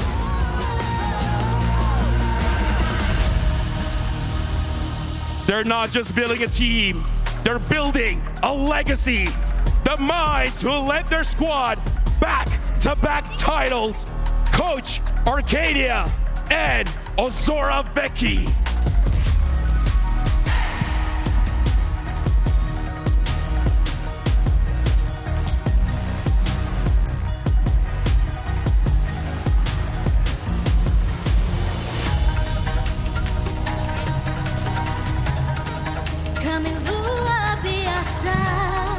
Semangat membara harungi bersama. Jago, kita jago. Semua jago, jago, kita jago.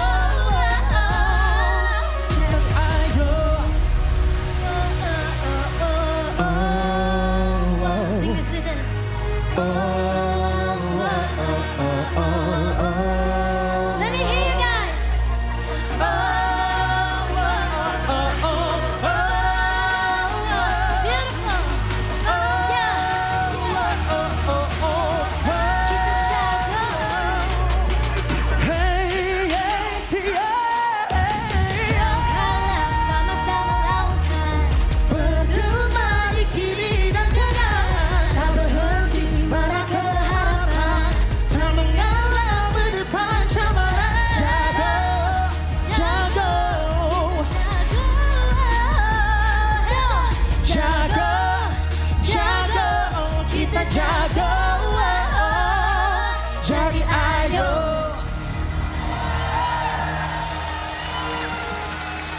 Stadium juara MPL Malaysia Season 15!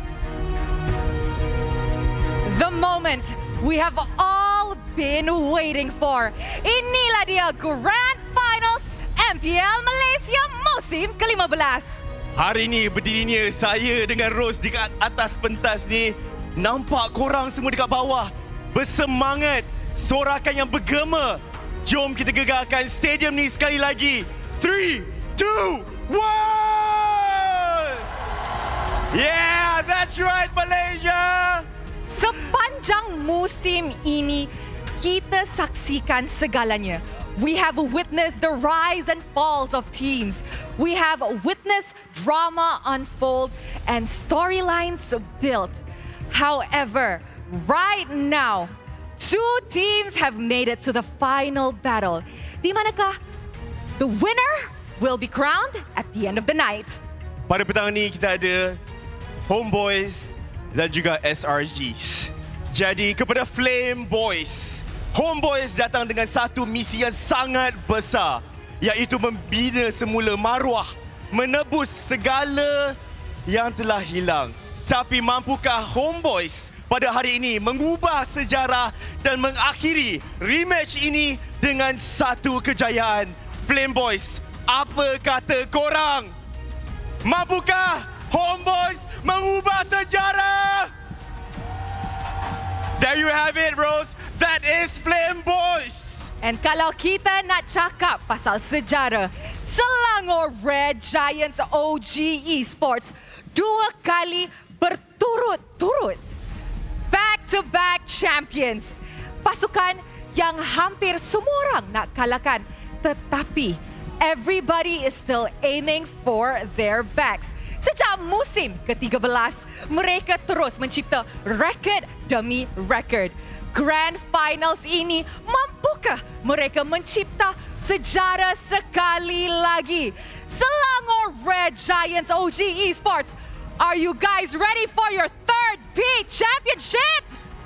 Wow, Rose. Once again, standing right on this stage over here. Can you guys feel the heat? Can you guys feel the energy? Pancaragam di belah sana, semua dah bersedia. Tapi, adakah korang bersedia? Dua pasukan terhebat kini bersedia untuk bertarung dalam satu siri Best of 7. Semua datang dengan satu impian, dengan satu kejuaraan untuk pulang dengan satu trofi. And with that, yes, ladies and gentlemen, the battleground has been drawn and the players are locked in. The final fight, the ultimate battle. Two giants, this is where legends are made. The time has come. Let the grand finals begin. Thank you so much to our hosts. And with that being said, the timer is up on your screens and soon the draft begins. Our final series of the season to determine who is the best. SRG OG Esports has decided on first pick selection with a whopping 81% win rate. I mean, again, Arcadia loves that first pick, man. He loves it. Yeah. Absolutely loves it. And I think this time round, he might have a power pick that Homeboys will have to think around. And this is where we pivot to look at Coach Erpang and Jespen. What trades are they willing to make? We've seen them initiate a lot of those barter in phase number 1. Most of it have come out on Coach Arcadia's side, despite people saying that red side you have 2 power positions to be in, but that blue 4-5 a lot of times can throw a rush into the red side plans in the second phase. So when we enter the drafting phase, I'm looking at that Loyi is banned up by Arcadia, and I like it already. Right on the dot. He's not going to let the Prince of Mages get away with it any longer. But he's also pairing up with the Badang. Erpang on the opposite side, with the help of Jesven, has decided on the Fanny as their very first ban on the red side, second pick this time round. Does that mean that Coach Arcadia is noticing maybe I can get away? Oh, I was about to say Joy. Yeah. Jesven's like, nah. I feel like in general, like every single tournament that I see, this Badang is starting to be the playmaker. Like he is the new Cho, the new Gato. Like every single format, there's going to be that one annoying roamer where you're not the tankiest, but you still cause problems. And I kind of feel like Badang is that new age Cho. The Louis ban, dude, that's just full on respect. Izanami did too much yesterday. Yeah, the 2 games, the game 1 and 3 that he won were on Loyi, and only then DXS were willing to ban that Loyi in game 5. I think we're looking at Baxia, right? It's a hero that Gideon brought out very, very often. Is Baxia going to make it to the pool? That chip ban from SRG OG, I can totally understand it. You want to remove 2 of the heroes that have global presence. If you are willing to remove Loyi, you might as well cover your bases with the chip. I feel like right now, Coach Arcadia is telling Erpang as well as Jesven, hey, we take away the meta picks, let's force you back onto something normal, let's stick to the meta, because it's really going to test the players more than the draft itself. Looking at the draft, it does look like SRG, they're telling Homeboys, you have to play honest. Yeah. No global shenanigans, and this Badang can interrupt the team fight. So it's basically the SRG telling Homeboys, I want you to play fair. Yeah.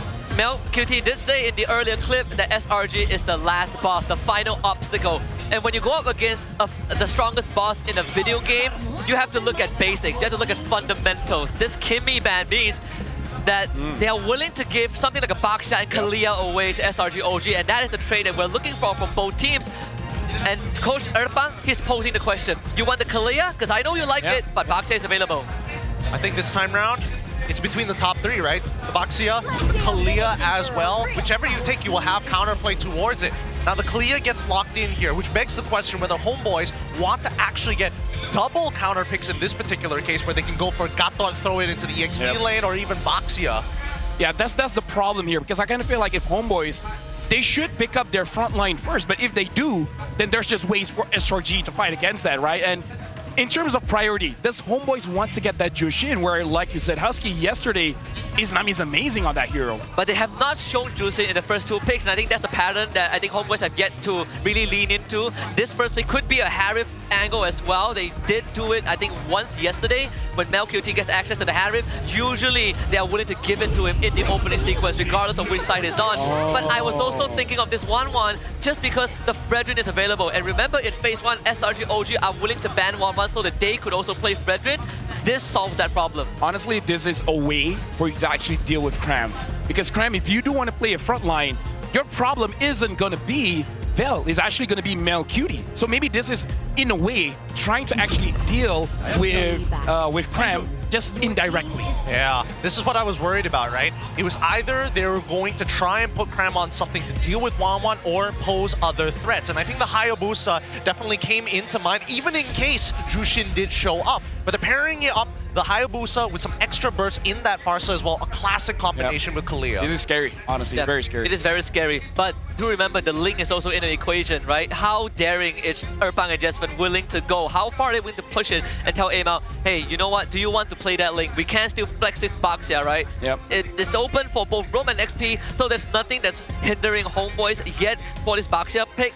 They could consider a glue for themselves as well, the Lucas, but I feel like this Lucas might not be what they're looking for right now in the first phase. Could be, could be. It's a difficult case here. Let's see where they go for, and it looks like Jespen has decided on that Valentina instead. Wow. It's a good thing we called it early, huh? Yeah, still sticking with the third pick for Izanami. Yep. So now in terms of the bans here, this is the problem. In your mind, you have to ban out Innocent, but there's no way banning that guy, man. Like, he might even use a Clint for this game just to have the additional range and burst poke against the 1-1. So maybe try to tackle Cram. So in that case, ban out the glue, and then what, like a CC? Ban out, I think CC is a good shout as well. You could ban the glue plus, I want to say Hilda, but I'm not really sure if Hilda is a problem for Homeboys.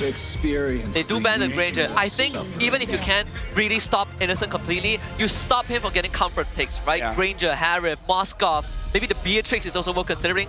That because they do have Kalea. Yeah, they already have Farsa, which is I think good enough on its own as a baseline, but that Beatrix makes it even deadlier. I think they need something that actually forces out Purify. I mean, everybody's gonna have a Purify anyway, but you need a secondary person who can actually be a legitimate threat. I feel like Glue is so good for SRG, but there's no way that that at least for Homeboys' side is gonna let that through, right? So they ban out the initial Matilda. I'm totally fine with that. They want this box hit, or they're at least suspecting it, to go into the roam position, but they want to disincentivize that flex, right? Don't throw it into the jungle. You don't have the extra help.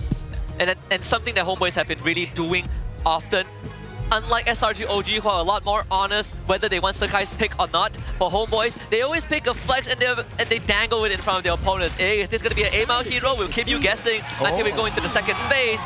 Bruno gets banned out, and that is a very deep cut. Yeah, so it looks like you said, like, trying to prevent, I mean, I did say burst, and both Granger as well as Bruno do a lot of bursts against the 1-1, and honestly pretty good against the Baxia. So this comes to the question, right? To deal with the Baxia, one of the attack speed heroes is the carry, and is a good pair against the Kalia. But even though I say Clint kind of just a throw there, but it honestly does make sense to deal with this 1-1. Especially since Homeboys kind of have to run at them. They don't, right now, we don't see them having any engage tools to get on top of a Clint if it was available. And we haven't seen Cram Zeros yet, right? He could easily be a brick wall. So that Angela gets banned out. It is something that I think not only SRG OG have ran into it, Coach Theo also did that yesterday, but he banned Angela in one of the games because Ivan has played it before. Yep.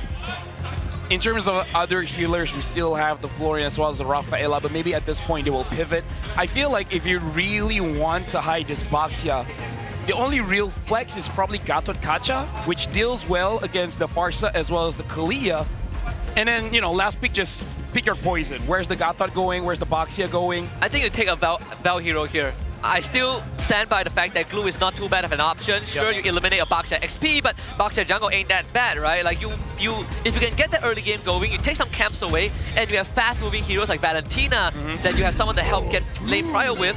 Cho Ivan is an option. There it is, Glue. Yep, I like this a lot because now it really incentivizes, hey, play a Clint. If you want to be extra mobile, you can play the carry to deal with both of these tanks. Either way, if we get you off that Clint and force you onto a carry, this 1-1 is going to have a slightly easier time to actually lane against someone like Innocent. I think Moskov or Harif here, maybe.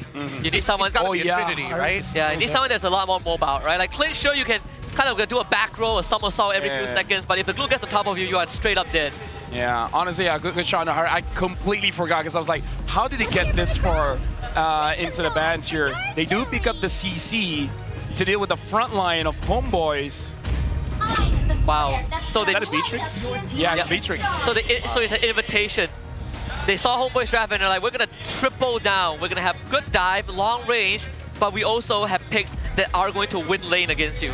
I think you go Cho here, right? I was thinking the same, yeah. You throw back. Now that you see the full lineup, you realize that they don't have a lot of like tanks in the front line. They have ways to kind of annoy you, a really good engagement tool, and a lot of damage on their side. So therefore, having the Cho looking for some form of counter engage and making sure that Baxia just doesn't die is a great way. If you man-to-man defense against a Hayabusa, don't let him get that snowball. You can stagnate this game enough to start sieging your opponents. And they don't have much crowd control on SRG OG side either. In fact, the only reliable one is from Yums on this Kalea. Everyone else has a condition that you need to meet. Suyo. So this Baxia is going roam. So this one is like Amal is actually challenging them. Maybe they just thought that their draft does not have enough damage. So again, this is what Homeboys has been doing. Just overload in damage so that if you aim for one person, someone else is going to be a problem. But it still fits the bill as if the Baxia is in the jungle, right? You still get to move fast, which is something they did against DXS, what Aero did against DXS in game 1 of their lower bracket yesterday, where you just move fast enough, you overwhelm them, and then you get the jungle gap. All right, walk me through this, Lafell. Plenty of damage on SRG. Homeboys, they've got like a front to back. I would say SRG is super balanced because early and mid is very strong with the Farsa as well as the Hayabusa. Come late game, Innocent can do his thing. Everyone else can relax. But if you're looking at Homeboys here, the execution is actually onto Amal as well as Mel Cutie, because I gotta feel like both of them can actually get punished in this game. All right, with that being said, we've got our pointers from our analyst Lafell, and we're going to be heading into the land of Dawn. This is it, our grand finals. Game number 1 of this best of 7 between an old legacy and a new one, SRG OG Esports against the La Familia of Homeboys. SRG OG on blue side, Homeboys on red, both junglers starting on purple. Now, Lafell, I gotta talk through this with you, right? Because I feel like the mid game, if let's assume that the early game, nothing happens, no first bloods, everybody's laning phase is going fine. Where do we attack if you are on Homeboys' side? Or is it purely we need to find out where Sakai's is? I kind of feel like you gotta figure out how to deal with Stormy, right? Push him away, because in the team fights, especially around those neutral objectives like the Turtle and the Lord, he's gonna be the biggest problem. If you're able to even bait it out, then that's all good, because even going back for yesterday, Stone, when he was using the Farsa, that was the first target. Yeah, and I gotta say that Homeboys really switched up how they play that first few levels, right? Yesterday it was all about controlling mid prio, but this game 1 is all about getting Suyo ahead as fast as possible. Early gang to the bot side, a knockout with the title strike, shadow kill, disperse. The Revitalize also saves Vel. Shadow out for Sakai's no first blood. Man, that was a really good setup for a potential dive onto Vel. Had Vel died there, I think this game would have been so good for Cram. Yep. And now we can see that Homeboys, they understood where they have to attack. They go for Stormy, and we even talked about it. If Vel could hold on. Oh, they actually spot the silhouette of Homeboys in the bush. First blood comes through, but in favor of Izanami. Hey, you know what? That's amazing, man. Like, getting the kills that you can. And the fact that Amal was a part of it, that's going to scale up. Now, here's the thing. Both teams, we can see the pattern. Homeboys, attack mid. SRGOG, make sure that Cram wins the lane. Because if Vel can't handle Cram, nothing that Homeboys can do. So, SRGOG, they understand their own win condition. In This is also the third time that Sakai is going to make an attempt on the Homeboys' lives. Here he goes, a Tsunami Slam into the grab with Izanami. Sakai looking to find a target. Bell just hit 4, but cannot get his ultimate off. So Sakai finally picks up the kill. The current call actually ties both Izanami and Ivan together. They need to get out of this, but Krem is on top of them. And Yumes finds a second, number 3 for Stormy. What a fake out here. What a fake out. We see the initial engagement with the Tsunami Slam from Yumes. Where is he pulling his targets to? And more importantly, it's Izanami who's like, hey, I'm gonna pull you back into my team. Yumes hasn't even hit 4 at that point of time. But SRG OG make sure that they keep Cram alive. That vengeance is not even utilized. Innocent, making sure that this lane is no, you're not gonna get extra gold. Oh yeah, that's good. And the fact that Cram has 100% kill participation at this point, and again, that current call really disrupted Homeboy. So that's something that they do have to keep in mind with. But here's the thing, it's only 500 gold difference. So nothing game-changing just yet, but you gotta stop the bleeding. If the two front lines are tied together by the current call, they really cannot have much impact. Yumes will be gone on, stuck and immobilized, terrified, and another stun follow-up, but he gets a Tsunami stand off into a better airstrike. Oh, Amao managed to get traded back 1-for-1 so far. Vel on the run, with Stormy and Sakai is on his tail. A stun from the passive, and then now a balance raise dodged by a flicker. Innocent could not get the pickup. Dude, talk about these players, man. Yeah. Holding on to their spells until the very last second. Heck, even Yumes, he was just like, oh no, I'm dying. Fake out, I got Amal, and then fell. I thought he was dead. I thought Vel was going to hop on to Yumes real quick, pull him back into the team so that Amal doesn't get sniped with the Tsunami Slam.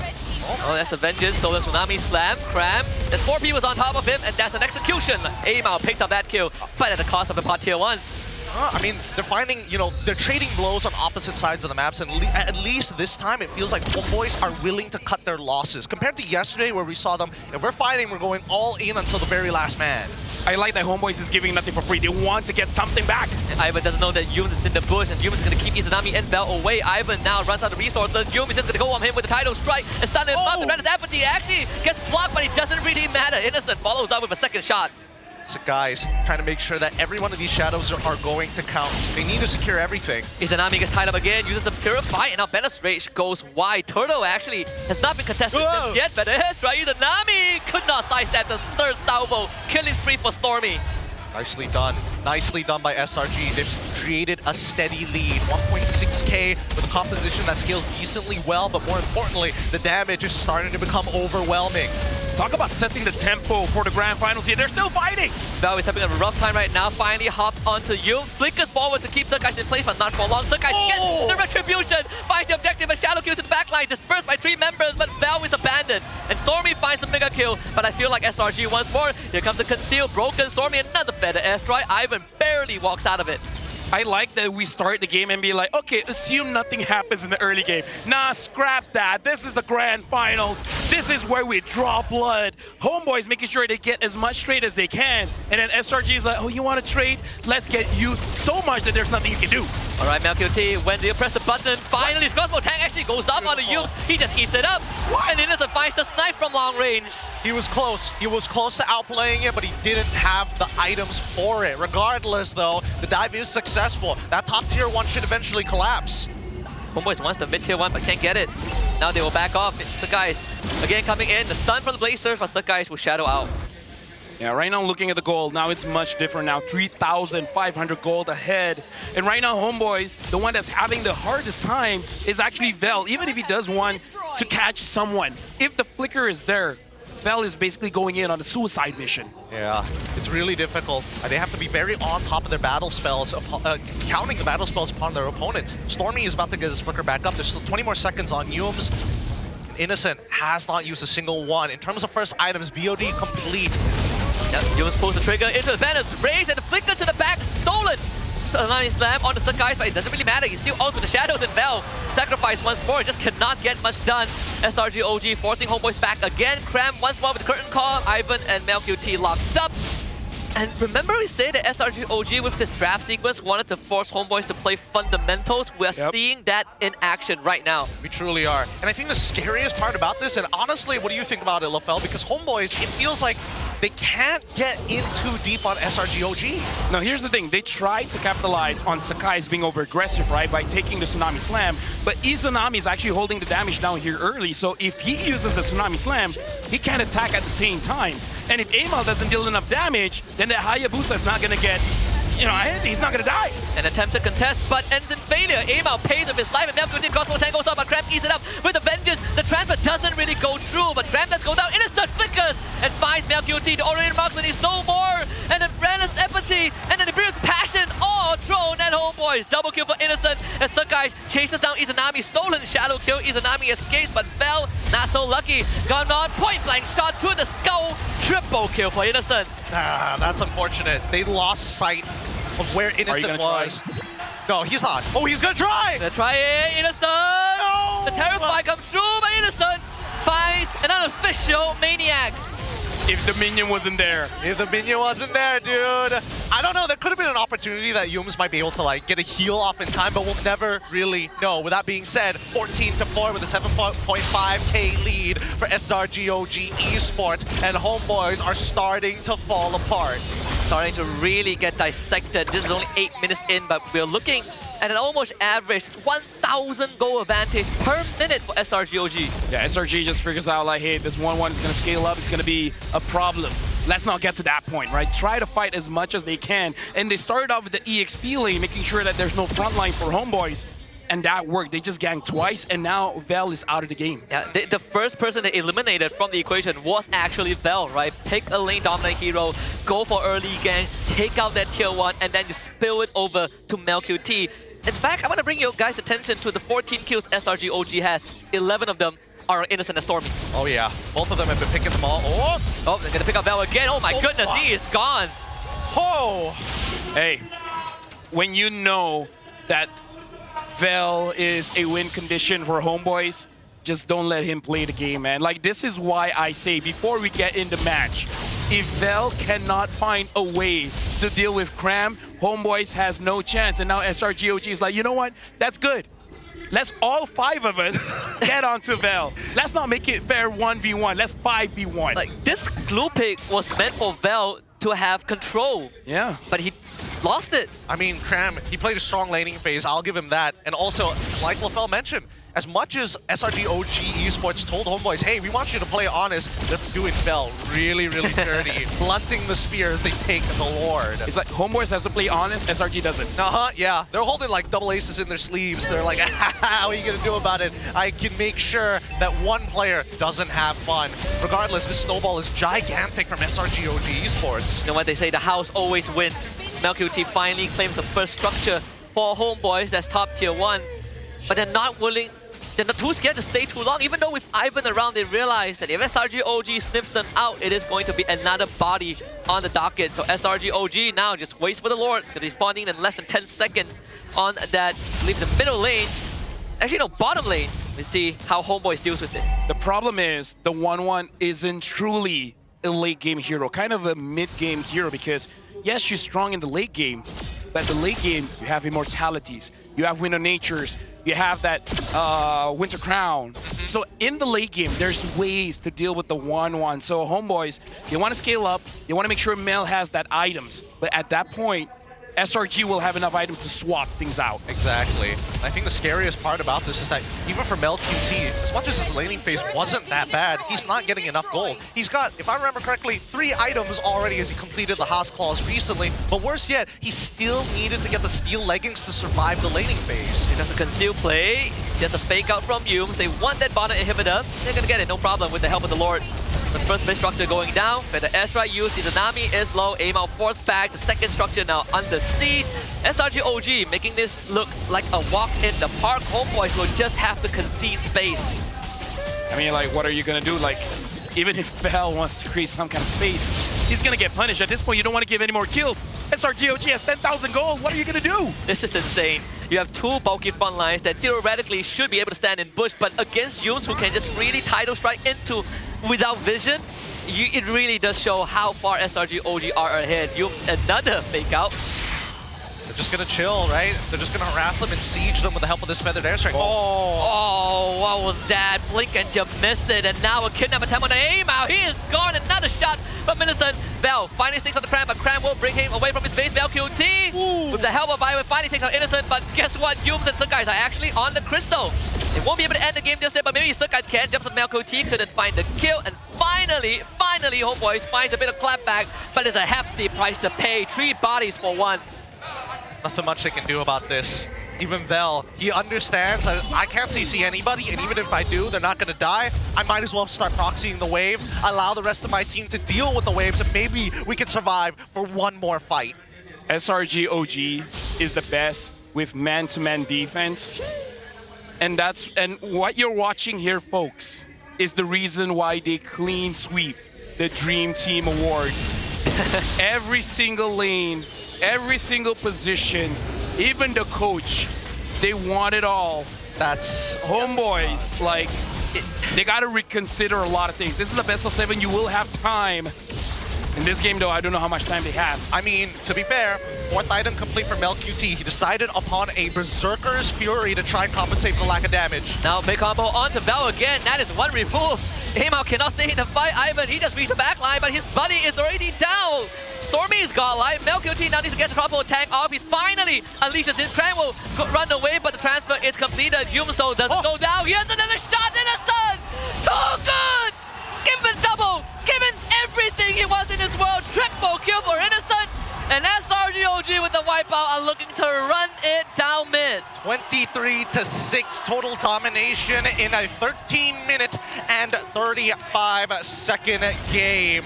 Not even close this time round. GG, well played. SRGOG takes game number 1. Innocent said they're coming in with no momentum. Looks like they don't need it, man. They never needed it. They can have a cold start. Woo! Nasty stuff. That's how you make a statement. Man, that is a hard way to lose, especially when the draft was actually not that bad for the side of Homeboys. I guess, I don't know. This is one of those games where I feel like if people want to nitpick the draft, go ahead, but even with a better draft, man. Yeah. I felt like we were on the same wavelength as Erpang and Jesvin. Yeah, I agree. I don't know, it's a tough battle to take, but at the very least, this sets the tone that Homeboys, they need to do more, and they need to figure out a better way of getting to that point where they can actually contest toe-to-toe against SRG. It does make you wonder, was Phase 1 a fluke? How did it go 5 games? I don't know. Maybe it could be. It's tough. We'll talk about it in just a little bit more, but here's the mic check from SRG OG's winning moment. High five, guys. And you heard it first from Stormy. That was nice, informative. Guys. Nice, yeah. Very nice. Very informative. Here's the thing. The way that SRGOG played, right? It's like when you say, don't bring a knife to a gunfight. SRG brought the knife and then they won. They just John Wick that. I feel like SRG bought 4 different guns. Well, I mean... Wesker, Renner, You're the worst. Nibiru, You're the Bennett. I would say at max, they brought 2 pretty deadly guns, right?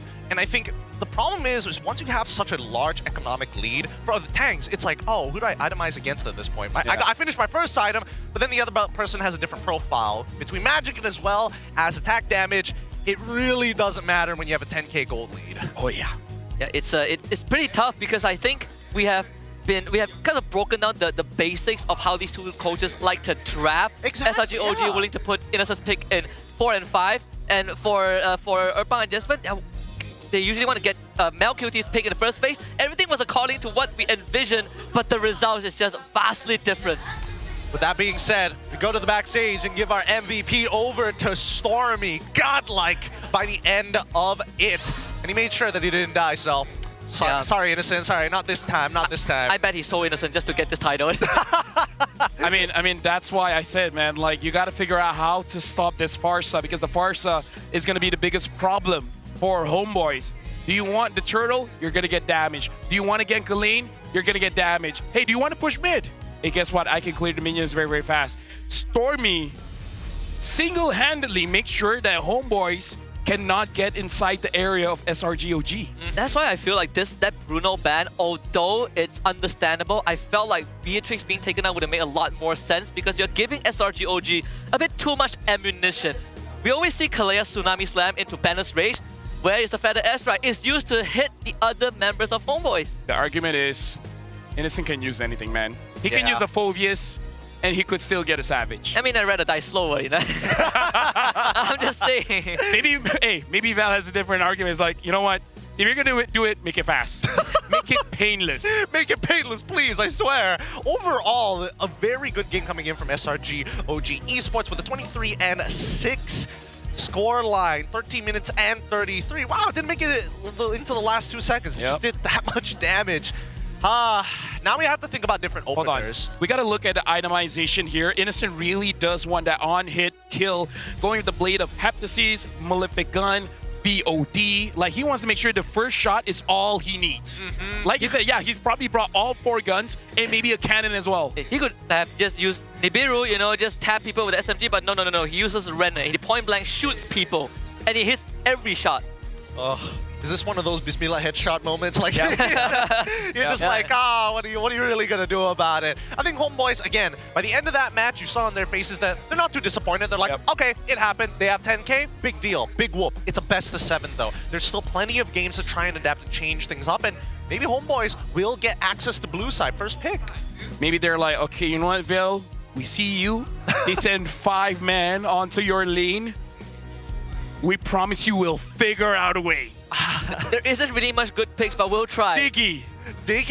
You die, you come back. There's a pick that helps you survive longer. Khalid. Honestly, like, I feel like in terms of tankiness, the most tanky is going to be that Terizla, but it's quite unique how SRG OG goes up against Homeboys, which, hold on, just going to look at the damage numbers here.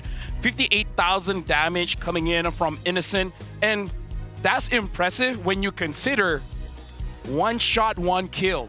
He doesn't have a prolonged fight. Any ult die, any basic attack die. So dealing 58,000 by shooting once every single team fight, that's impressive. Yeah.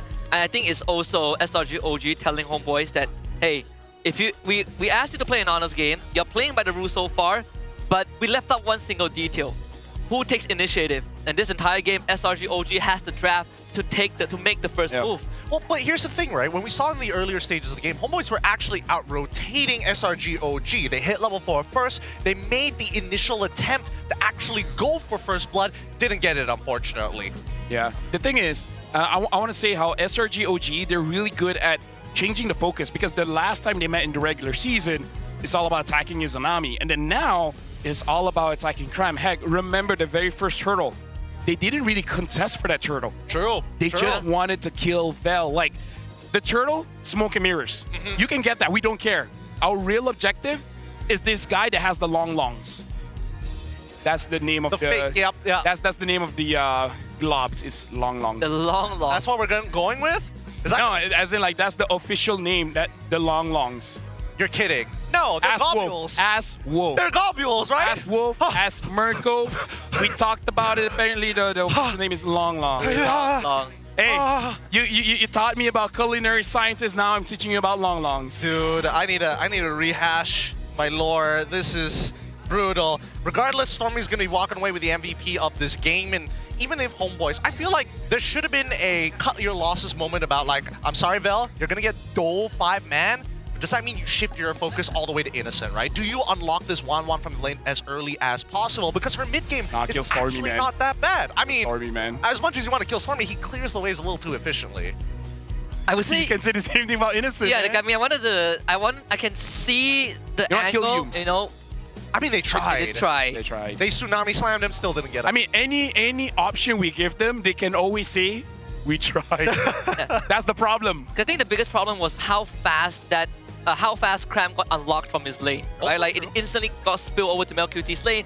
And if you say Homeboy should unlock MelQT, at that point it was a bit too late. Yeah. The problem is like, I'm pretty sure not just Homeboys, every single team, they've thought about A until Z, and they even make new alphabets. They start to go Korean there and then use any alphabets that they have, and they're like, nothing works. Yeah. Nothing works. It's like going up against Superman bringing the kryptonite and he doesn't care. By the way, just saying, if it's not Long Longs, then I'm never trusting Wolf again. Maybe Wolf and Mirko are in on it. I feel you're hedging a lot on Mr. Kaisam Yi. I don't know, dude. That's why when you said like Wolf America, I was like, a little hesitant, but at the same time, they could be right. They could. This could be one big ploy. Because it's like us. When it sounds like a lie, it's usually true. Yes. So that's the problem. When it sounds like a lie, it's usually true. we listen to the two biggest trolls. I mean, like I said, if it sounds like a lie, it could be true. Yep. I mean, if it comes out from Wolf's mouth, all right, sure. But from both of them, that's where you're like, oh, yeah, you got to roll the dice a little bit here. Regardless, game number 2 is going to be happening really shortly. I'm curious to see what that draft is going to look like. I almost guarantee you that we're going to see a switch of sides because so far, it feels like blue side is just the way to go. I feel like Coach Erpang and Jasmine will definitely take blue side. I think, okay, this red side isn't working out. We need to get some really big power picks. It's not to say that they didn't get power picks on red side, but it didn't feel like it was enough, right? Maybe that blue side's going to change, it's going to change up a little bit. But then you look at SRG OG, I feel like their bans would also completely switch just because they're on red side. The crazy thing is, an option for Homeboys is to play range because I feel like Farsa was a problem, right? Yeah. Remember the previous time? It was a Xavier. Oh, yes. This might be something that SRG is really thinking about. It's like, Stormy, as long as you can outrange everyone from Homeboys, they have no way to come into the fight. That's what we saw with the Farsa, right? Okay. So, you know, it's just something to consider. If Izanami's going to get a hero, making sure that he has a workable range. A workable range. All right. Look, with the way that I see it, well, no. We'll get back to it in just a little bit. With that being said, we have a short interview with Pojin as well as Sith. Curious to see what guests they got. Let's throw it on over to them. Where are you guys, Pojin and Sith? Terima kasih diucapkan kepada English caster dan juga Malay caster. Dan sekarang bersama saya Sid dan juga Poji. Tapi kami tidak berdua di mana? Berdiri di tengah kami adalah hero yang bakal menemui anda. Hero terbaru dalam MLBB, Zetian. Welcome, Zetian. Now you're coming. You have joined MPL Malaysia this season, coming all the way from Land of Dawn. So, what's your favorite moment so far? Is it the grand send-off? Is it the award ceremony? Or is it the concert himself? Well, every moment of the MPL is an honor. And especially during the send-off where everyone in the arena roar with pride. This kind of reminds me of the time when I'm ruling my own empire's army. Yeah, the energy and the unity is unforgettable. Wow. And speaking of which, MSC is coming around. So do you think there's a lot of them gonna pick you? And why do you think you're gonna be the top choice? Absolutely. I'm the Celestial Empress. My power and tactical skills like the global stun actually can turn the tide around for any battle. And I think I'm really good for their choice. I think the team who seek victory will know that I bring strength and wisdom to the lineup. Wow. We will see. We will see. All right. So, Zetian. So, for the upcoming MWI, it's an only female tournament at EWC. So, do you think Zetian will be the most outstanding female hero? And if yes, why are you better than the other heroines?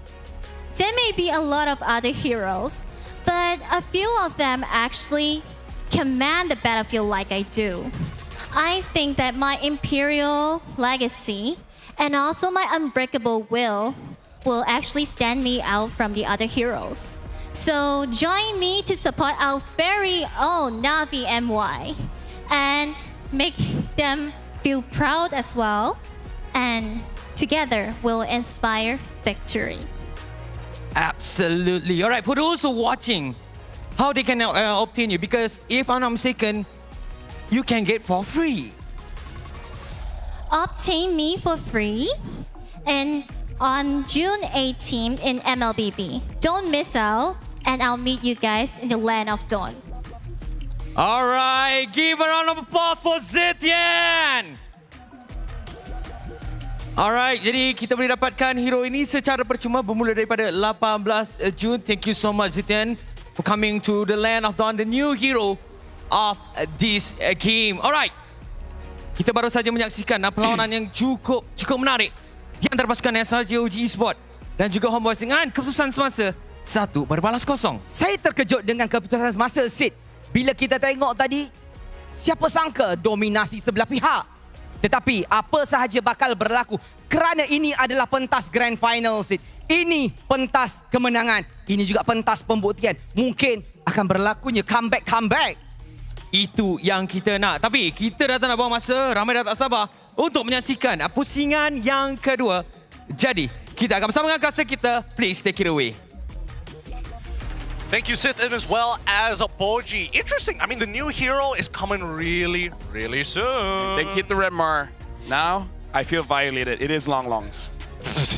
Why'd you have to phrase it like that? I mean, you mean validated? Validated. I felt validated. I felt violated. Violated is different? What's the difference between violated and validated? Okay, validated is when you say it's called longs and someone else does their research and tell you that it is called longs. Okay. The other violated one is the violated is when longs when the longs what? You want to finish that? when you make contact with longs when you don't want to make contact with longs. Without consent, once again. Regardless, we like to have some fun here. I'm actually pretty excited about Zitian, because especially since MSC is just around the corner. It looks so good. It could really shake up the meta here. Dude, the ult, global vision, global stun. Excuse me? And your entire team gets a speed up. That's a bit too much for an ult. Your passive has spell vamp, shield, knockback, stun, and can shoo away your neighbors. I don't know. At this point, it can make rain. It can lower taxes. It can. Ooh, hey, that's a good passive. That's a good passive, you know. I take it any day. Yep. Anytime, any day. If you're thinking about lowering your taxes on your business itself, maybe consider our own phone sponsoring the MPL. You see it right here up on the front. It's Infinix, guys. I'm telling you, this phone has everything that you are looking for, because you can carry like the Pro and maybe, well, at least pay for your taxes just a little slightly less with the ultimate gaming smartphone, the GT30 Pro, which is finally here. It comes with the all-a-day full FPS system, no frame drops, just smooth and stable gameplay all day long. Powered by the Media Kit Dimension 8355G chipset, fast, efficient, and built for intense gaming, and GT Triggers gives you the pro-level shortcuts. Now, I don't know how many people have utilized By the way, shortcuts. That's genius. Just be like, hey, you want to lower your taxes? Hey, get Infinix GT30 Pro.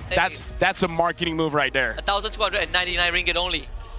That's actually pretty affordable. Yeah. I didn't get to that part of the script, but I definitely thought it was going to be a lot higher. Either way, with all of it, honestly, now that I think about it, how do you utilize the shortcut? Because I know the shortcuts are on the bumpers. Would you put your flicker on it, or is it just like fast item pickups? I feel like that's what I would be cool if you can do fast item pickups. I think fast item pickups probably would be how I use it, right? Item swaps. Yeah, because we're not an FPS. We're a MOBA. There's only like so many things that we can actually tap on the screen. Just a quick tap. You know what? I have another one. What? Emote. Gotta kill emote. Oh, dude, Zorn would be furious. He'd be like, my muscle memory, it doesn't work anymore. Well played. It doesn't work the way I want to. All right, with that being said, sponsors out of the way. Game 2 is going to begin real shortly. And the drafting phase has been something that, well, after game number 1, I can't really blame them. I said that the draft is going to be good. SRG, it almost feels like you can have the best draft, man. We don't care. Darn it. It's like, wow, you give us the choice between Kalea and Baxia. Kalea, I guess. We won with that hero. Hey, I don't want it to feel like homeboys are choosing what way they want to die. I would prefer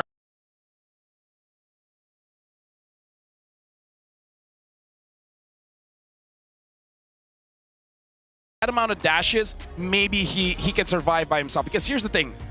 If you send 5 people to gank one guy and that guy survives, there's a lot of empty space on the map. Oh, yeah. Right? Then you can start to take advantage. So I feel like it's just about the coaches asking Avel, just in case they're going to do that again. Yeah, because right now... What hero can 1v5? What hero can do what Melcury did to Vamos? What Melcury did to Vamos in the XP lane? No, like the Hive, you know? Yeah, I mean, if I look at the XP lane, I think unless you go down to the Masha, right? Yeah. Masha, CC, Benedetta. It's like the trifecta, you know? I think if we are going to think about ways to protect yourself from dives, 2 come to mind. Well, actually 3, but Export. 1 doesn't really count. Well, exporting, it depends whether you have your armor still. I think that Edith might be a pretty good consideration here. Cho is also a pretty good shout, but I think the Benedetta is just a little riskier of an option. I was like, oh, shucks, I died, but I cleared the lane at the bare minimum. With that being said, though, let's look at the Beyond the Arena, this time focused around Izanami. Ah, boy. His boy, the Prince of Mages.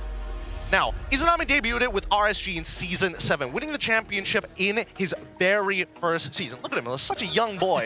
Such a young boy. It was a great time, of course, but that's not all. He then made his international debut in MSC 2021, where he and the team finished in 4th place. A shocking achievement for a majority of Malaysians out there.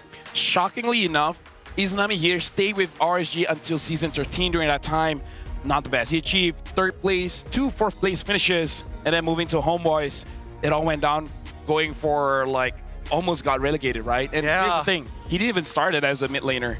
Started as a roamer. He started as a roamer. With Moonchild, if I'm not mistaken, where the entire squad was from Sabah. And now, like, he's flourishing, man. Like, he's been in all.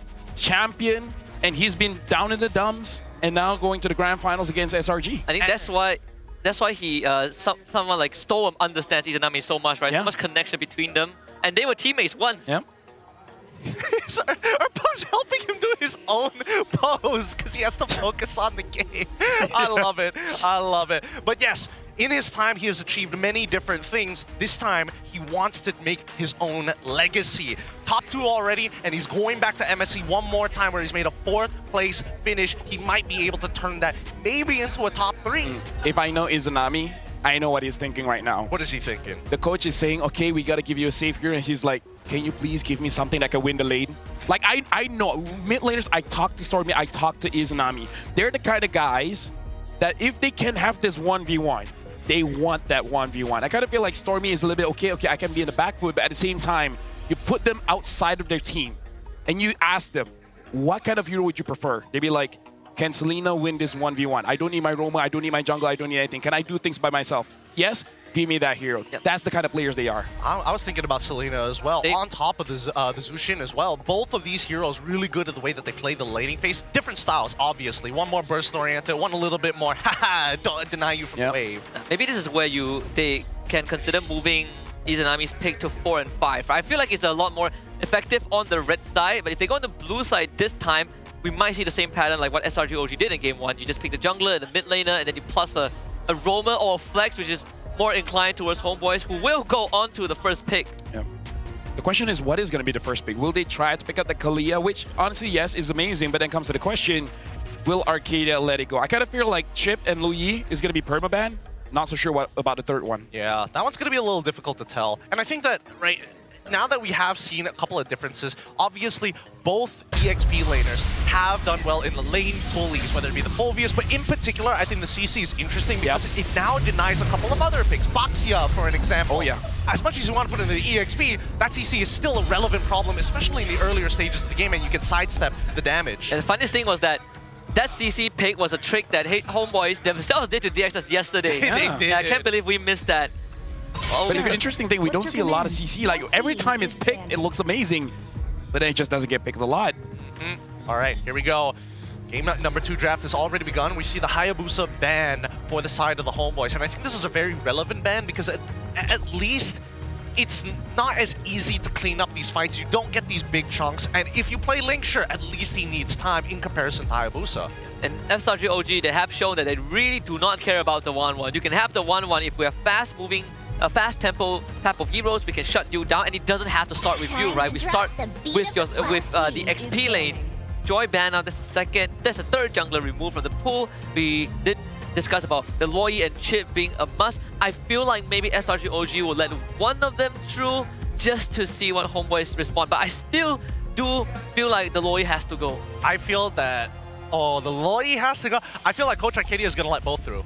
It's either you ban both or you let both through. Because you got to get that trade no matter what, right? Because as much as you want to have like the strong Kimmies in your side of the draft to kind of help win you that lane, later in the game, if you get caught out one time, that's all these teams really need to kind of flip the table. The problem with they're setting up for a Kimmy. They want Kimmy. Yeah, they're setting up for like, give us Kimmy or Chip. We'll take either, or heck, maybe even the Kalia, right? But the problem is every single hero that Homeboys picks, it almost feels like Arcada just said, gotcha. Yeah, it's again like the Loi banned out. You can take Chip, we have Badang. Yeah. You get the Kalea, we have Gatot. You can take Kimmy. Well, sure, you have Kimmy. We could still Maybe take the Farsa. Hayabusa is still good enough. Hayabusa is banned out though. Oh, I didn't. Yeah, so it's like if you take Kimmy, we have Farsa. I mean, it's not too bad of an option.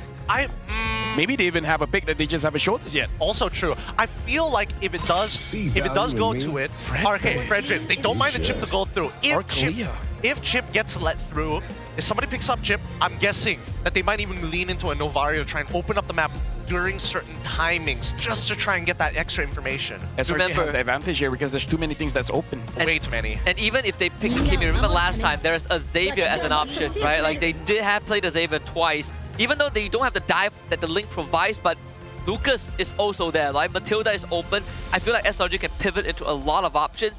Kalea pickup, it could lean into a Gatot if they don't care about the Baxia going over the Homeboys as a flex. Yeah, but that does mean that there is an opportunity for SRG to actually pick up the Chip for themselves.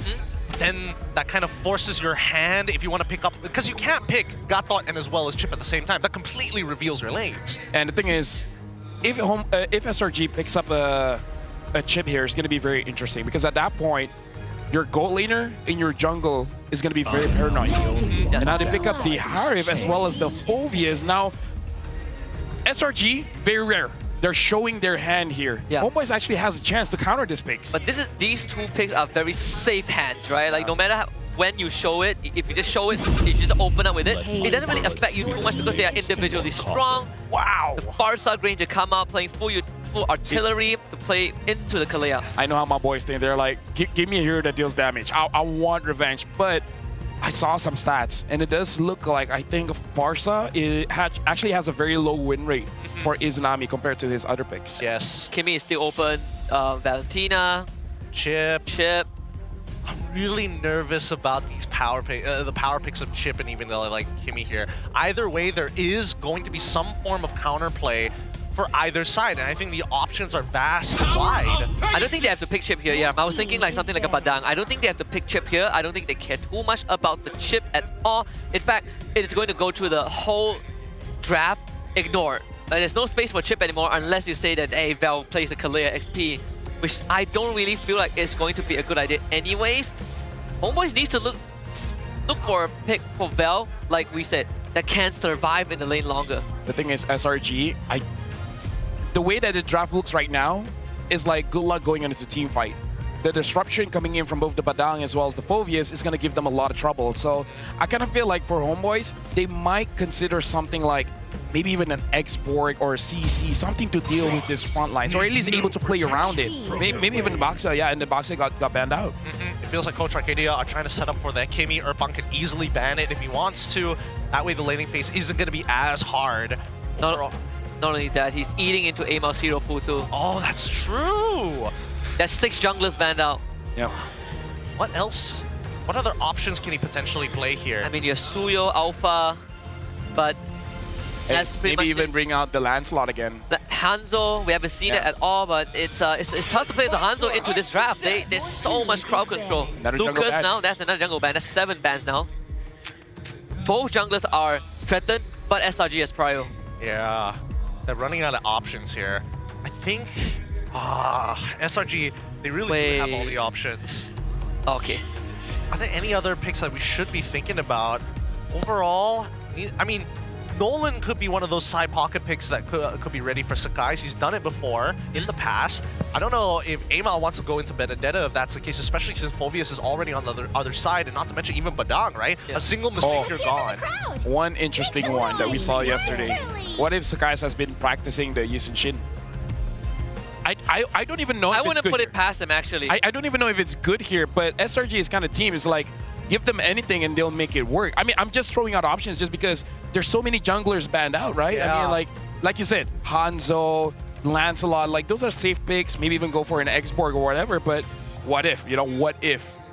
I don't think it's actually that bad, because I think at least for Yishin Shin, it is a decent way in case you're still worried about the chip and Kalia ends up getting flexed over to the EXP lane. Yep. Your main targets are going to be, hey, Granger as well as Farsa. Whichever of you don't have your flicker, I can almost guarantee a battle spell. Not only that, that means that SRG OG can also lean into something like a Drusid mid, right? They don't have to fully rely on Stormy to do damage anymore. Now that Kimi is banned out, there is even more incentive to go towards that route and have the damage profile split between the jungle and the gold lane. This is a tough one. Really, really tough.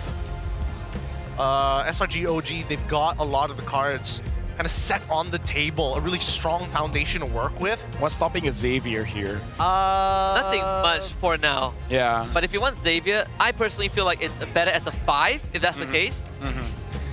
So just show your jungler here, because yeah, in terms of jungler options, if we're talking about damage, Suyo, the Hanzo, the Lancelot, the Yishin Shin that we brought up. They will go Selena, right? Like Yishin Shin Selena, that's one way to do it also. There's visions all around. Yeah, it'll be very safe overall.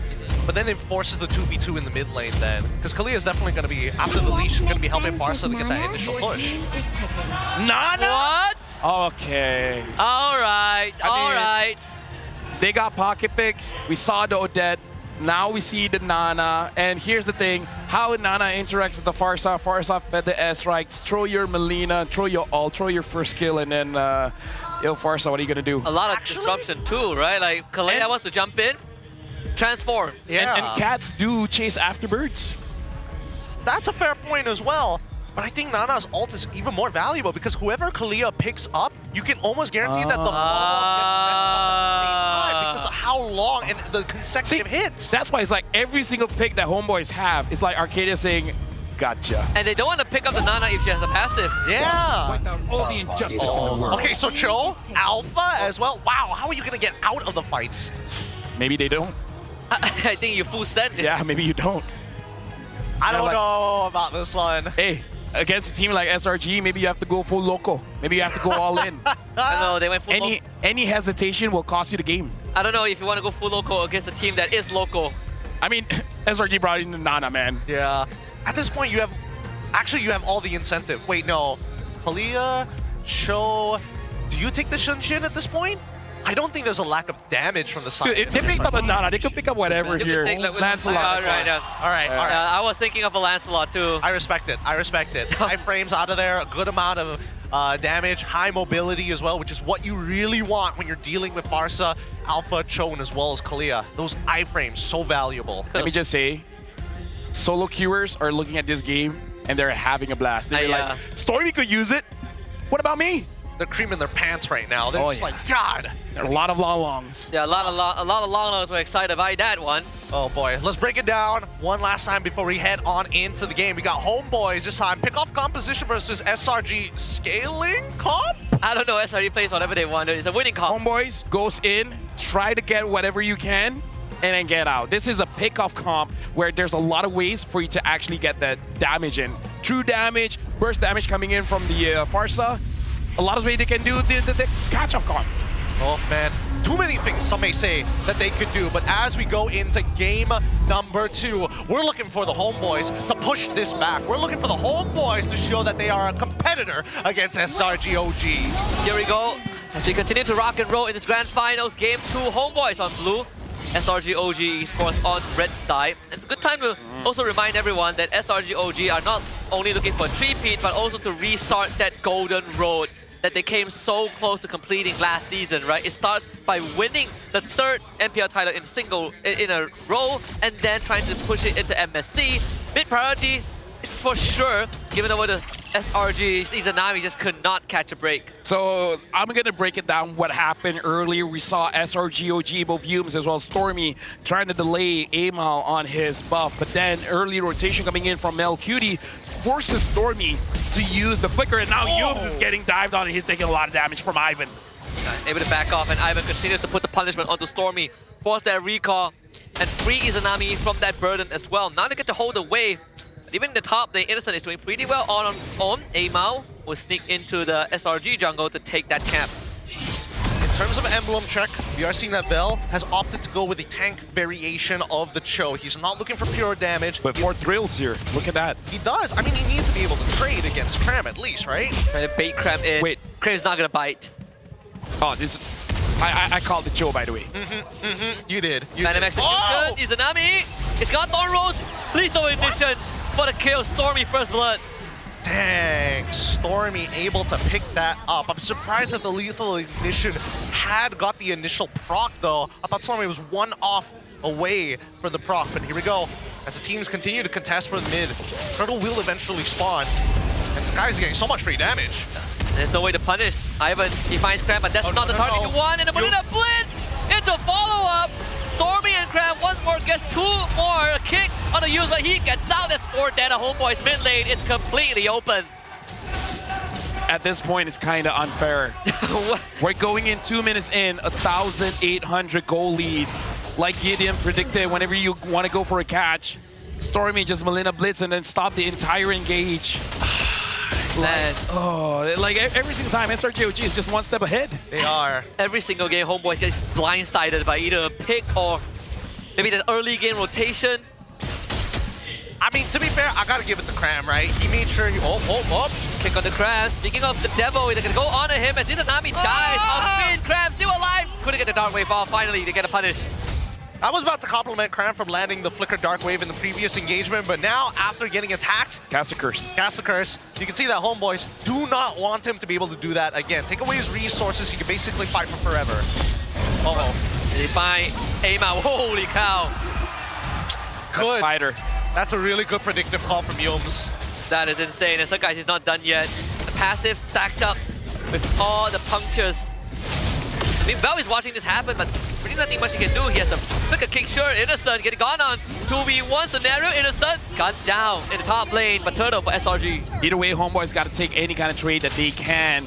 Because as of right now, it does look like if you're going for mid, SRGOG is so locked in that you're not going to get punished because Yums is making sure that the river is always bright. There's no empty vision for SRGOG. Yums making SRG have very easy time making decisions. Yeah. Look at where he is, dude. Like, what are you going to do now? Because again, with the rotations that we see from SR...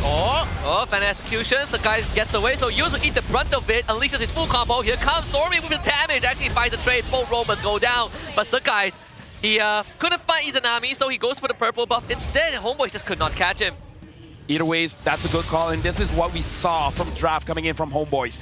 No hesitation. Whoever that you see, just go for it, because we have a lot of damage profiles here. True damage, big burst coming in from magic, coming in from physical. We have the ways to catch. Yeah. Even if you catch a tank, doesn't matter, bro. Cram, Humes, we gotta take some kind of lead here. And Stormy is 6-0. Yep. He is so far ahead. But look at Milk Cutie. He's 1,000 ahead of Innocent. I mean, he doesn't lose enough, but hey, at least it's something. It is something, but at the same time, I think that right now Homeboys are also thinking about the way they engage, right? Not only do they have to cut their losses, but the layers upon layers that they need to engage upon SRG are, again, good damage profiles, but they can't throw it at them all at once. We've seen what happens, right? That's why you're seeing Izanami slowing down on utilizing that feather airstrike. Same goes for Amal when he's using the Spear of Alpha. Finally clearing out the mid lane. Turtle up in another 20 seconds, the bottom side of the map. So there is a convoy for Homeboys in the upper part of SRGOG's jungle. See if they can find anyone. They definitely spawn out this conceal from Yums and Innocent. And Yums gonna pick forward to catch on the aim out. Good Spear of Alpha to get away. SRGOG finds nothing. Yep, Amal doesn't panic. Oh, missing out the Dark Wave, but they will still follow up. Another catch with the Venom execution, and this time into the wall. They overextend for the kill, but maybe it's worth it. Innocent, he's starting on all of them. He's underneath the turret. Innocent, he's a madman, and he's still getting the job done. How is SRGOG getting away with that? And all the while, Vel is going mid. He got the mid turret. This is Homeboy's mentality, man. Like, we lose, but we don't lose everything. We gotta win somewhere. But SRGOG, how do you win a team fight against them? Yeah, it's kind of tough, but however, it did come at a cost, and I think that's why Homeboys are like, all right, sure, you have a man advantage. We still took 2 out, which is not too bad, but at the same time, taking 1 turret back, that means we're only losing about like 200 to 300 gold in that trade. And Yums is just soloing 3 people at once. They finally kick him and back him back with Spear of Alpha. Yums just sacrifices his life, but here comes the guys and Grab to clean out the pieces. But the airstrike gets used. Amal couldn't survive long enough, and it's a 1-for-1 trade. Man, Cram is so good at creating that space just enough so that Sakai's can slip his way through, whether in or out of the fight, every single time. I would say the positive thing here is that for SRG OG, they look almost unstoppable at this point. Like every single time you think you got a good catch, Sakai's, Innocent, Stormy, they're targeting, man. I don't know how they do it. They just make sure that they delete whoever is the one that's dealing the damage to make sure that they neutralize the team fight. But for Homeboys, because of that, if they're able to take down Skies, Stormy, that's a big shutdown goal there. Yeah, and a lot of times when both teams are almost at the same level, it comes down to the mechanics. And SRG OG, they are stat checking Homeboys. They are gapping them with just raw skill. Yep. I think the worst part about it is the fact that they're able to kind of unlock their lanes super early. Like the side lanes have left for such a long time. They're even getting MelQT on that bottom side to try and go for another turret, but the T2 falls on top. So SRG OG are going to be really, really fast on the rotate and maybe could even catch this bot side. Right now, looking at the situation, still 4,000 gold ahead. SRG OG. Oh, they want it. Looking for... Oh, look what they're looking for. I was about to say, that was such an honest conceal. They did it right in front of Homeboys. I mean, to be fair, Cram sees them and it's like, wait, we can intercept. They're actually not as far back in the lane as I thought. And by the time the movement happened, it's too late. They've been noticed. We call it off, call it quits here. We're looking for a big team fight. Speaking of which, looks like both teams, they're setting up. Cram has a flicker. Yeah, Bell is looking for a kick here to flicker kick, but you know the fight to engage. They need Sukai's gone, and Sukai's will be blown up. Both junglers go down. They find a kidnap with the Innocent, but he purifies out of it. Cram goes back in with the Infernal Pursuit, but he has to flicker out as well. Homeboys finds a good trade. In that exchange, both junglers are down. Yep. Very, very clean. It's a lot worse for Sakai's because he is ahead by 3 levels. Aima was like, dude, I was 0-4 to begin with. Like, it's not like I have much gold on me. Yeah. Ivan should get out of this, not a problem. As long as they keep this mid priority, they should have an advantage. Stormy Wait, 2 damage? getting gone on. Stormy does have the passive. They'll try to break it. Stormy finally runs away. Diamond Force gets laid out. Stormy will survive. Bell now needs to walk away from this. Cram getting gone on. Executed by MelQT. And now Yums also has to start falling back. Homeboys are clapping SRG OG back. Wait, let's look at the items here, because that was way too much damage here. Vel, are you actually building damage on this one? Actually, no. Thunderbelt. It's just a Thunderbelt dealing that much damage? Oh my goodness. It's just Stormy not having a lot of base stats, right? No, Ivan with the graph and execution cancels! Those guys couldn't get in! And that's Lord for Homeboys. The Willing the Blitz not enough. Ivan walks out. All right, okay, we got a game on our hands, boys. Homeboys now really getting into the motions of things against SRG OG. They figured out a bit of a pattern. They're blindsiding SRG, making sure that they're attacking from different angles, and Mel has been a large perpetrator of this.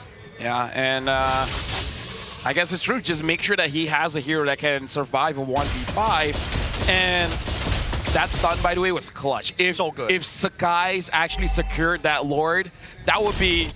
Homeboys would be sweating so much at this point. Now, SRG OG, they can defend, man. Stormy, that Melina Blitz can wipe out a wave. Yep.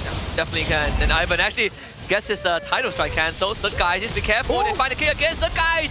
Once more blindsided, but dashes away. Sakai still escapes. But the airstrike to keep Innocent at bay. He cannot sidestep the salvo. Innocent ends up going down. No chrono dash for him. I don't know what to say. What was the call there? That was... Okay, finally we see SRG OG. They bleed like humans. Yeah, it looks like they made a little bit of a mistake where maybe they thought they wanted to fight. Where, okay, Sakai's got out, let's punish this. And then Stormy is like, oh, I see a little kitty cat. He just drops down the bombs and able to get that kill. Even I was surprised. I was like, this was being a little bit too forward there. Yeah. Again, he could have just walked away from the range, to be fair. Or maybe he knew that he was going to die in the next shot anyways. From the lethal ignition. Oh, wow, they forced the kidnap on the Slug guys. By this time, they punished Ivan. They were ready. Fram now flickers in. Yum finds the control of the MelQT. He managed to escape, and now he's he turns around with the salvo. Artillery strikes a bit too much. A kick on the Stormy, but Bell, he's way too far ahead. He follows up with the kick, but he also gets away. Homeboys finds the advantageous trade. Imagine his entire team's like, Bell, and he'll be like, I'm good. It's chill. I got a lot of dashes. Relax, relax. It's all good. You think Nana has 9 lives? Dude, I have 4, but 4 is enough. But either ways, that was good because let's talk about MelQT, man. How much engage the SRG had on him. He dashed around. He was playing the violins because he was dancing, using the flicker to get out of harm's way, and then getting a kill. Now even having that winter crown. I gotta say, this ordinary marksman is doing extraordinary things. He is coming out of that shell, right? He's coming out as like, ordinary is just not good enough this time around, especially against a team like this, as they have turned the lead over despite the score being 11-15. Melqt is 3,000 ahead too. But Innocent, he's almost there with the Holy Crystal. Right, that's going to be the critical mass for SRG OG. I think the biggest deterrent right now from Homeboys is Izanami's feathered airstrike. It is really keeping SRG OG at bay. I think it's not just that. Izanami, he's holding his stun until the very last second to see who moves forward before completely crushing them, right? That's how they won their previous turnover fights on that previous Lord. And now that the Lord is coming back up again, does that mean that SRG OG Esports must consider the macro, force them away before they can find that precise attack? Yep, Innocent now having that Holy Crystal, and I like that point about Barca opening up the Feather Airstrike almost as an invitation. Come in and just keeping the stun to actually turn the tides of battle. That's very interesting, but look at Yums. Yums trying to find an angle, and Ivan knows where he is. Yeah, Ivan finds it. They need to get rid of Yums right now, and Yums will be able to walk out. Imam couldn't catch him with the Spear of Alpha, but they actually found someone in the backline. I believe that's Stormy. Stormy was the rifle now. Vel does not have the kick anymore, so Innocent jumps onto it. Vel will be able to escape both teams' reset. This is so interesting. Both teams trying to find angles on each other, and you can see literally the heads turning around to look at their backline when it gets attacked. Trying to force mistakes. Yeah, it's smoke and mirrors. Oh, here we go. Feather airstrike used. The guy's forced away from the fight. Inazami chased away by Innocent. There's still Vel lurking in the corner as Ivan is sandbagged by Cram. Top wave in favor of Homeboys. Gotta look at Vel. He's creating chaos. Oh, the stun on the aim out. They blow him out. Stormy found the catch. Lord almost getting reset as the guys find the objective. Val finally gets the kick, but MelQT, as long as he survives, there is a winning chance. MelQT with a double kill. And Homeboys, I think they found the top inhibitor too. Dude, Homeboys got a trade, man. Yeah, they did. This is a beautiful game of MLBB here. Both sides highly calculated, and SRG OG were like, all right, let's lose the inhibitor. We need to get this Lord. Oh, now Vel goes in, just being a distraction. They want this mid inhibitor, and I think they won't get it, sadly. MelQT doesn't have enough output. Can I just say, Vel 0, 1, and 3 don't do him justice. He doesn't get the assist, but the amount of chaos, the amount of distraction, like, he is making SRG OG overloaded. He's acting like a celebrity, right? He goes into the back line and be like, look at me, look at my dazzling diva outfit, and you better look at me. If not, I'm going to take out one of your key win conditions. Look at my kicks. Look at my kicks, brother. Oh, that's the conceal. Actually, they cancel. Yums kidnapped. Lickers trying to go for MelQT, misses. MelQT is now godlike. Innocent forced into a very rough spot. That's up to Diamond Falls. Grab it, Innocent. Oh, once more! Once more! SRG OG! They do the impossible! The Winter Crown delays the death of MelQT! Maniac for Innocent! And Vel is all alone! Finds the knockout, finds the kick, there's a Purify! Innocent! With another savage! Third of this season! And SRG OG will march down top for the second win in the Grand Finals! Oh my goodness. What a way. Game number 2 falls into the hands of SRG OG from what looked to be an initial blunder by Yums, turned around into a game-winning play for Innocent. God damn, this team is something else. That was one of the best games that Homeboys can give to SRG. And then all it took is just one Holy Crystal. Yeah. After that Holy Crystal, Innocent is just like, guys, game's over. We're gonna go in. I have the damage, and personally for me, Homeboys overheated. They did. They gotta take that as a lesson. But bro, like, you built up the entire game to win it, and then just one moment, man, just one moment. I totally agree with you, but it was built off of a couple of blunders here. And honestly, there's such small blunders. Izanami didn't get max value on the Feathered Airstrike. Sure, not the biggest deal in the world, but then we also see you make an initial mistake, doesn't catch MelQT. Sure, MelQT outplays it. Cram. Oh my goodness, the man advantage was all they need. With that being said, let's look at the winning moments on the mic check for SRG OG.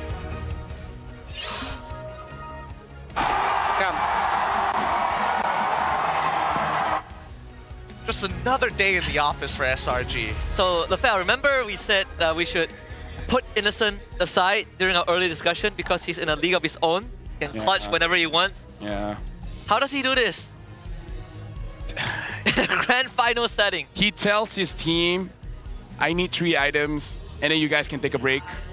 I think this. I mean, like, to be fair, everyone did everything, right? But Innocent at this point is just. He probably figured it out pretty quick where it's just like, can we get that feathered airstrike out of Izanami? I'll do the rest, don't worry about it. And Cram was like, okay, sure. Okay, Paul. Out. Okay, but how do you... I just hope homeboys don't tilt. I might. That would tilt me. I think this is not a tiltable moment, mainly because, yes, some people may have played a little bad, sure, but it's like minute. Bell probably thought, okay, we're gonna disengage from this, right? Right? But guys, where did everybody go? I mean, like SRG closed all exit angles. Yep. There's no way for them to run. You want to move forward, you're gonna get caught. You're moving backwards, you're gonna get caught. From the side, and like, there's no way for it to run. SRG cornered them. Like MelQT escaping the initial gank from Yums was actually worse for him. Yeah. Because the rest of his team were not there. Yeah. They were not there, they were not ready, and just not enough chip damage to put them into that lethal range. Let's have a look at the backstage to see who our MVP of this game is going to be, because all of the players coming up big time. Give it up one more time for Stormy! My boy is doing his best here with the Nana, man. Stormy is giving all the solo queue guys an excuse to use the Odette, to use the Nana, to use the Xavier. Xavier is good, but still. Yeah, I mean, Stormy has been... He didn't die, oh my god. Deathless, in both games so far, deathless. To be fair, I think that at least homeboys, they adapted around the Nana very well. Vel was threatening his position. As long as we don't see Nana in that initial engage, not in range to throw down the Molina Smooch, then it's not so bad. We can maybe get a couple of picks and then run off afterwards, because we saw Vel do it like 3-4 times in a row, disrupting Stormy's position. Yeah. You also have to give credit to SRG OG's adaptability, right? They realized that Vel has been sneakily going on to Sakai's plenty of times. First one, okay, Sakai's goes down, great play by homeboys, but the moments after that, they punish Vel. At this point, I want to look at the damage numbers, because I want to see how much damage this Nana actually did. And Sakai's is so slippery. I can't believe that he got away that many times. And that's because of the boots there, right? Having the tough boots, having that resilience, making sure that the crown control isn't as long as it's supposed to be, it helps him survive. Like, at one point, you would have sworn that he had some kind of defense item, but no, it's just the boots. It's the tenacity. It helps a lot, but at the same time, I think it's also the conditioning that they've applied upon the homeboys. Every single opportunity, they bit upon it. Even to the point where Amal as well as Izanami are a lot more hesitant on just unleashing their abilities, because they saw in the first couple of interactions, it just doesn't work unless we layer it. So they move to the layering and those small windows where, I mean, you got to react to it, right? You can't have it perfect every single time. That's when Sakai's gets out. Yeah, and they also understood that, okay, MelQT, he's in a spot to really carry us. Izanami, he's doing a really good job of zoning SRG OG away. The rest, the other three, protect these two players. And they did that well the entire game. Again, up to that last moment where Cram somehow caught 3 of them. At this point of the best of 7, is disheartening to say, but against SRG OG, being good is not enough. You gotta go above and beyond. You gotta really do. You gotta lock in. Like say you're the best at this game is also not enough. Like there has to be a level above. SRG OG is creating their own tier list where it's an exclusive club. Not a lot of people can even know what it's called. It's like a mega yacht, right? Like you can't even step foot onto it. That's so oddly specific, and I love the fact that I know what a mega yacht is. You want to go for a yacht? No, not really. Neither do I. I don't like water. But here's the thing. Innocent is still able to deal out that much damage, but look at MelQT. He tried, man. 67,000 damage from MelQT, 57,000 damage from Izanami. Sakai is being a nuisance, 27,000 damage. Amal is the one that couldn't do much. Even Vel did more damage than Amal. I gotta say, both games, I feel like Amal was having a hard time in the draft, because I feel like he got scraps every single time. Yeah, I agree. It's like yesterday too. Like Amal, in the games that Amal lost, he wasn't given the tools that he ideally would have wanted, right? Yeah. Even yesterday, you look back at Game 4 against DXS, Alpha was picked up, Alpha got nothing that game. Yep. Now it's the same thing. There's already 2 strikes. And I think for Homeboys, maybe you should start thinking, prioritizing Amal just a bit more. I think this alpha is not it without the right tools. I mean, what's next? Leomord? It's tough to say because keep in mind that Amal not only knows that he's being targeted, but he's also one of the first people who actually gets attacked in the earlier stages of the game alongside with Vel, right? That's the priority. That's the relationship between both Vel and as well as Amal, which they understand. We got to be just close enough so I can protect you and we can start walking away together. But in this game, I was really hoping that Mel QT would have been blessed by the god of the gold lane, Kelra himself. He prayed to him.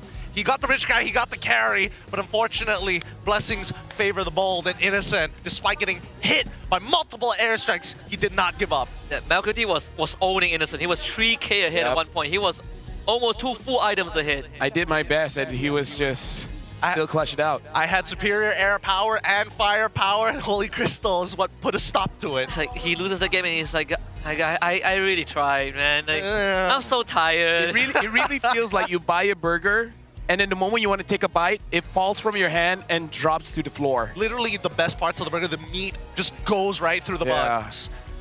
Slips through his fingers this time, but we'll see how many more times it can slip up. Because in these highlights, as we see these early engagements just not go well for Homeboys, hopefully the highlights did actually catch the turnaround from the Homeboys itself, right? Conditioning from both of these teams is becoming a huge factor in the game. How can it make you think that I'm going to use an ability and then turn this around? I mean, this sequence is also pretty crazy, right? Because SRG OG willingly dove a tier 1 and they came out the winner. Oh, I think this was a mistake as well, because look at Stormy. Stormy was able to get Amal. If Stormy didn't catch Amal in that rotation, I feel like Homeboys could have actually had that advantage because Vel wanted some time, a little bit more time to disrupt.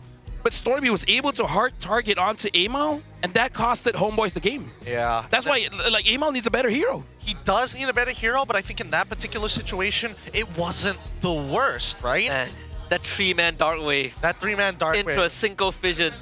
It's so annoying that Cram is that consistent, but that's what makes him Cram, right? That's why he's been adopted so... He's welcomed with open arms by Malaysians everywhere, even having his own nickname of Ikram, Muhammad Ikram. The Mohammeds are carrying us. Like putting out big plays for SRG OG. This one's really, really tough. Homeboys need 100 plus. They need 100 plus. They need something to keep them going here. At this point, they need 200 plus. They're gonna need everything that they have. Maybe this time, no. Add some sugar in it. Rip off the 0. It's like, no, this time I need the sugar. I need the calories. Oh man, it's the fact that so our part of the platform is actually the Homeboys. And he's been dead silent most of the time. It's really tough because again, we see Homeboys try to turn that gold lead around. They get so close. They got inhibitor. It was that much. That much. But a learning experience regardless. Especially for the Homeboys fans, they're going to be looking at it and realize, hey, if we can put SRG in a really tight position, we can force them macro-wise to make that initial mistake and force a trade. With that being said, though, we do have a little bit of an interview. We have a special guest coming all the way from the Philippines, one of the strongest regions in the world. We have Renmar, Panda Bear out of the We Bear Bear trio. Hello, Renmar, can you hear us? Hello? Yeah, can you guys hear me? Hello, can. Very clear. First of all, you look amazing, by the way. Oh, thank you. Hi, everyone. Hello, everyone there in Malaysia right now. I actually did not expect that I would also be in the BM broadcast. I thought I would just be in English. But I can see my face on the big screen, and I wish I did my skincare routine today. I am regretting. You don't need it. You don't need it. You look absolutely amazing. You know what? The shoot in the forest really did wonders for our complexion. Oh, yeah. It really did. Hey, once again, Renmar, welcome to MPL Malaysia. To begin, we'd love to hear your overall thoughts on the teams this season. Have they met your expectations so far? Where are you at? Well, I actually only had one expectation going into MPL MY Season 15, which was just that SRG OG is probably going to be the best team. They are probably going to make it to the Grand Finals first. They will probably be celebrating the fact that they will make it back to Riyadh for EWC. So outside of that, I was just pleasantly surprised that Homeboys suddenly had a fantastic season after a difficult Season 14.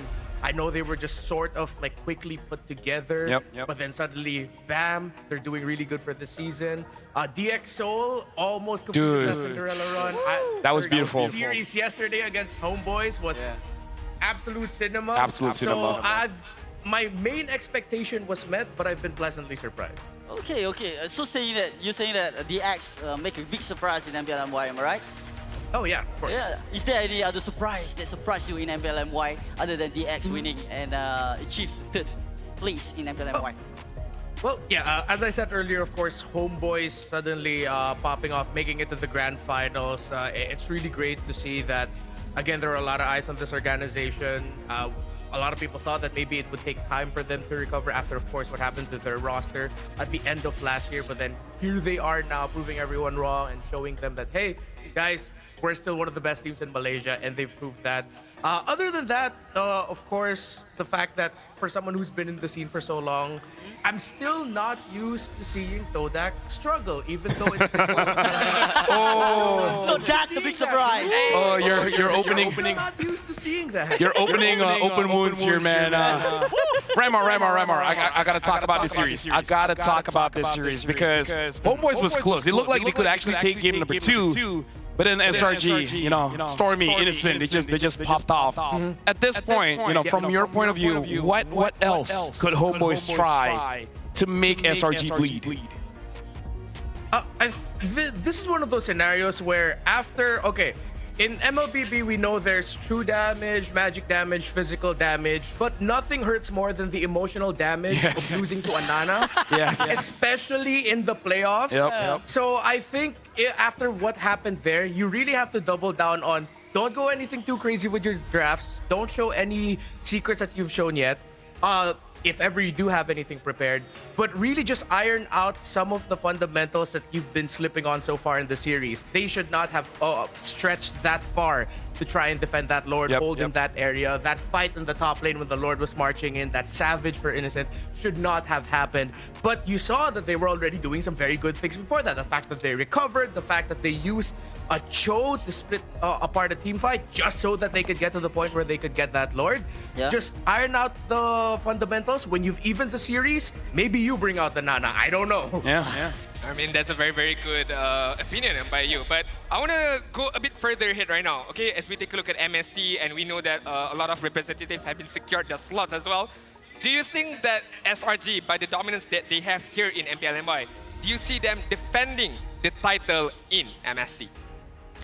Oh, okay. So, quick question: how many Homeboys fans are there right now on the crowd? Half the stage, yeah. It's a good amount. All right. Okay. So, I think even with what happened with M6, I'm still looking at SRG OG as one of the strongest teams heading into MSC.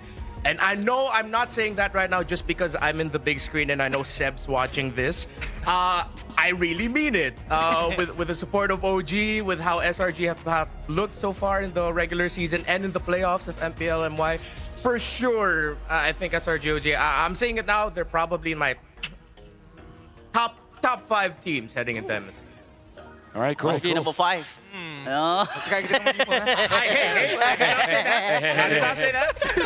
Gideon, close this out.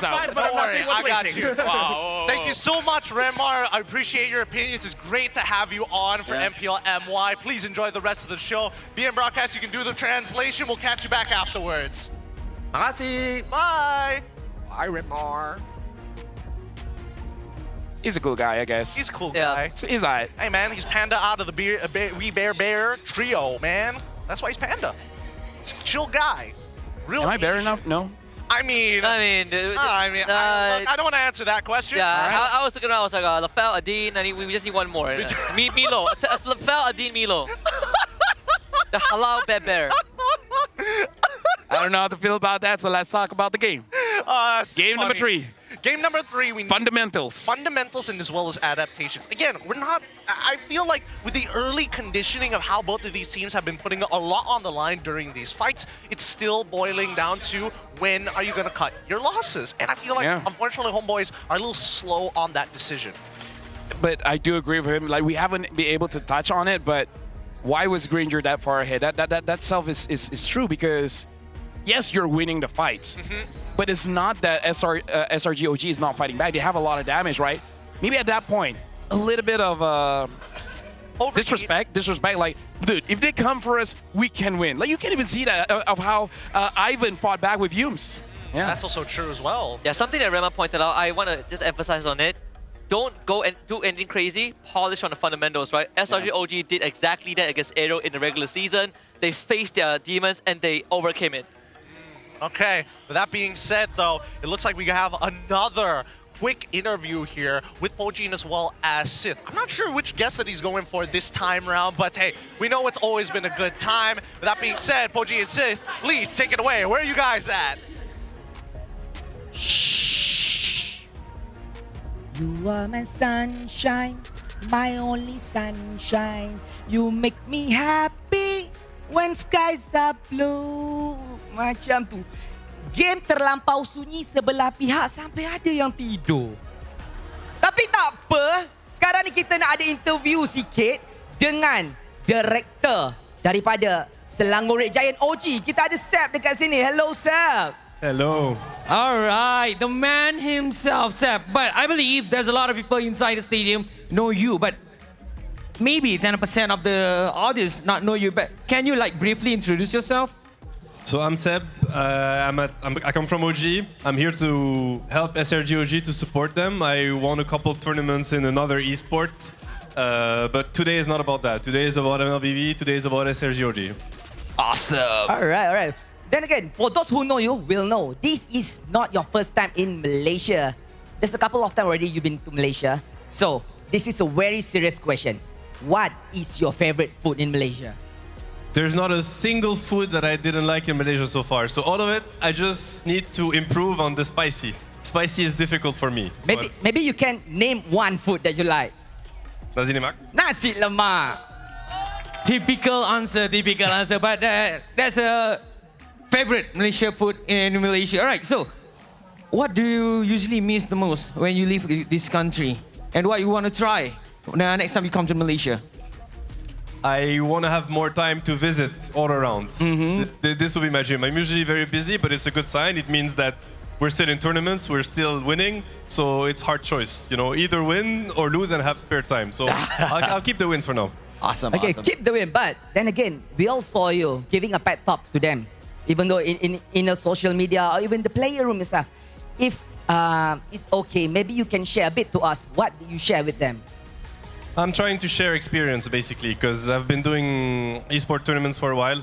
I'm a little bit older than them, and I've lost much more than them. And losses teach you a lot. So I'm just trying to share as much as I can, learnings.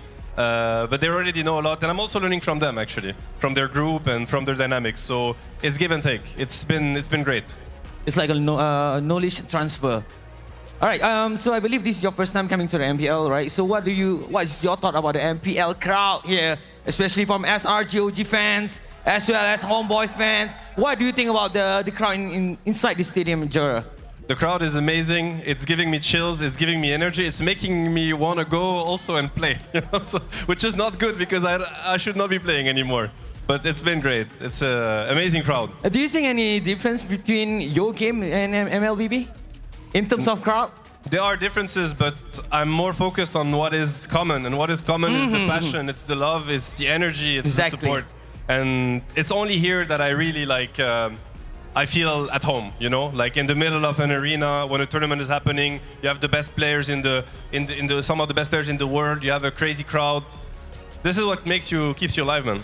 Sure. All right. Maybe is there anything that you want to say to all of the Malaysian that is supporting you? Oh my God, Seb is coming to Malaysia. Seb is coming to SRGOG. Oh my God, I love Seb so much. Is there anything you want to say to them? I just wanna thank you. I just wanna thank them so much for the support, for the love, for the energy. I hope I'm managing to give back.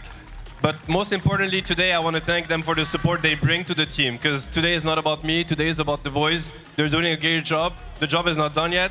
So thank you for the support you bring to them. All right, thank you so much, Seb. Hope to see you in Riyadh. All right. Jadi, perlawanan kita yang ketiga bakal berlangsung sebentar nanti. Jadi, tanpa masa, ayo kita bersama dengan Malay caster and English caster. Let's go.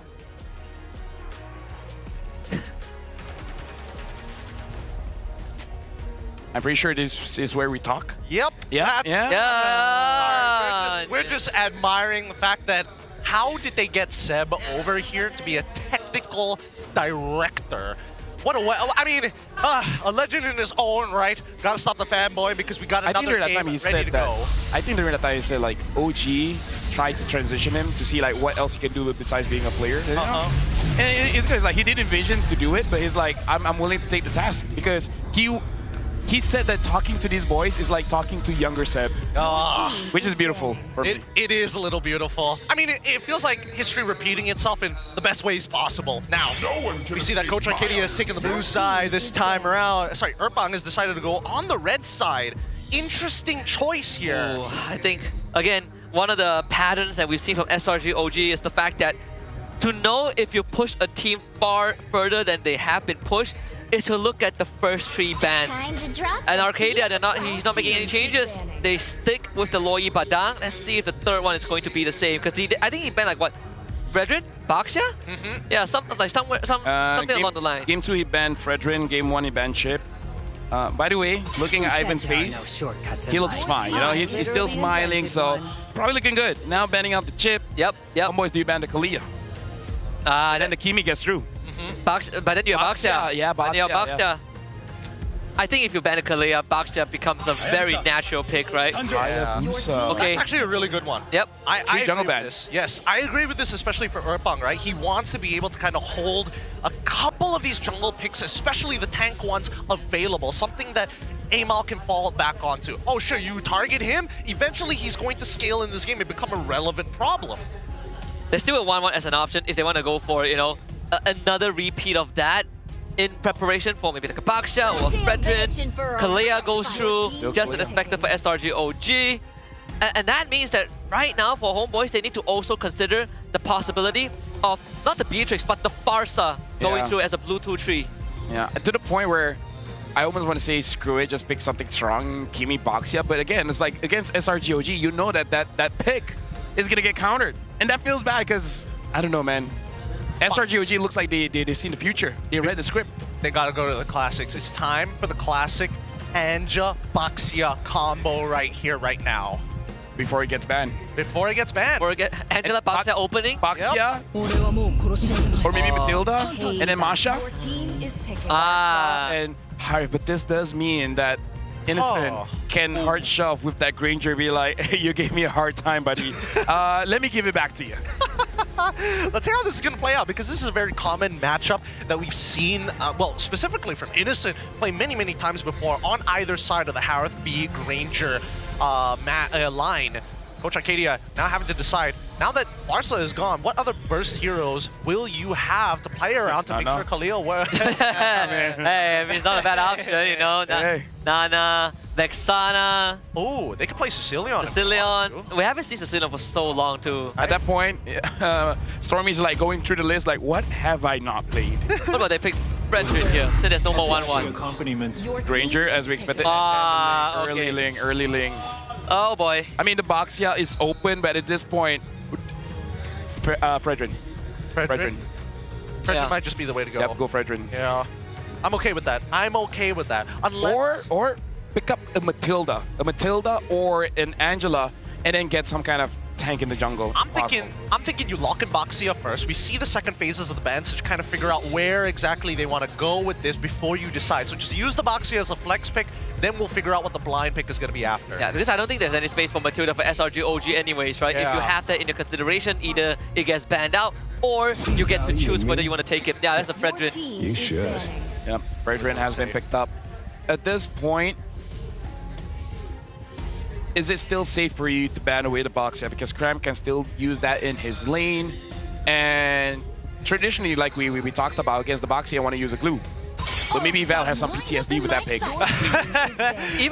even, I think the glue isn't too bad of a pick, right? Like glue, Phobius. We said that before. And then look what happened, you know? Exactly. Hey, it's Cram. Look, there's Phobius still. If they want the Phobius, there's plenty of dashes. You know, if you ban the CC, then yeah, Phobius. Yeah. But then Cram will just pick up the high loss. I think just ban it out, right? Just ban out the glue. Hey, he can pick a dot for all I care. Yeah. This doesn't look half bad as like a tot game. Yeah. I say ban out the glue if I am on red side position from the side of Homeboys. At the very least, it kind of opens up that matchup to whatever flex picks you could go. And at the very least, Fredrin still can work in your favor as a flex pick regardless. So I think red side is looking kind of good. I've said that many times for Homeboys, but it could turn. Oh! SRG, they banned out the CC. What? Yeah. What are they planning? Yeah. Kalia EXP? Okay, I see it. I see it. This CC is a bait so that they do pick up that Phobius and then Cram picks up the high loss. And either way, this CC ban itself protects whatever pick Cram wants, right? You can pick Glue, you can pick high loss, you can pick Baxia, but there's no longer a hero that straight up dominates him in the lane. Yep. Because I think Cram understands, or at least Arcadia understands, that Cram has to be the front line here, right? Not Kalia, you know, Ling is going for the back line, so you need a front line so you can't be punished. Cram cannot be punished. The moment Cram dies, that's it, GG. And that's why the Terrorista gets banned out, right? That is the first option that they felt like Cram is going to pivot towards because they have a Farsa, Fredrin, and Harif. But I think the problem still persists for Homeboys. Now that the lane dominant CC is removed, Cram's option opens up. So much more this time. If Matilda doesn't get banned, I want them to pick it up. Sand rises when I give the word. Oh, man, they're really trying to tighten the lines. They're like, go back to the main road, sir. They're like, Val, you have to fight Cram. Yeah. There's just no choice around it. Let's see. Glue here. But if you glue here, there's a Fireman's open. Exactly. The mid lane has not been opened up by SRG, and Homeboys know that. I am not the only one. So they take the Phobius, yeah. If Cram does get the high loss, then quite telegraph, right? What about Bad Glue? CC, force out the Phobius. Yeah, Glue as well, also good pick. Glue, high loss, options, man. There's a lot of options. What about the mid lane? They can glue, do you want... I don't want to think about Stormy's hero. Glue Selena? Zusin? Zusin is okay, I suppose. And then they pick up a Valir. No, but they still need burst. They still need burst. Yves, I get no. Vex, I think Vex is your closest. Actually, Yves is not bad. Vex, Xavier, no. Yep, there's the glue. Yeah, that's the glue. Saw that coming from a mile away. What's a good? Nana. Nana, one more time. Honestly, I would say it's not too bad. What's stopping them? Your team. Yeah, yes. It's not too bad. Yeah. In fact, it's a good Nana game. They're doubling down on the emotional Fredrin and damage. Phobius is gonna have a hard time. Can you imagine losing the grand finals to a Nana like 2 times? Oh, the pain. Oh. The pain. I'm not counting Homeboys out yet. I think they can make this work. But SRG OG, one sport already has the answers. Yeah, but at least with this Nana pick, it means that it forces Homeboys to say, hey, you cannot just funnel into this anymore. You must think about the ways that you engage, find the different angles, and finally, we get the Matilda in to try and create those opportunities. And that's why I like it when SRG OG didn't ban the Matilda, it opens it up for Homeboys, right? Homeboys basically gets to decide whether they want to play it or not. I'm not sure if Arcadia and Becky saw this coming, but I think Homeboys, they have a very good shot at this. They have one hell of a shot. However, the battle spells is going to be coming into question here. Whoever doesn't have a Purify is going to get targeted, and there's plenty of reason why that Phobia should take Flicker. Boys, I'm afraid to say Homeboys got a good draft. Don't say it. I'm not going to say it. Pull back. Number 1, Curse. Number 2, SRGOG at this point. Do whatever you want, man. Yeah. Good draft doesn't matter in the eyes of SRGOG. Test their patience. Condition them in the early. Focus on the fundamentals. Homeboys can still pull this back. It's a best of 7. It's a marathon, not just a simple race. You gotta be the first team to complete 4 laps. Then SRGOG are halfway done with their marathon. 2 more games and they are off to the 3-peat. Game number 3, here we go. SRG OG back on blue side. Homeboys back on red. Both junglers once more starting on the purple buff. And it's a good time to also do a bit of throwback. These 2 teams last year were the same organizations that went to MSC 2024 in Riyadh, where of course Homeboys fell to Team Flash and SRG proceeded to win it all. But of course, Homeboys right now with a brand new roster, they're looking to repeat a lot of things. They've done the Riyadh part right, but now it's to repeat their championship run. Well, they're gonna try. Let's do a quick emblem check. It's going to be pretty standard across the board. Although, you do see Wilderness Blessings on both Izanami and Ivan, so they want to rotate towards the gold lane of the map, I would assume here. Wow, such a good Molina. The polymorph on the Izanami, so he cannot punish Dooms as much to get priority over the Litho. Here comes the guys, gets it, not a problem. And wait, steals the camp from Amao. Uh-oh, that is not too good. Amao does escape. I mean, this is the thing about going up against Assassins, man. They farm up so fast. Sakai's level 4. Amal is struggling to get that level 4. He really wants, he finds a retribution, but still puts down to lower health. If not for Ivan, that would have been a dead Fredrin. Dude, SRGOG just just turns up the tempo, man. They're like, hey, you know what, homeboys, when you skill, you got a problem. So we're gonna stop that. Yeah. And they stopped it super early as well. We get a quick mid-rotation coming in from Cram to go back down to bot side, trying to get both members to level 4. Hopefully on time here. Turtle is spawning on the bottom side of the map. By the way, interesting thing, Sakai's took Thrill. Usually we see either crit or attack speed, but then going for the Thrill. That is interesting. Maybe just a little bit more damage earlier, right? Making sure that they have the advantage early game. You get that extra oomph, right? That extra burst, because when you get Berserker's Fury, that crit is going to benefit it from it anyways. You get a Dark Wave on the Stormy, pulls him back. This Nana now not in the same position anymore. Still throws out the Polymorph though. The Molina Blitz also committed. Aim out down low. Appraiser's Grab into a Retribution. Turtle for homeboys. Cram links in the party and Yoomsdown gets jumped on. Doesn't have the ultimate to work with. Will have to sacrifice his life. First blood for Aim out. All right. That's to be expected for these early stages of the game, right?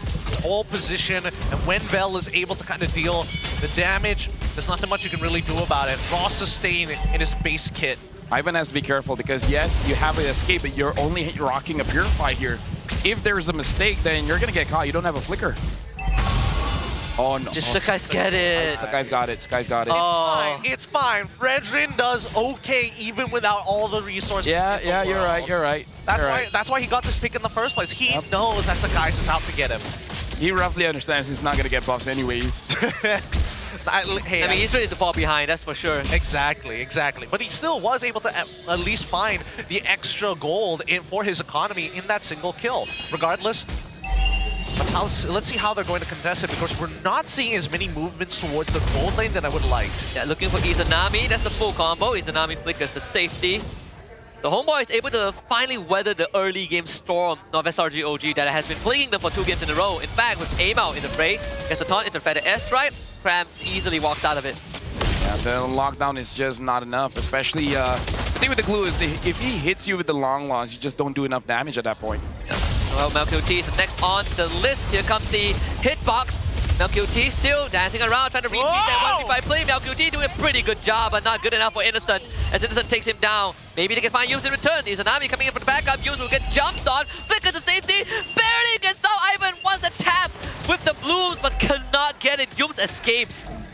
Very slow rotation coming in from homeboys. I mean, MelQT tried his best to try and outplay it. Unfortunately, reinforcements just not there in time. SRG OG, again, strong fundamentals, right? Understanding how the other members are too low, if not are forced to recall, and they utilize that information well. Yeah, right now, I gotta say, Crime is just playing around with Vel. Turtle dance here, you gotta be careful because I'm pretty sure Sakai's is gonna look for a moment to actually get onto MelQT or Izanami because they have no battle spells. Here they come. They're gonna control Aim out, get Turtle for themselves, and now try to walk out of it. Yums once more sacrifices his life. Izanami with a pickup. Yeah, but still, that's not enough, man, because you only get the roamer here. And Sakai's has been winning out these retributions. Aim out, like, I don't know, maybe Homeboy just has to give more space for Aima because for the first 2 games, hasn't been performing. I don't know, maybe it's nerves? I don't think it's nerves. I think they understand that they can force a reaction from SRG OG if they go for the invade. And for the past couple of games, Game 1 and 2, every time we've seen an initial invade from Amal, he gets punished very hard by SRG OG. So now he's on the back foot, right? I don't want to overextend. I need to kind of man-to-man defense against SRG OG, but how do you keep up with Sakai's? And it's just a slow roll, right? Focus on your full rotations. Make sure that the river line is clear. If I can't get Sakai's, at the very least, I'll catch somebody in the middle of the river. Vel has his hands tied down by Cram. Wherever Vel goes, if he sees Cram, he knows he's not going to get much done. Maybe Homeboys will find a conversion in this top lane. There's 4 members of Homeboys, as Amal also is making his way up top. Stormy gets zoned away, but the airstrike gets used. They get a kidnap into Insta Purified by MelQT to get away from that. Amal now arrives to the scene. Circling Ego, not going to convert into anything. So all that movement from Homeboys has a negative net gain, and in fact, they lost bottom tier 1. Yeah, talk about negative at this time. Ivan now having the Flash of the Oasis is going to make it much more difficult for Homeboys to actually get taken down.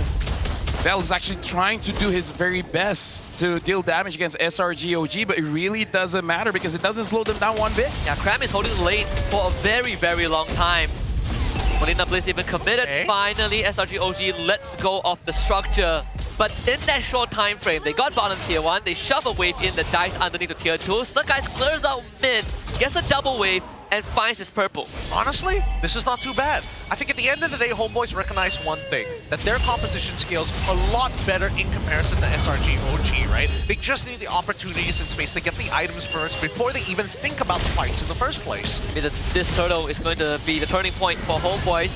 Val is the brick wall, jumps on the Yums, is going to eat up as much damage as possible. With the help of Izanami's volley, with a better airstrike, instantly cancelled. Here comes the guys looking for an opportunity, dashing in tempers of blade, doesn't get the turtle, and now will just run away. But can't say the same for Val though. Ivan will help him to escape. Here comes Yums with the knockout on the aim-out. Now Yums is trapped, doesn't really have much room to work with. Tsunami Slam doesn't get used, and he goes down. Beautifully played by Val. Really nicely done here. Was able to tank the damage, dodge the right abilities, and really utilize that guiding wings to get him out of some tight spots. Yeah, at this point, Homeboys, if they want to win, they gotta kind of fight 5v5, right? Because their comm is really good at that because they have very strong front lines, and Ivan's just gonna back that up.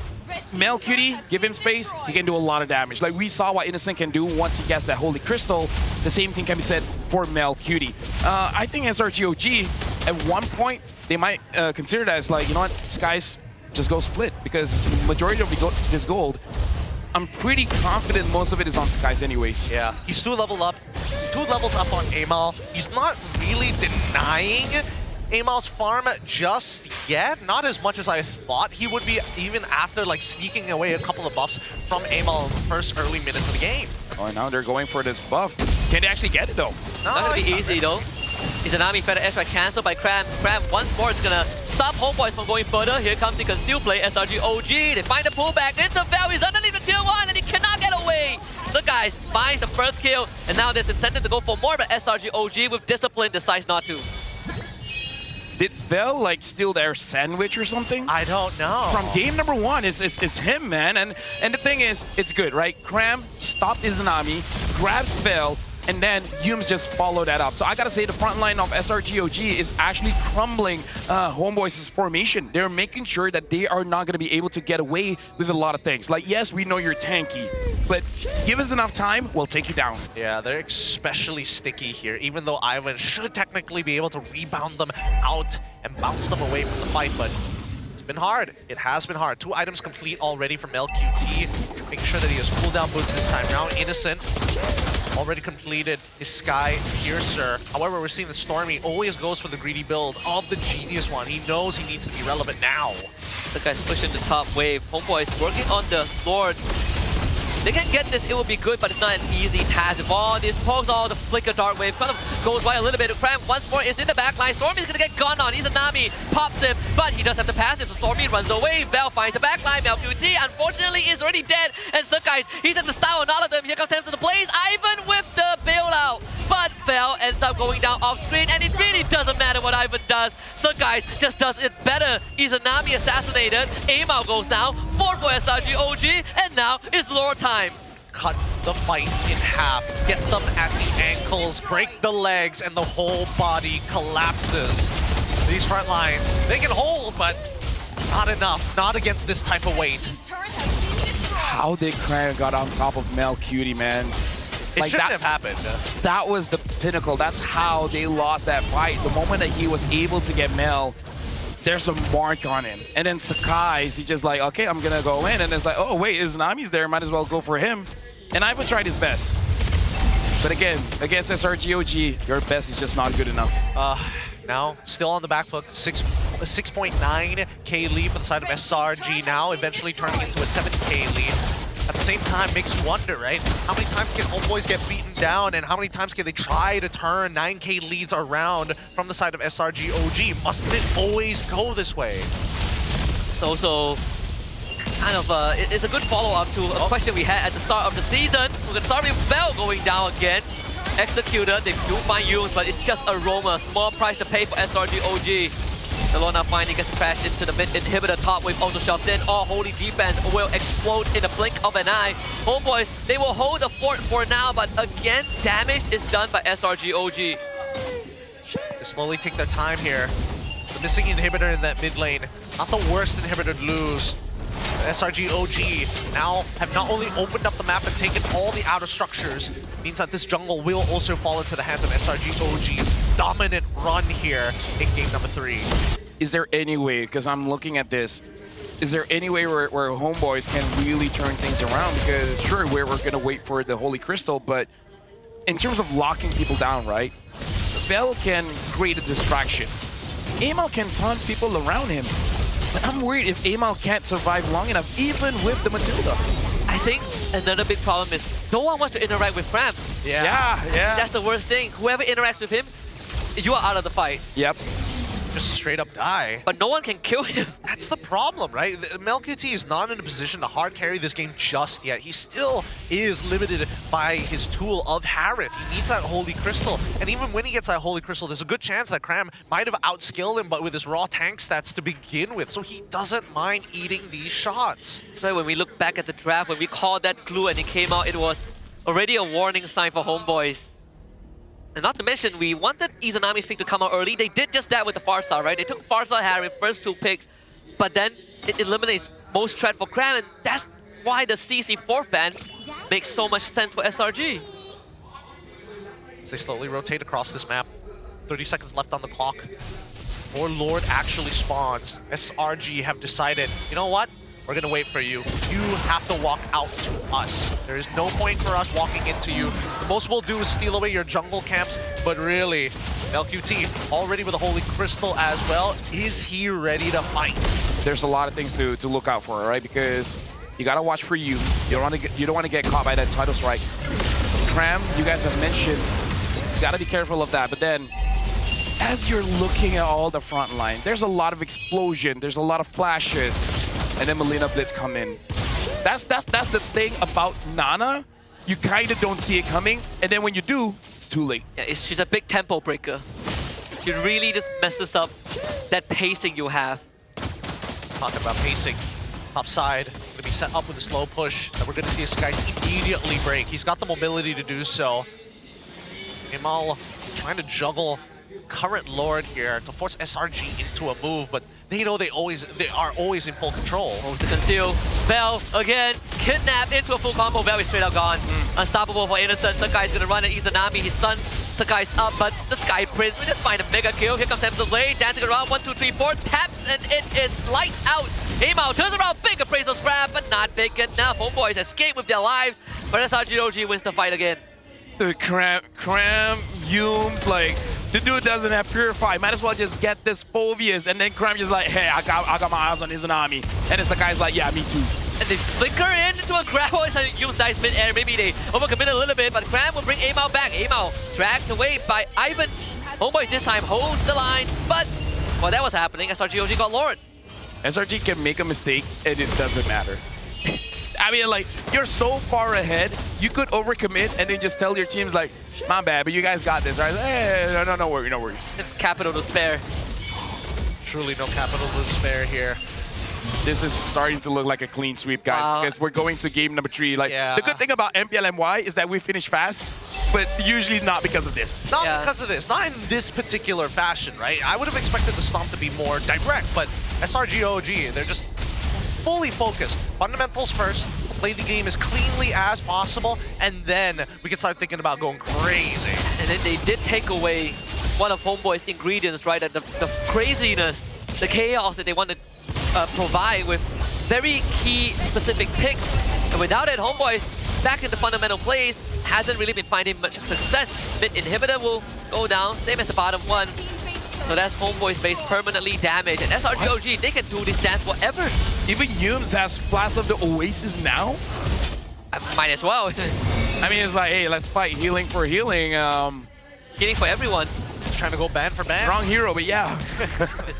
But yeah, that's crazy. Like, usually, yes, you go for fleeting time. And then maybe, but yeah, when you're 11,000 gold ahead, like I said, well, like, might as well. That's why he went Oracle first item.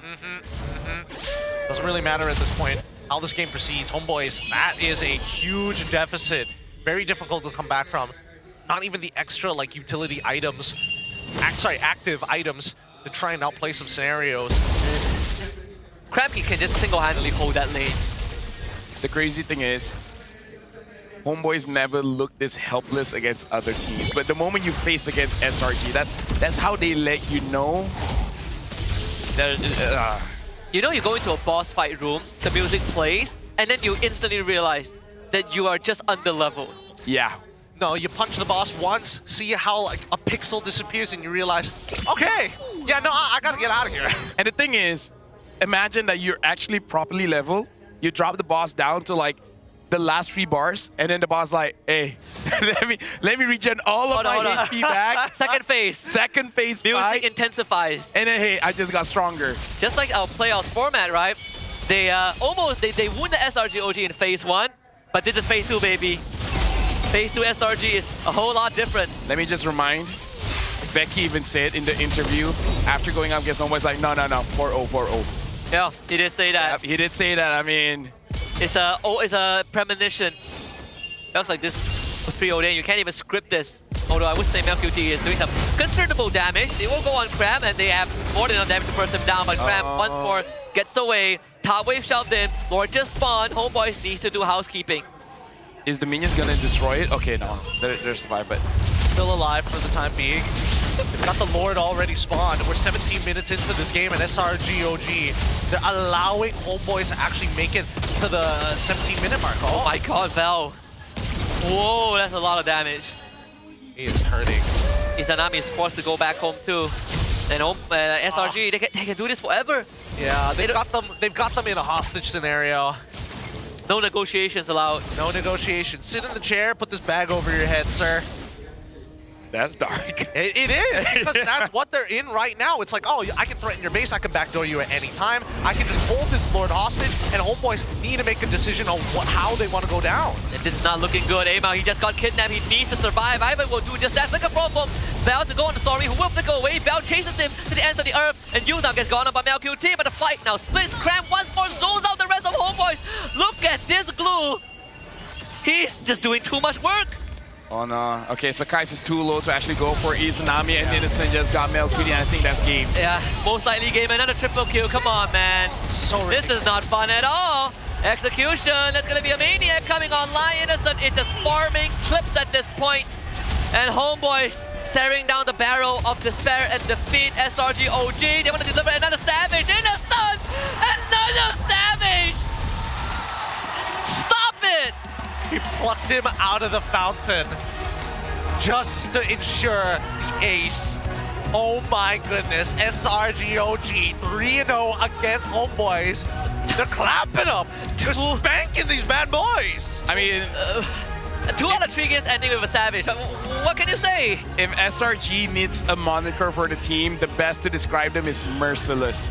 Even in your own fountain, brutal. You're not safe. Hazel got hit. Izanami got hit. Like at that point, they're telling you the safest place on the map is still going to be a graveyard. Yeah, you are the safest when you're actually dead. The safest place is if you get hit, concede, but you can't even do that. You have to face the music. Innocent is telling them, I'm bringing you to a better place. Put you out of your misery. A herald of doom. Such a nasty place. With that being said, let's have a look at the mic check from SRGOG. Another day in the office. Oh, sini, Dad. Sarap! Sarap! Sarapnya! More smiles across the board. Cram still with, you know, his Cram antics. You see him take off the headset, starts putting on his shoes all over again.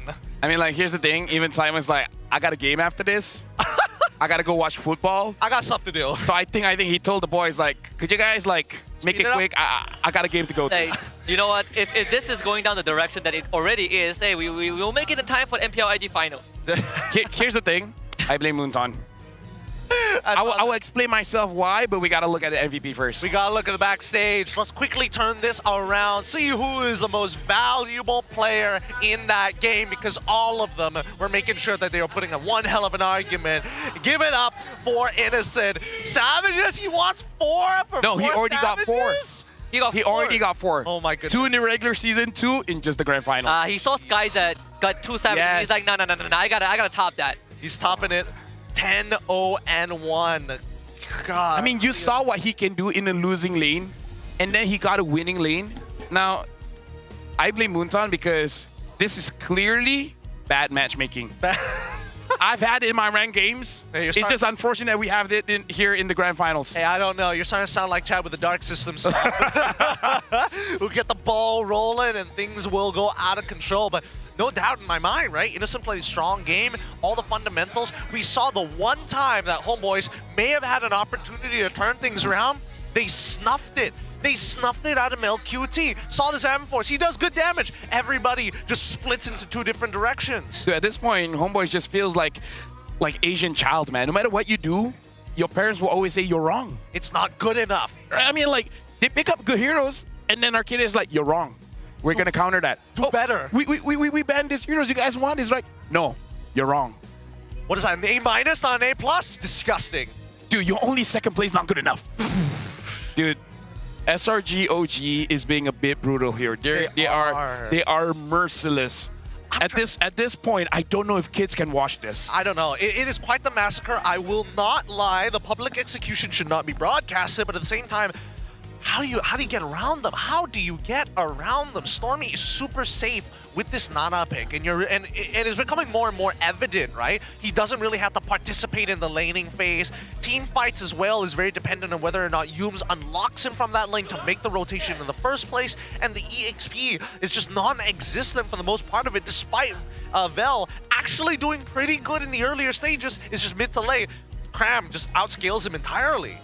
I mean, this is just SRG OG looking at the game from a different angle. Because this Nana pick, as much as everyone feels like it's trolly, is really not a troll.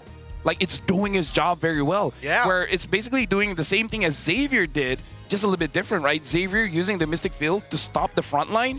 Nana's just doing the same thing, except this time with the Melina Blitz. Yep. Just a complete disengage. I feel at least with the Xavier, there was more precision to it, and they knew exactly what they wanted to do. It's harder to do, but with this Nana, they know that Homeboys, hey, you can come at us all you want, but you're going to need Ivan to get back out. And if you happen to be in the wrong place, wrong time, I might get 2 for 1. It's just easy to execute comp, right? Like, you take away all the factors, all the variables, but you still keep the essence of the draft. Even in the latest sequence of the game, we start to see that Stormy's Melina, the polymorph, the moment it hits someone, that person loses half his health bar. Yeah, just gone, disappeared, melted away. In terms of the damage numbers as well, it's not like these teams fought that hard. As you can see, the marksmen are the ones really pumping out the damage, but even so, I would have expected Sakai to have more of an active, proactive trade against Izanami. Even that he didn't necessarily need to do. I feel like a broken record for saying this, but every time I watch SRG OG play, I feel like they're better than the last time I watched them play. I know. That's crazy, right? I really feel like this is the peak. If MSC... I mean, we see this now, but then they might get better still. I can only imagine.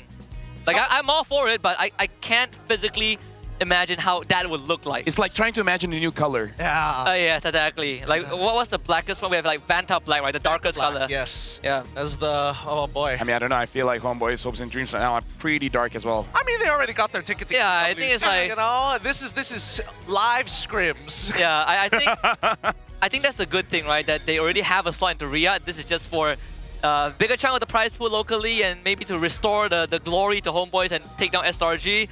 But even if they don't, there's still MSC. There's still a month for them to prep. Exactly. And I think this is, it's extremely important, especially as SRG OG esports are going to be the ones as defending champions of MSC. And I think that at the very least, right, the world champions, and especially with so many competitors around the world really hungry for MSC, specifically at EWC because of the prize pool, that I feel like everybody has kind of shifted the mentality, right? You have to elevate continuously and all the time.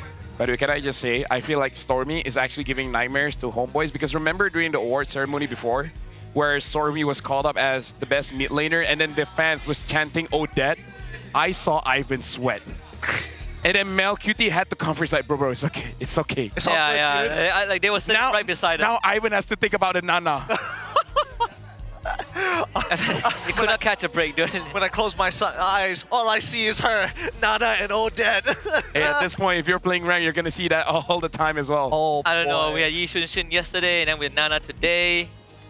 I would like to see some Yi Shin today, but honestly, There's no need, you know? There's really no need. If there's one team to pull it out, it's more likely Homeboys than SRG. I feel like even if the Homeboys do get access to Yishin Jin, what are you really going to do about it, right? Because every single fight doesn't seem executable at all, right? There's just a lot of disengage mechanics and nobody is generating enough of an advantage to start pressing it into the opposite side. Even when we're looking at it from a draft side, right? We see Vel, okay, I can try and outpush Cram, especially with a little bit of help from my support. He does that, eventually starts falling off. The Mel QT innocent take here, nothing is really happening in that lane until both start walking away. And then when team fights come through, Innocent is up by 2. Mel QT is only up by 0, unfortunately. Maybe even an assist if he's lucky. I mean, just look at this fight alone. Cram walks up, and Homeboys was like, we can't do this anymore. Okay, thanks, bye. You know, let's talk about the fundamentals here. And I'm talking about how Homeboys approach the game, which is draft winning lanes and let only Mel QT be the late game hero, because we've seen game number 1 and game number 3, SRG OG from minute 1 start exploiting the fact that Homeboys cannot do anything in the early game, right? Like just imagine this. Every single time SRG gets one small advantage early and then starts snowballing that out of control. The game that Homeboys looks a little bit better was that Granger going up against the Harif. Innocent didn't have the best of times. And then looking at the EXP as well, the Joe doesn't have to interact with Cram, right? At that point, it felt a little bit like at least there's a fighting chance. Yeah. The readiness to fight early. If you're draft where you have to scale up into the mid game, SRG won't give you that chance. I think at this point, roll the dice, right? If you are Homeboys, go for something that interacts minimal with the lane, clear fast, rotate, look for big team fights. Because so far, that's what SRG has been doing the entire time. Oh no, we're slightly late on the fight. Drag it out and then snuff them afterwards. I mean, we've already gotten to the point where Homeboys are on their last life, right? And every time they get to this point, they pull out something funky. Maybe this is it. Maybe this is the chance for them to do that. We're looking at you, Jesfen. Surprises, surprises. We need something new, something fresh for the Homeboys to keep the lights on.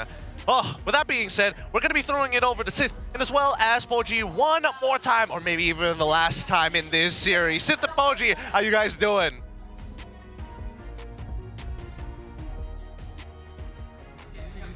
I gotta say,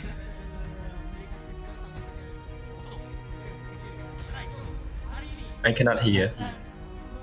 Rama.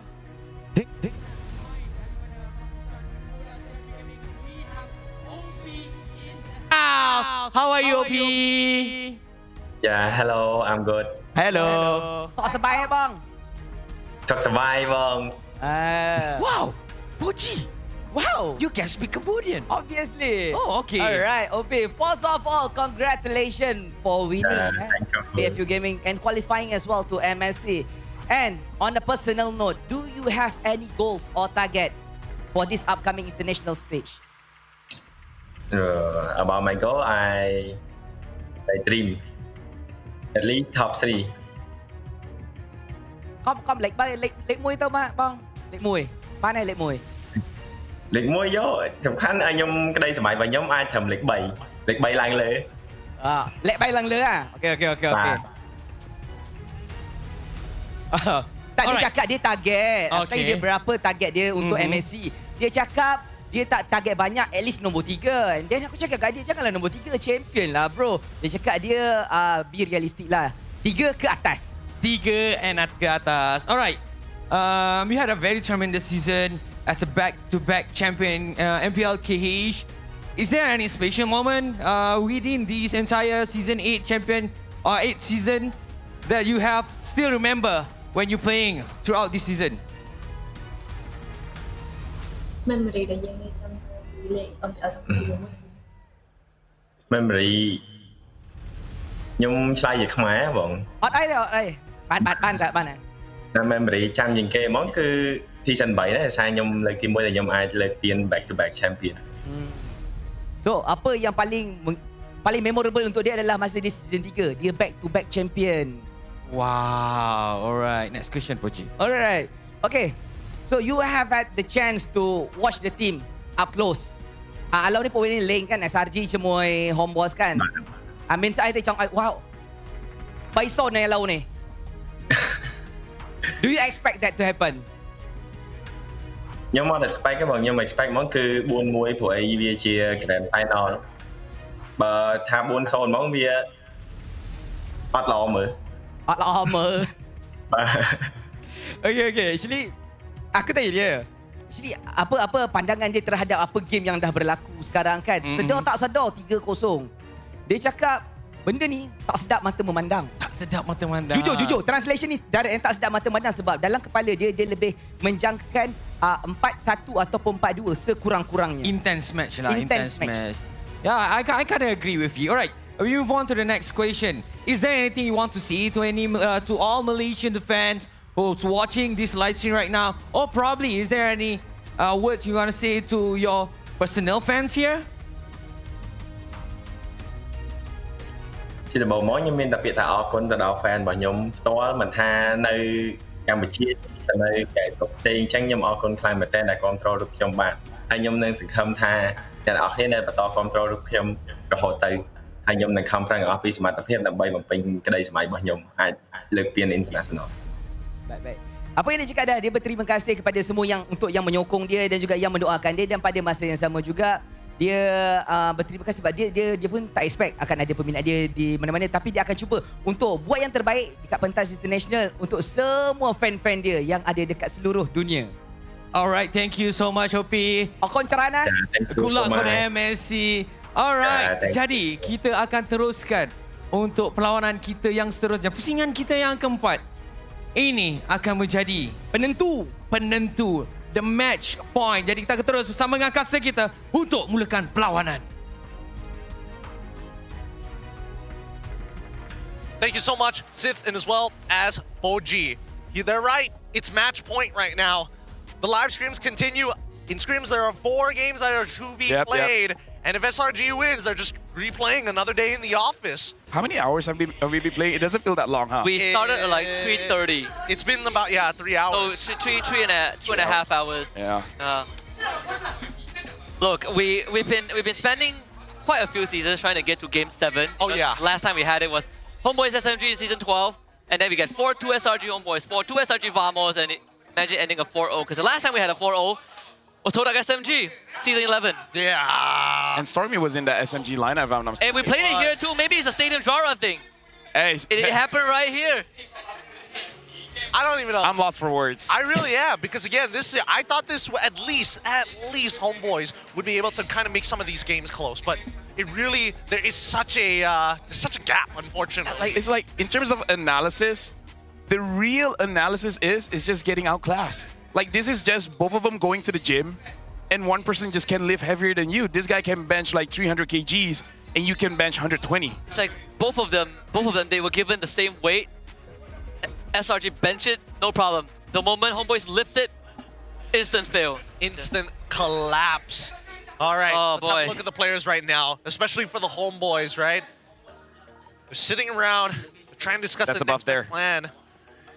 I mean, look at them. They're so active. They're actively trying to figure out how do they move across the map? How are they catching us off like this? Why are they making decisions like they do ahead of time before the fight even begins? At this point, I think Seb should go to Homeboys for a bit. Like, hey, try this. Let's see if we could, do something. Look at this.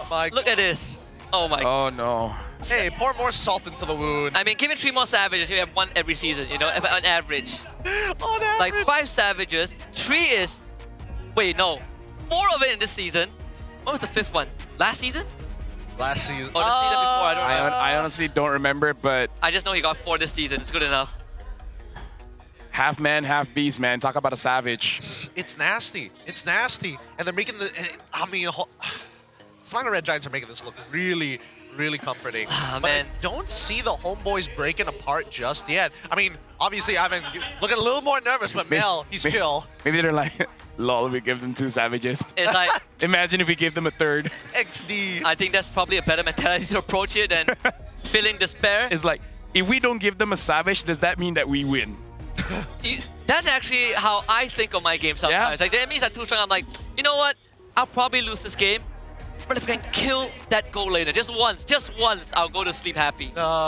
Gotta ego fight him. Like ruin his KDA or something. Yeah, somebody's gotta do it, right? Yeah, but I mean, last season, when I was, like, when we were asked our predictions for SRG, I was like, SRG was really strong. Actually, no, last season 13, when they won their first trophy, I was like, SRG is so strong, they got clean to the finals. But no, Homeboys brought them to 4-2. This season, I said, I think Homeboys look pretty good. 4-2, and now we had 3-0. I don't know. It's such a big gap. And these are the top 2 teams of our league. Yeah, I think... And the thing is, Homeboys isn't even that bad. That's the thing. Yeah. Where can you pinpoint where Homeboys is lacking, right? Like, where's that one difference? I mean, like, here's the thing. Can you say Homeboys made some mistakes? Yes, you can. Yeah. But it's not catastrophic. It's not, like, in normal situations, it's not game losing, you know? It's not like they made really bad drafts or made really bad decisions that threw the game, right? It's just, well, we made a call, but we got outclassed, and okay, the game is over. I think it's a testament to SRG OG, right? Why they focus so much on those fundamentals, because simple punishments like this can be dug deeper. You know, these wounds can be exploited upon their opponents. Oh, a small mistake. Okay, let's turn it from a 10-goal mistake to a 1,000-goal mistake. Yeah, I think it's just a snowball. I think it's just the punishment, right? You take it's just incremental beast that you get, that when they start snowballing, it's already too late. I think Homeboys need to get some funky picks. Maybe the X Factor is good enough to bring them back into Game 5 at least.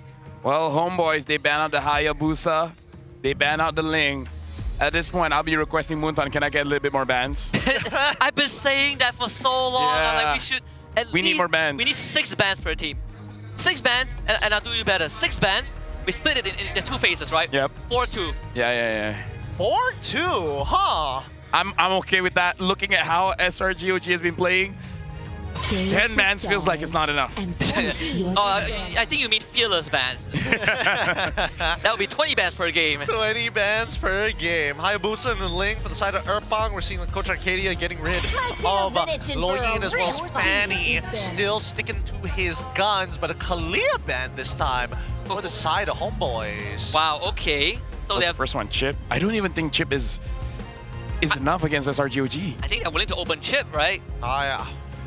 I mean, they gotta try something, right? I think SRGOG, they ban Fred? They could ban Fred, but if Homeboys first pick Fred, you know what's coming. 1-1 plus 1. They could go 1-1 Farsa. Yeah, 1-1 Farsa is not too bad as well. I think at this point, I feel like for Coach Arcadia, you might as well just get rid, initiate by getting rid of either Baxia or most likely going to be Chip, right? There's no point kind of letting it through at this point. They could go and get rid of Kimmy. They could get rid of Kimmy as well, but there we go. That's the Chip, and now we go back to traditional. The most difficult question was your first pick. Yeah. Because you know SRG will just get 2 and then you're like, well, they take the joy. Yeah, joy finally let through. All right, Coach Arc has such a... Coach Arc, Arcadia, and Ozoroveki have such a keen eye for detail, right? They managed to compress, like the majority of the game plan of Homeboys into such a bite-sized information. Yep. Right? They solve it with the first 3 bans. And the more you look into it, the more you realize, okay, this actually is the bulk of Homeboys' playstyle and how they win games. I am not the only one. That's why having conversations with them sometimes can be a little awkward, because they're like, oh, how'd you beat them? We were just better than the EXP. End of story. No more details, but there's just so much depth to it that isn't expressed. Granger Jushin. Go for it. Granger Jushin. I agree. All right. I'm down for it. Or Granger, even Granger Glue might be a bit difficult, but I feel like Granger Jushin is the safest that Homeboys can get for their last hurrah. Also, we haven't seen a Moskov at all. Yeah. Where has that Moskov been? Is it not a good pick anymore? Relax, dude, relax. I feel like Innocent will just use anything and it will look... Yeah, well, not Innocent, but Melville T. We'll see if is it no longer a good pick anymore? Like, I think it is, but still relevant. I think maybe against Innocent, you don't want to take that risk because even like yesterday and like phase 1, I don't see a Moskov at all. I agree, even though sometimes it is relevant to actually bring the Moskov into some of these assassin matchups. But I think this is a completely different story here between SRG and as well as Homeboys, because this time it's about winning out my lane and having enough of an incremental lead to kind of spill it over into team fights, which we're not seeing from the side of Homeboys, and a lot of it coming up from SRG OG. So game 2 is the same raid side sequence, right? Harith, Obvious. What was the third pick? Was it like a mid lane? I don't remember. Oh, there we go. The Lucas is finally out. Finally, we get to see Lucas here. The grand finals.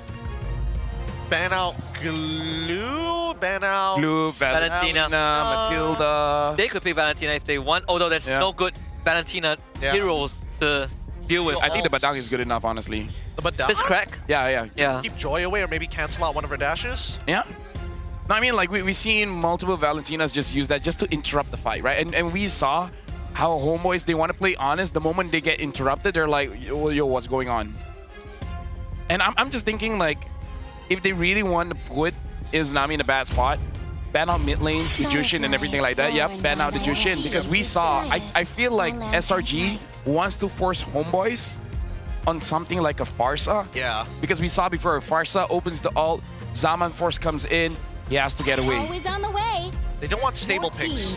Oh, Matilda, good ban. Yeah, good ban. What else? I mean, Lucas right now, it also de-incentivizes stationary picks for homeboys. Exactly. I'm thinking whether or not like Hylos is going to come into play for EXP. Or Vel? Or maybe even... What about Edith? I think Edith is okay, right? I think at the end of the day, the Edith isn't really going to win the lane, but at the very least can sandbag that Phoveus and at least keep up in terms of the raw clear. Yeah. Actually, yeah, Edith is okay. I think you got to ban out the Valentina here. Yeah. Or pick it yourself, either or.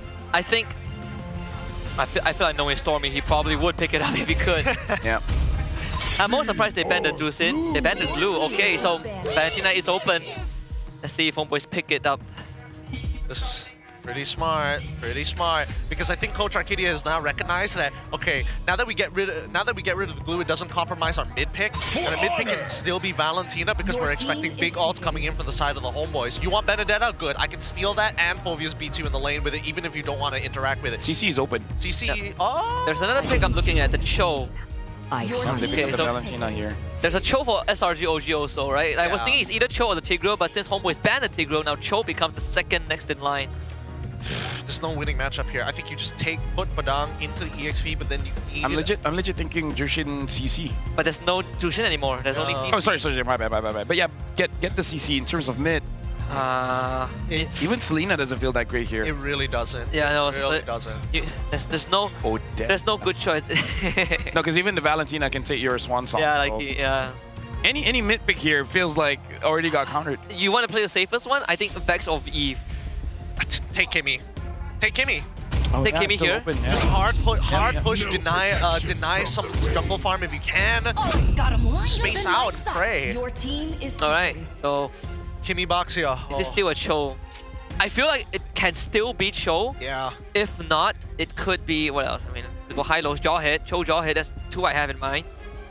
I think all of it is good, right? Even having the high loss is pretty good for Lucas as well, and Valentina to kind of get them into the right optimal distance to engage upon their opponents. As long as they have some form of CC to try and interrupt that Joy so that it deters them from walking in, which is why we see homeboys ban out the Tigreal in the first place, I think it might be able to work. I'm trying to think here because, yeah, Cho is probably the safest. And then they just pick up the Cho because, I mean, we've been calling the drafts just because it already makes sense. There's already logic behind it. Yeah, it's just a losing trade, right? That's why I'm a red side boy. But in this case, it really feels like blue or red side. Coach Arc just has it figured out. Yeah, they're just like opening up the Joy and then boxing him in with a Phoveus Harif Cho. Oh god. Whoa, he even has smoke there. Oh, that's pretty sick. Okay. Our cosplayers are ready. Our fans are ready. This could be a final match here. It's match point for SRG. 3 games up on the homeboys. If they want to start the reverse sweep, it has to start now. Oh. Bell, he's got to win out this lane so hard against Cram. I don't know how he's going to do it, but he's got to land every single one of those spinning wheels. I think the best way, you shove the wave with blast, you start rotating. Rotate with Ivan, see what happens. Let's hop in the Grand Finals, game number 4, SRG OG back on the red side. Homeboys on blue side, this could be Terminus, the final game. And we see SRG OG walk away with that 3-peat in MPL MY. Never been done before, but they're continuously breaking history and making records. And I gotta say, it's one hell of a way to restart the Golden Road. Oh yeah. I mean, it all began with a single championship win that kicked off SRG into their golden... Oh, okay. Oh. Pretty dangerous stuff here, but Izanami, as expected, wants to win out in the earlier phases of the game. I mean, this is what we talked about before. Don't draft losing lanes. At least don't lose early. Because at that point, maybe you can actually equalize the game here. And look at all the lanes. Bell is actually pushing Cram behind. Granger against that Harif. Kimmy against this Valentina. Hit him again. I'm afraid to say Homeboy's got a good draft because we know how that ends. Yeah, again, winning lanes. And at the same time, Bell is keeping Cram in place. He's not making him lose EXP, but he's taxing him with his life every single time. Look at that. Beautifully done. Every time. Put him at 10%. Now walk back. Yeah, now Cram can walk out because he missed it. Okay, build out. Oh, there's a shield from the passive. Cram will use it and use body blocks. All right, and now you freeze the wave. Oh, aimball! Oh, here he comes. A flicker. There it is. First blood. Well done. You got to take the W's anywhere that you can. Again, go early, get winning lanes. Don't wait. SRG OG will punish you if you try to wait. Exactly, but we might see a trade back. Yeah, looking for Ivan. Oh, he disappears. Oh my goodness. I gotta say that was bad on Ivan. He could have dropped the wall.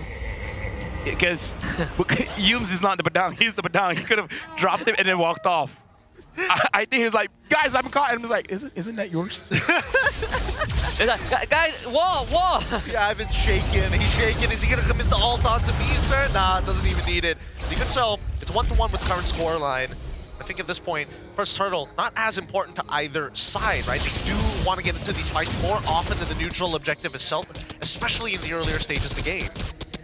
Right now, looking at the turtle, I wonder if Amal actually can go in because Cram Yums is there. Yums at least is not level 4, so maybe he can actually force things here. We'll see. Bell jumps onto Cram again. Amal in a good position to get some kills in. Cram once more will expire. Good stuff from Homeboys, and they can get control of the turtle. Finally, in one of the games where Homeboys will get a lead for themselves this early. Yep. 1,000 lead is a lot, but where do you transfer it, right? Now that you want the turtle, you want the EXP, do you double down and go for that EXP again, or this time actually go for Innocent? Oh, they're looking for at least some extra economy by stealing away jungle camps here. Yums is not level 4. There's no point for him to actually try to go for a flicker kick, or at the very least third hit G Kundo flicker. And at this point, Izanami doing a very good job at making sure that this wave is pushed out and that Stormy is not going to be in the right place at the right time. Yeah, SRG OG, at least unlike the first 3 games, they're not playing as fast. Don't have the capabilities of doing that.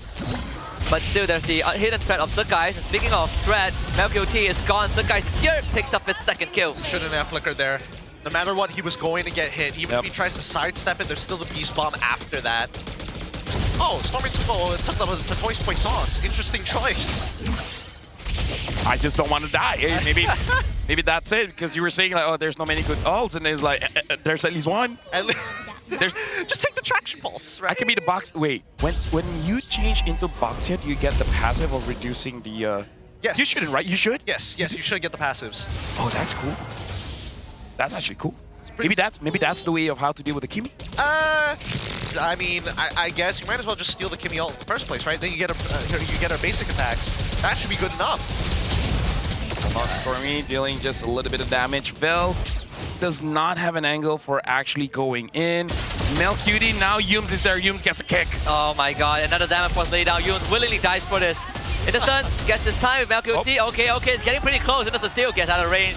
And that's the second kill. Oh, Ivan missing the combo, and Innocent gets out. He's being betrayed by his own wall. He's being betrayed by his own wall for sure. I don't know how he's getting away with it, but even so, the fact that Yums, not the cleanest kick in the world, he doesn't mind trading his life at the very least, but it's a lot of plating, so much plating. Yep, it is. Izanami getting some gold in the bottom lane. Second turtle now up on the table. SRG OG working on it. So far, Vel's been doing a pretty good job. Going onto the right target, soaking up damage. Here comes Amal, and Vel gladly takes on this 1v1, giving control of the objective over to Amal. Traction pulse, Cram. He's stuck, has to flicker away. Vel takes on top of him, and somehow Stormy steals the turtle of all people. Zekais and Yums both low, need to run away. Zekais tries to avoid Ivan. Yums trying to duck out of the no. Yums gets out. Zekais also escapes somehow. SRG OG cuts all their losses. So we can confirm it. Yeah. Right. Changing into Boxia makes you take no damage from Kimmy. I mean, you get the passive and everything. The worst part about it is that Izanami, I think they broke his ankles, literally broke his thumbs. He did not know who he wanted to kill at the very end there. He didn't want to use his flicker. He did not want to commit onto the Cho. Stormy basically took no damage after that. They initially got Cram to flicker out, but he didn't want to chase for that either. Amao now in danger again, able to run away. Electrifying Beast even used to try and tell the way, but that is a dangerous game you're playing, my friend. Please. He's like, he want to attack me again, right? I just want minions, man. I need the farm. I need the farm, bro. Please, got some spare change. Spare change. Which is weird because Homeboys actually had 1,000 goldie, but now it's shortened to around 700. Ivan now having the Thunder Belt. Looks like the majority of Homeboys here going down the bottom lane. Maybe they just want to make sure that they get this. By the way, in the previous team fight, the focus was on to Cram, right? Izanami just like, there are 3 people that I can use my Traction Pulse on. I'm going to use it on Cram. Stormy hasn't stolen any ults just yet, but if they already confirmed the hypothesis earlier on, that means Stormy is an even bigger threat because he did have great damage and he takes none. At least now we know. If there's a Boxy and a Kimi on the opposite team, Valen is a pretty solid option. They find Yoon, but MelQT, he is way out of position. Sakai is just gonna find a kill, another flicker blown for nothing. Vel second on the list, they find a kick on Ivan, and Ivan is gone. And Sakai jumps back in, Izanami is the beast bomb, barely walks out a bit, but Stormy will not allow it. Izanami will also have to use his flicker to get out. Dude, SRG are so good at tearing open mistakes, man. Holy cow. MelQT, guess you walked up too far. Guess you're dead. And now I'm going to start tearing away member by member until we get down to the bone. It's like, oh, you're a pixel too far ahead. And that pixel is what I'm going to latch on. MelQT is just trying to do his job, man. It's like, hey, you're supposed to deal damage, so deal damage. Hold on, Stormy got caught. Will he get taken out? No, of course not. He takes 0 damage.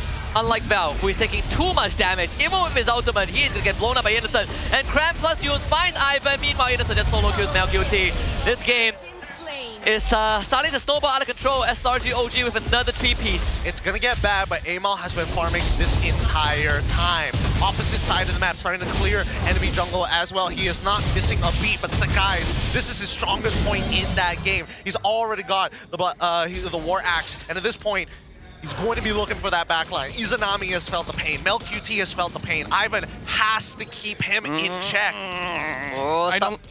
Someone's going to feel the pain. Where you going? Oh, Beast Bomb! No! Oh, it's not. Doesn't have an angle to use it. Oh, he didn't commit to it fast enough. Unlucky. And finally, we get to see a punish back from the Homeboys. Talk about Naruto being hidden in the leaf. Oh, God. Oh, boy. Dangerous Shinobis from both sides. Yep. Vel did sacrifice his life to make this happen in the first place. He has picked up that Revitalize. How much punishment do you think he can take here? Because both Vel and as well as Cram have just been eating blows. Yep. But I mean, at least SRG OG, in terms of gold, is not like ballooning this out of control. Like you can feel like Homeboys, yes, they're losing, but there's chance. That's hope. There's, you know, maybe. I mean, Innocent is 5-0, but at least, you know, there's no goal advantage for SRG OG. See how it plays out even further, right? Who's gonna make that next mistake? Who's gonna walk up just a little bit too far? Okay, so I think Amar just stole the purple buff.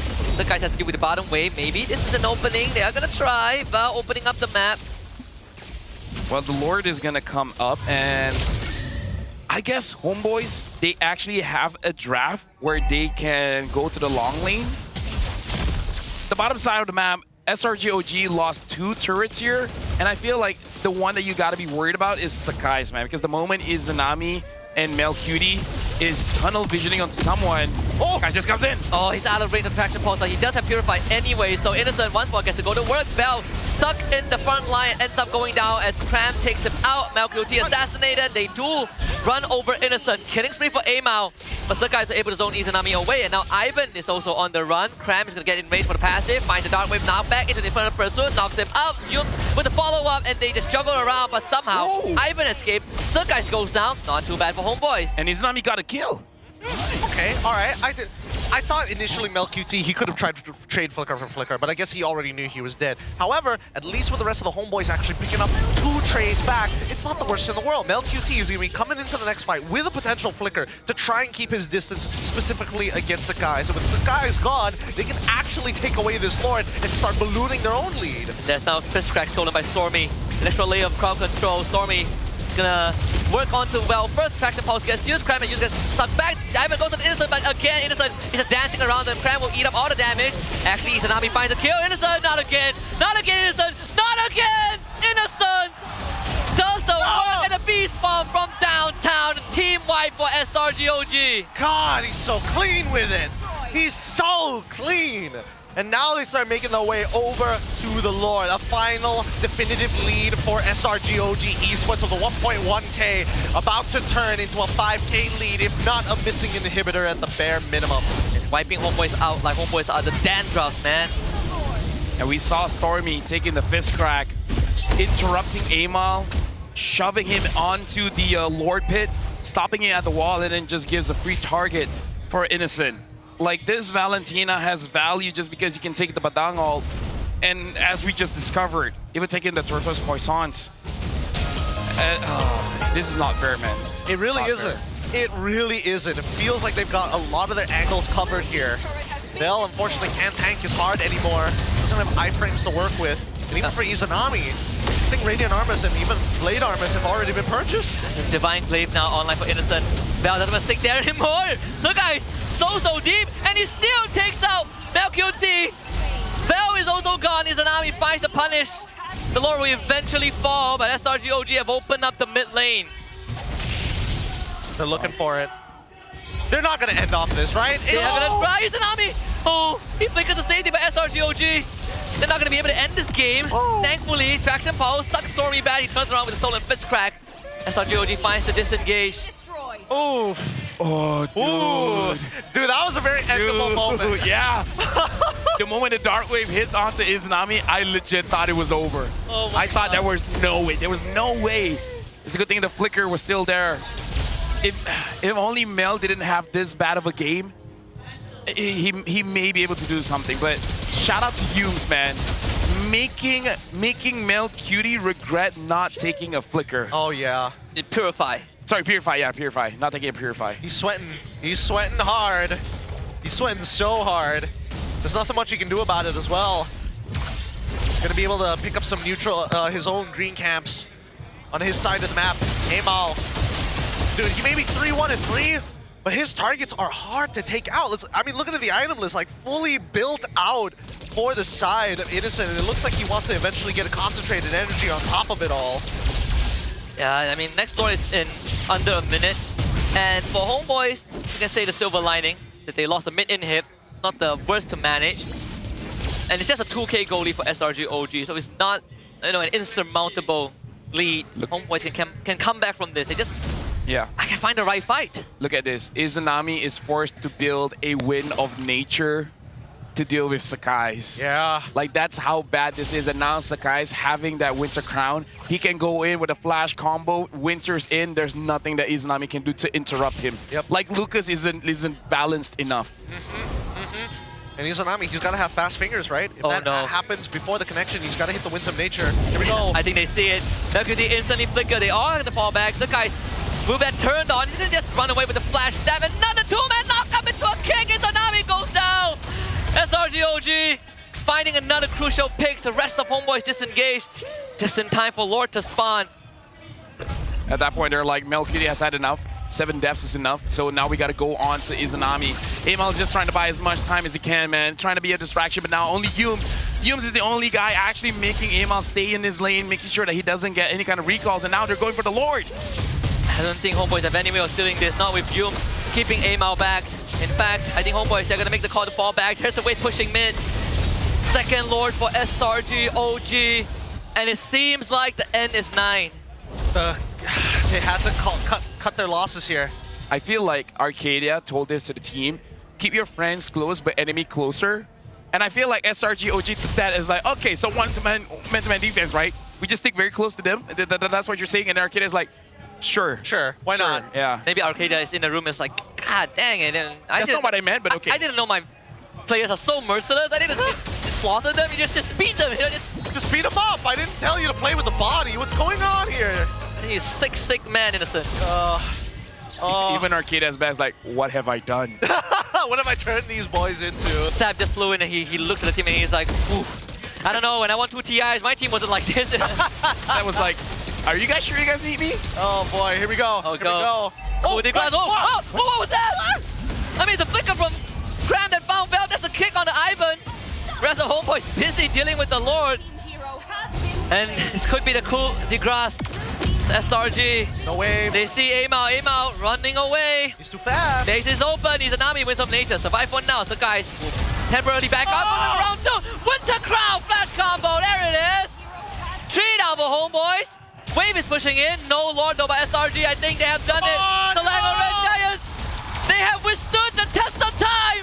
And now they have claimed immortality. You're back to back to back. MPL Malaysia 3-peat champions. Congratulations. GG, well played to SRG OG, the undisputed best team in Malaysia and your MPL MY champions. Dude, they made the 3-peat happen. And you know the most ironic thing? The first 2 were harder. The first 2 were harder. They've elevated themselves to another level here today. The fans rejoice, silencing half the entire arena as they scream for joy. I mean, the Flame Boys have only bits and pieces to cheer for, and even that wasn't long-lived. I think the Homeboys know it's a well-fought fight, but they just could not come close to the levels of the Giants. Hey. I just hope this gives Homeboys that level of motivation to get revenge on MSC. Oh yeah. Like, I don't know, man. Like, you should see. Here's the problem. Where's the real weakness here? Like, what do you build upon? No, it's not about weakness. It's about the connections that you made along the way. At least Homeboys has a guaranteed scrim partner in Riyadh. We went through the whole regular season thinking that if no teams can push SRG OG, will they be complacent? Will they show some weaknesses? I think the answer is very definitive. There were no weaknesses from the beginning. There were no weaknesses. This is the first time we're seeing it here. A 3-peat champion. What a year this is for SRG OG. With that being said, our hosts, please take it away. Pastinya kita juga ingin memberikan penghargaan kepada naib juara kita, tuan-tuan dan puan-puan. Ini adalah Homeboys. Mereka telah memberikan saingan yang sengit dan akan terus membawa harapan Malaysia ke MSC 2025. Kita kena doakan yang terbaik buat mereka sebagai wira negara kita di pentas dunia. Terima kasih dan juga kepada Homeboys. Sememangnya mereka telah bermain dengan sangat baik dalam perlawanan ini. Namun, pasukan yang lebih kuat berjaya mengungguli Grand Finals. Siapakah? Umumkan. Selangor Red Giants OG Esports. But before that, Daniel, Rose akan bagi peluang kepada Daddy Hood untuk kata-kata terakhir hari ini. Okay, hai. Assalamualaikum semua. Apa khabar? First of all, terima kasih kepada semua fans yang hadir. SRG dan juga Flame Boys, terima kasih. Friend and family, terima kasih. Perjalanan kita belum terhenti lagi. Cuma kita mungkin belum bersedia secukupnya untuk Grand Final ni. Ternyata SRG masih lagi mendominasi. Dan kita perlu kerja keras lagi untuk bawa nama Malaysia di MSC di Riyadh. So, saya masih lagi berbangga dengan pencapaian hari ini. Preparation 3 bulan, 4 bulan kita sampai ke tahap ni. Still happy, nothing to lose untuk kita.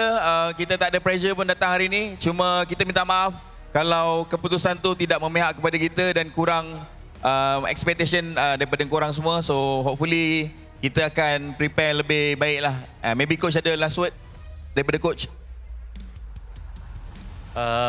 Paling gua mau mewakili Homeboys lah. Player, coaching staff, saya sorry juga ke Flame Boys.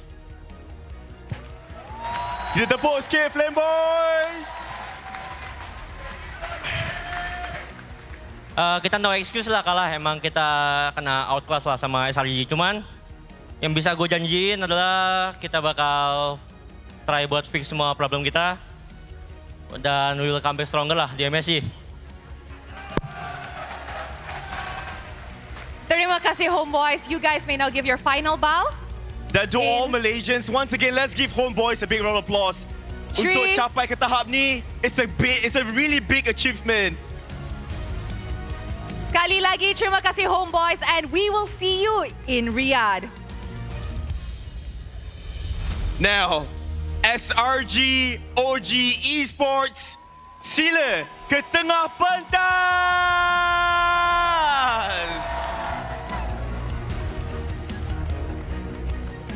Tepukan yang gemuruh sekali untuk tim SRG OG Esports atas kemenangan ini. Rose, would you say that kemenangan ini adalah disangkakan sebenarnya? Alright, Daniel. Okay. Tuan-tuan dan puan-puan. Inilah dia juara kita untuk MPL Malaysia musim ke-15. Selangor Red Giants OG Esports.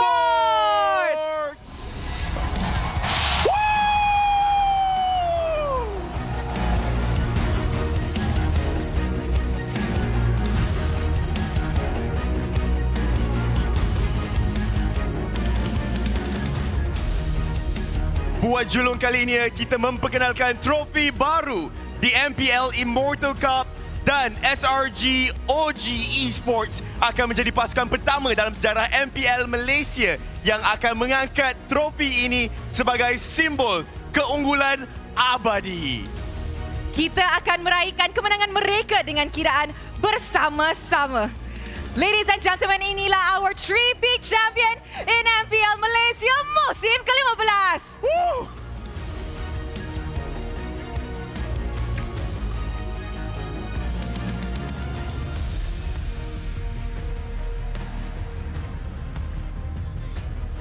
Alright, sekarang kita akan teruskan dengan sesi penyampaian pingat kepada juara kita bagi memperingati detik kemenangan yang penuh bermakna ini. Izinkan kita untuk menjemput YB Adam Adli, the Deputy Minister of Youth and Sports of Malaysia, dan Encik Fikri Rizal Maharudin, Malaysia Esports Lead dari Montage Games, ke atas pentas untuk menyampaikan pingat kepada juara MPL Malaysia musim ke-15.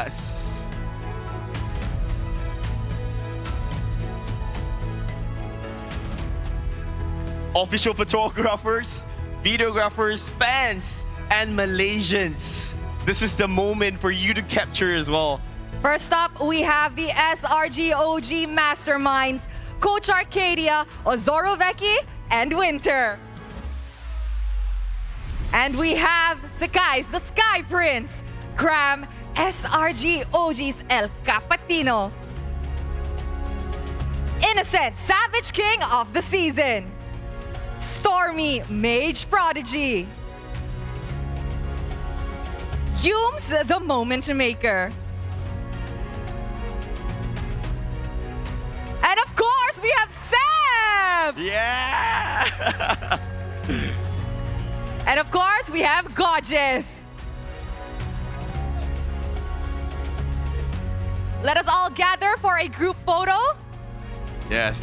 Let's have a group photo. Show off your new medal, your new trophy. And guys, sekali lagi, ini adalah the MPL Immortal Cup.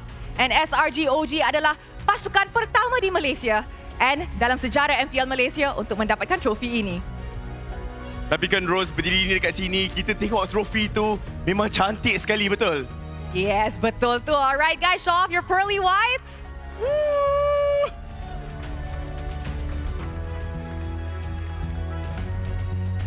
Dan sekali lagi jutaan terima kasih kepada YB Adam Adli dan juga Mr. Fikri Rizal atas penyampaian penghargaan sebentar tadi.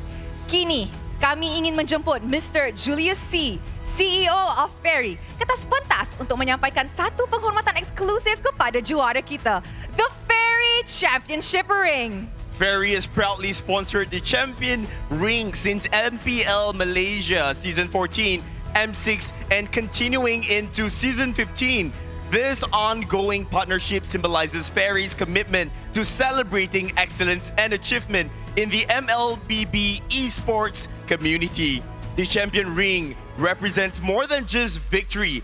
They reflect the dedication, the teamwork, the passion of all players. Ferry is honored to support and be part of this tradition, reinforcing its connection to the esports lifestyle and youth culture. Yes, now if you would happen to know, actually SRG OG has a collection of rings already. Wow, that's Yes. crazy. Because after they won MSC2, Ferry actually made their own collection for them. I see. Each of them have their own personal design. Wow, that's... Do you have your own personal design too? No, I wasn't a part of it. Aww. Seb gets one too! Wow. All right. It's now time for a group photo. Show off your new ring, guys. That's right. Let's go for a group photo. Official photographers and videographers, get your cameras ready. This is the moment to capture for. Smile. Show off your new rings, guys. Wow.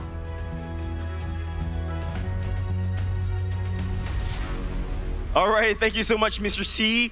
Now, untuk melengkapkan set penuh kejuaraan musim ini, kami ingin menjemput Mr. Y. Kiat Hong, the Marketing Director of Infinix Malaysia, untuk menyampaikan Infinix Kits khas buat juara kita. Now, ladies and gentlemen, you might be wondering, what's inside these Infinix kits? Well, it's actually more than just a gift. It's a statement of pride. Players akan menerima GT Champion Jacket dan juga GT AI Ring eksklusif daripada Infinix, satu simbol kecemerlangan dan inovasi. Mungkin players boleh pakai jaket tu terus untuk sesi penggambaran kita.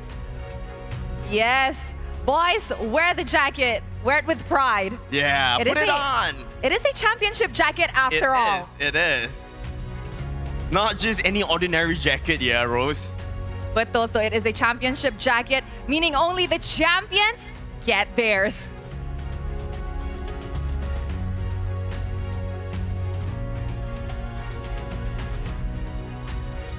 All right, if the players are ready, once you put on your jacket, let's have another group picture together. All right, let's take one group picture. Innocent, would you like to put a jacket on? Yeah. All right, boys, wear on your jackets. Yes, and let us wear on take your a group jackets. photo. Your brand new jacket. Once again, it is the GT Champion Jacket. Made only for champions, right? Amazing. Yes, indeed. It would be nice to have a jacket just for champions. It is.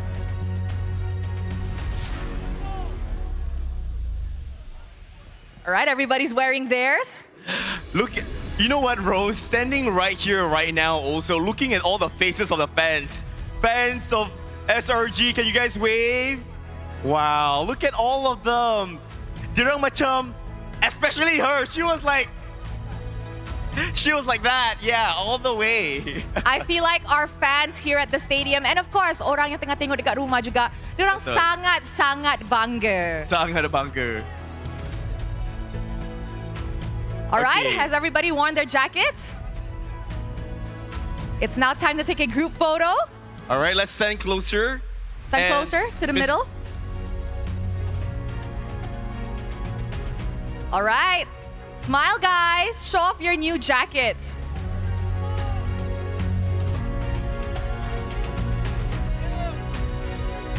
Mr. Y, would you like to stand closer? Yeah. Look into the camera. Look to the front. All right. Can we look to the right?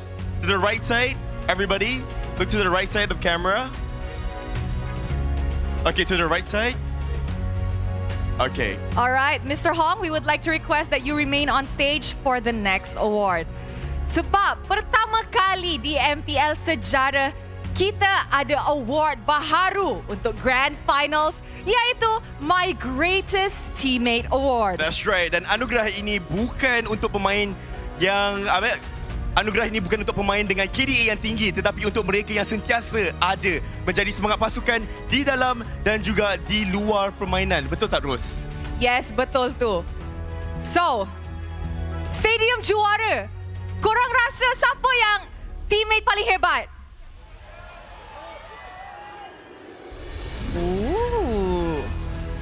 Okay, tapi sebelum tu, maybe we could pass a mic to one of the boys. Okay, mungkin Rose nak tanya Sekais. Adik. Sekais is in the middle. What? In your opinion, who is your greatest teammate? Give me one name. Craziest? Greatest. Greatest, oh. Teammate. Okay. Nak bagi kepada siapa? Kalau you boleh pilih. Saya dah ada dengar nama dekat sini. Yeah, I think it's you. You is the greatest teammate have ever. Oh my god.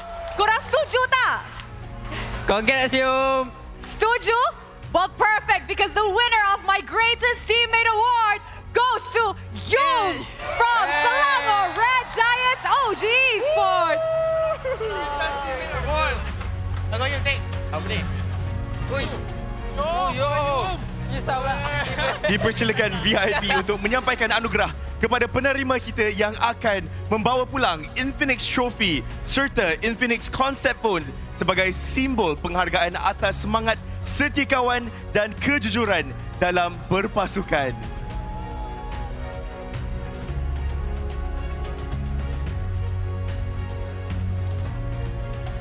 Thank you very much. Dan juga akhir sekali, ini adalah satu award yang I rasa semua player yang main nak dapat dalam career mereka. And that is the Finals MVP Award. That's right. Wow, FMVP ya. Yes, I'm This is very way better excited. than MVP. Memang, it's Wow. Finals MVP. It means that you beri satu impact yang sangat-sangat besar di Grand Finals. Ini adalah pusingan best of 7. So Rose, does that mean that every gamers out there, they aspire to be an FMVP as well? I guess you could say so. Semua orang nak jadi Finals MVP because that comes with pride. That's right.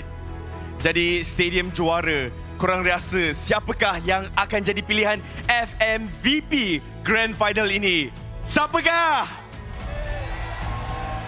Tak dengar, siapa? What do you think, Rose? Oh, I don't have the answer. Oh. So, mari kita tengok Finals MVP MPL Malaysia musim ke-15 jatuh. Sebentar. Semua keluarkan phone dulu. Keluarkan phone. Hala dekat LED screen. And if you're ready, go and announce it. Alright. Alright? Semua ready? Yes. You're ready? You guys are ready? Finals MVP MPL Malaysia musim ke-15 jatuh kepada... Reveal! Innocent! Woo! Innocent!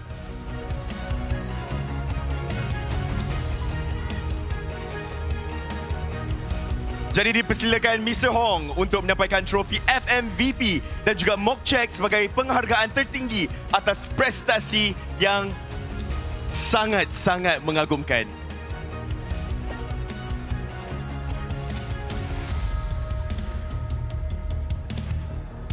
You know what? Can we take another group picture together with all the teammates? Alright, let's take one group picture. Kita dapatkan sedikit. Yes. One last group photo, guys.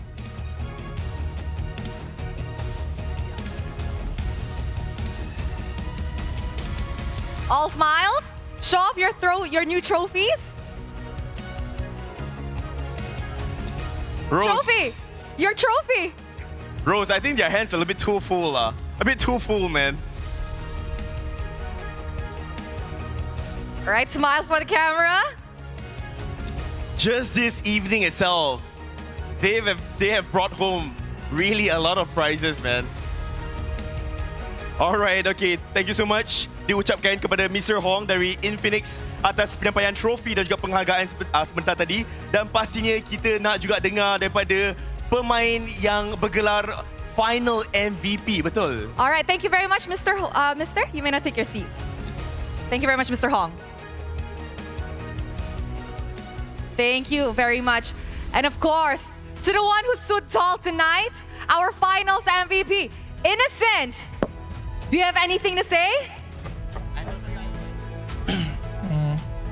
Terima kasih semua. Tada speech. I already. Thank you guys for coming and supporting us. I hope we can continue our momentum to this upcoming MSC. And thank you for always motivating me that, oh, bole savage, bole savage, bole! And especially to my girlfriend from Philippines and my family. Itu dia. Thank you.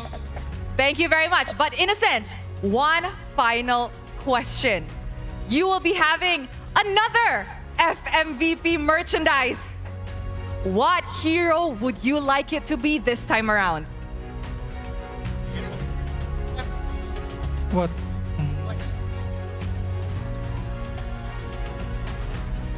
What?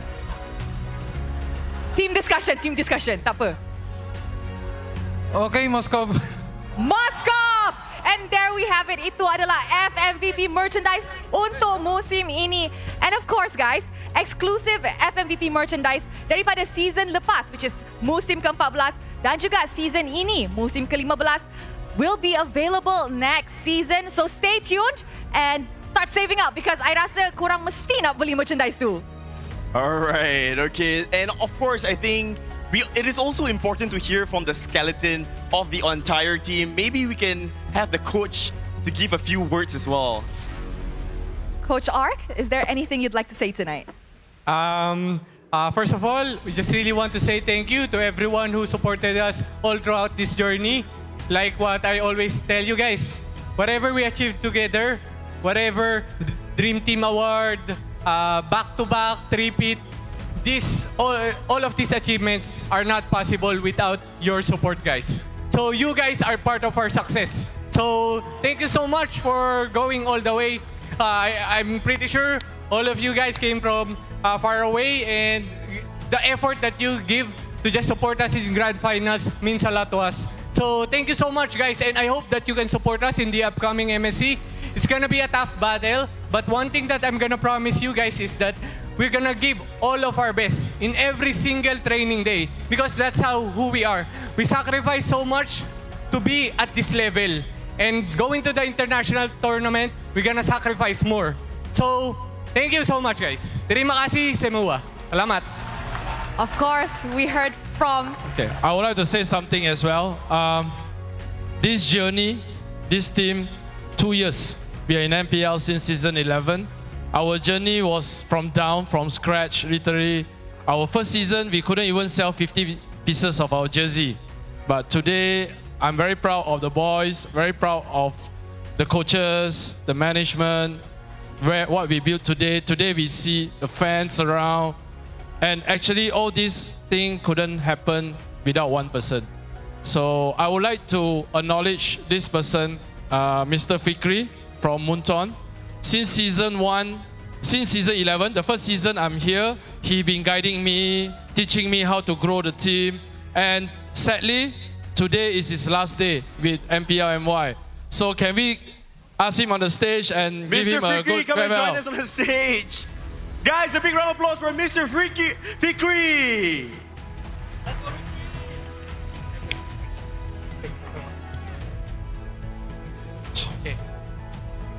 Okay, guys, can we say goodbye to Mr. Fikri and wish him all the best in his future endeavor? You know, he's the one that built the MPL.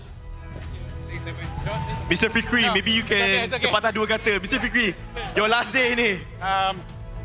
I mean, like, I don't know want this spotlight, but thank you so much, Simon. Thank you, everyone. It has been a wonderful journey together with you guys. Really appreciate it, and thank you for trusting the vision.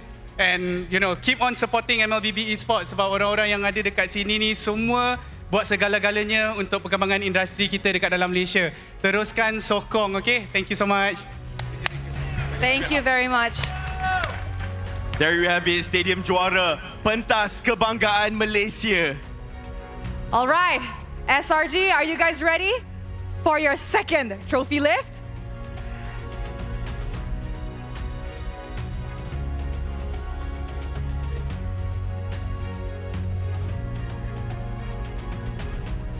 All right, everybody, make way for the SRGs to walk up to the stage for their second trophy lift. And as they walk there, maybe let's cheer together, shall we? SRG, SRG, SRG. Everybody, come on! SRG, SRG, SRG, SRG, SRG, SRG!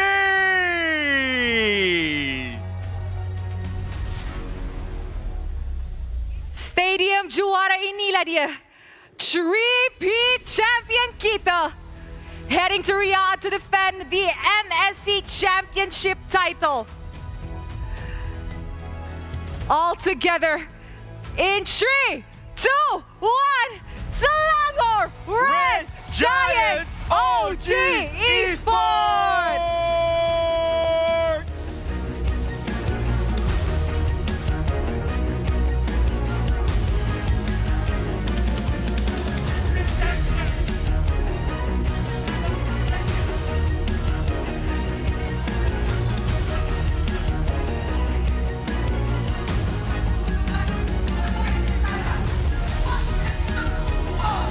Inilah dia juara kita semua.